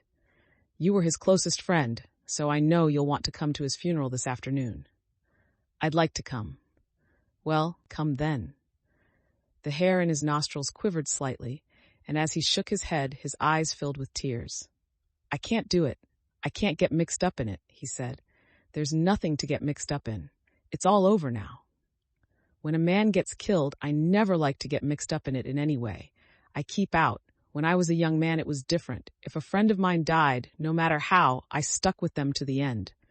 You may think that's sentimental, but I mean it, to the bitter end. I saw that for some reason of his own, he was determined not to come, so I stood up. Are you a college man? He inquired suddenly. For a moment, I thought he was going to suggest a connection, but he only nodded and shook my hand. Let us learn to show our friendship for a man when he is alive and not after he is dead, he suggested. After that, my own rule is to let everything alone. When I left his office, the sky had turned dark and I got back to West Egg in a drizzle. After changing my clothes, I went next door and found Mr. Gatz walking up and down excitedly in the hall. His pride in his son and in his son's possessions was continually increasing, and now he had something to show me. Jimmy sent me this picture. He took out his wallet with trembling fingers. Look there. It was a photograph of the house, cracked in the corners and dirty with many hands. He pointed out every detail to me eagerly. Look there. And then sought admiration from my eyes. He had shown it so often that I think it was more real to him now than the house itself. Jimmy sent it to me. I think it's a very pretty picture. It shows up well. Very well. Had you seen him lately? He come out to see me 2 years ago and bought me the house I live in now. Of course we was broke up when he run off from home, but I see now there was a reason for it. He knew he had a big future in front of him. And ever since he made a success, he was very generous with me. He seemed reluctant to put away the picture, held it for another minute, lingeringly before my eyes. Then he returned the wallet and pulled from his pocket a ragged old copy of a book called Hopalong Cassidy. Look here, this is a book he had when he was a boy. It just shows you. He opened it at the back cover and turned it around for me to see. On the last flyleaf was printed the word schedule and the date September 12, 1906, and underneath, rise from bed 6 a.m., dumbbell exercise and wall scaling, 6:15 to 6:30. Study electricity, etc., 7:15 to 8 to 15. Work 8:30 to 4:30 p.m. Baseball and sports, 4:30 to 5. Practice elocution, poise, and how to attain it. 5 to 6. Study needed inventions. 7. General resolves. No wasting time at shafters or a name indecipherable. No more smoking or chewing. Bath every other day. Read one improving book or magazine per week. Save $5, crossed out, $3 per week. Be better to parents. I came across this book by accident, said the old man. It just shows you, don't it? It just shows you. Jimmy was bound to get ahead. He always had some resolves like this or something. Do you notice what he's got about improving his mind? He was always great for that. He told me I ate like a hog once, and I beat him for it. He was reluctant to close the book, reading each item aloud, and then looking eagerly at me. I think he rather expected me to copy down the list for my own use. A little before 3, the Lutheran minister arrived from Flushing, and I began to look involuntarily out the windows for other cars. So did Gatsby's father. And as the time passed and the servants came in and stood waiting in the hall, his eyes began to blink anxiously, and he spoke of the rain in a worried, uncertain way.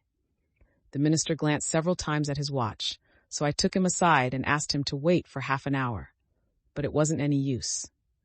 Nobody came. About 5 o'clock, our procession of 3 cars reached the cemetery and stopped in a thick drizzle beside the gate, First a motor hearse, horribly black and wet, then Mr. Gatz and the minister and me in the limousine, and a little later 4 or 5 servants and the postman from West Egg in Gatsby's station wagon, all wet to the skin. As we started through the gate into the cemetery, I heard a car stop and then the sound of someone splashing after us over the soggy ground. I looked around.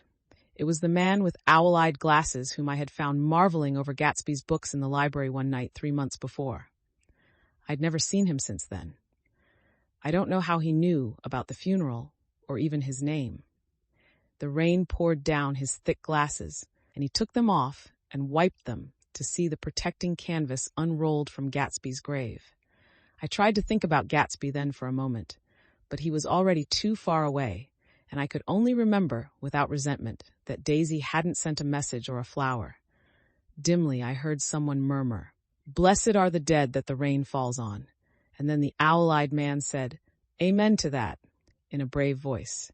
We straggled down quickly through the rain to the cars. Owl Eyes spoke to me by the gate.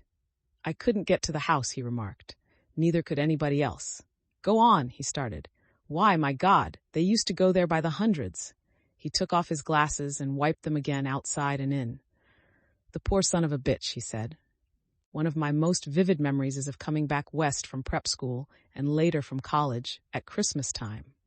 Those who went farther than Chicago would gather in the old dim Union Station at 6 o'clock of a December evening with a few Chicago friends already caught up into their own holiday gaieties to bid them a hasty goodbye. I remember the fur coats of the girls returning from Miss This or That's, and the chatter of frozen breath and the hands waving overhead as we caught sight of old acquaintances, and the matchings of invitations. "Are you going to the Ordways, the Herseys, the Schultzes?" And the long green tickets clasped tight in our gloved hands. And last, the murky yellow cars of the Chicago, Milwaukee, and St. Paul Railroad looking cheerful as Christmas itself on the tracks beside the gate.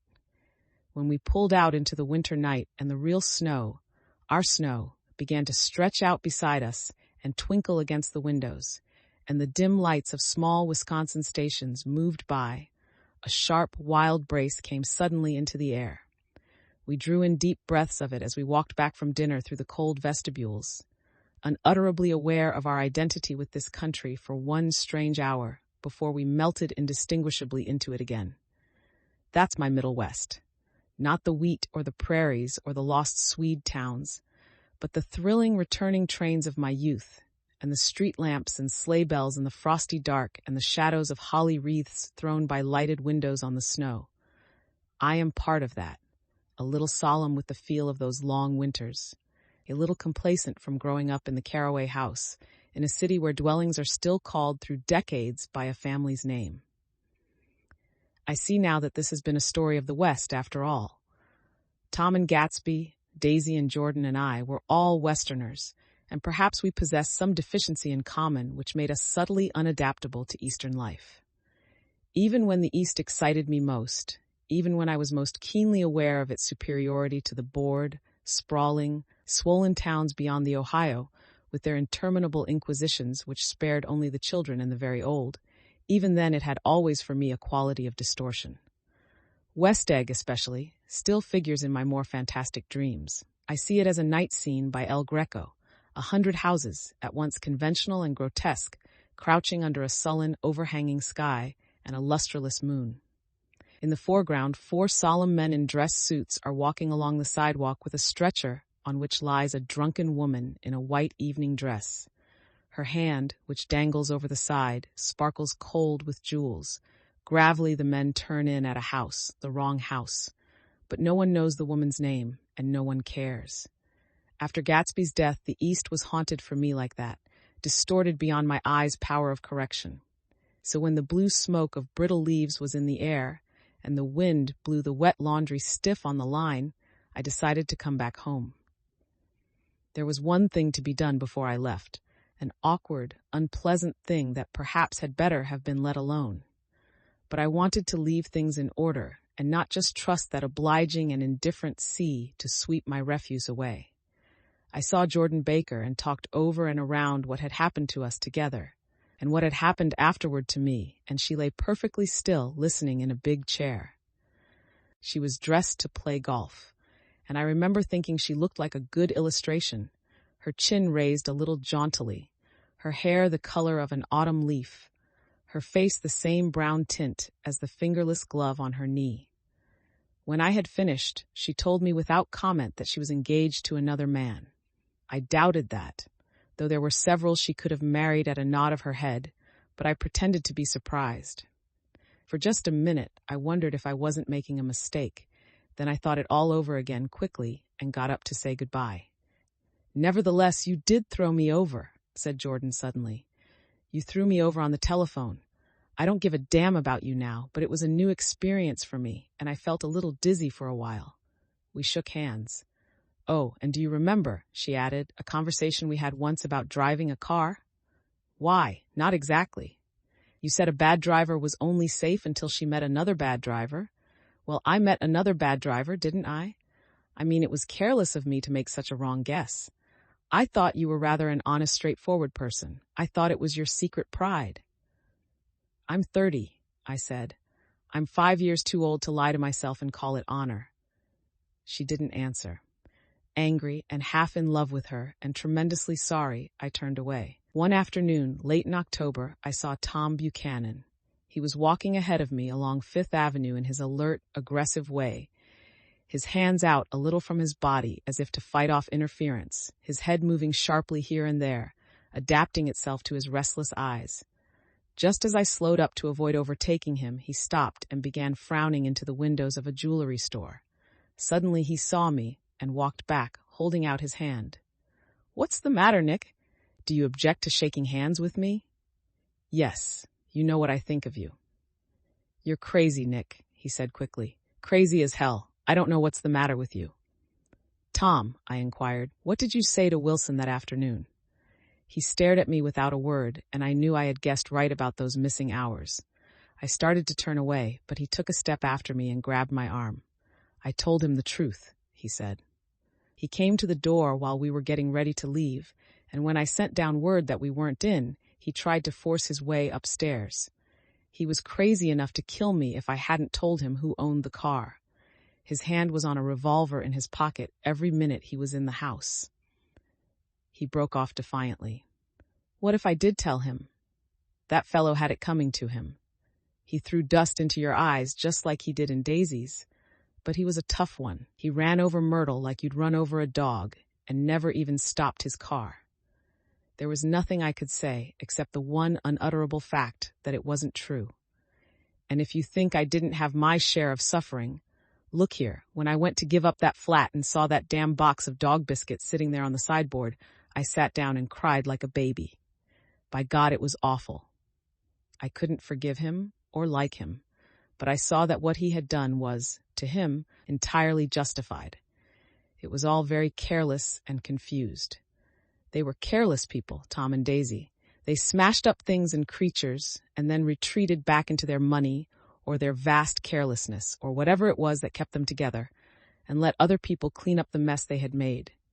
I shook hands with him. It seemed silly not to, for I felt suddenly as though I were talking to a child.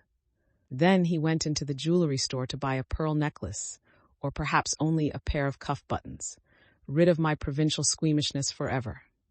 Gatsby's house was still empty when I left. The grass on his lawn had grown as long as mine. One of the taxi drivers in the village never took a fare past the entrance gate without stopping for a minute and pointing inside. Perhaps it was he who drove Daisy and Gatsby over to East Egg the night of the accident, and perhaps he had made a story about it all his own. I didn't want to hear it, and I avoided him when I got off the train. I spent my Saturday nights in New York, because those gleaming, dazzling parties of his were with me so vividly that I could still hear the music and the laughter, faint and incessant, from his garden and the cars going up and down his drive. One night I did hear a material car there and saw its lights stop at his front steps. But I didn't investigate.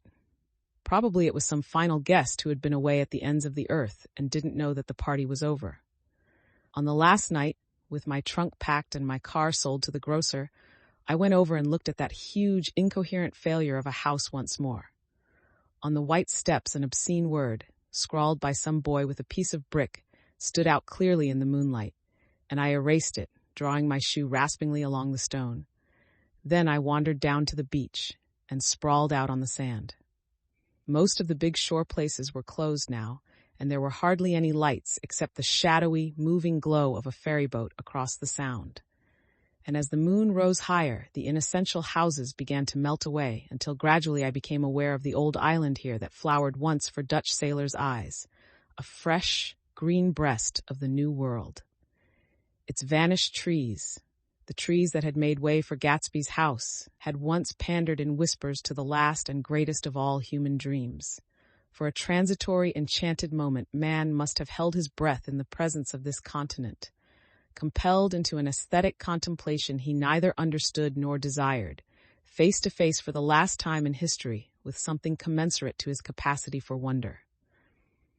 And as I sat there brooding on the old, unknown world, I thought of Gatsby's wonder when he first picked out the green light at the end of Daisy's dock. He had come a long way to this blue lawn, and his dream must have seemed so close that he could hardly fail to grasp it. He did not know that it was already behind him, somewhere back in that vast obscurity beyond the city, where the dark fields of the Republic rolled on under the night. Gatsby believed in the green light, the orgiastic future that year by year recedes before us. It eluded us then, but that's no matter. Tomorrow we will run faster, stretch out our arms further, and one fine morning, so we beat on, boats against the current, borne back ceaselessly into the past.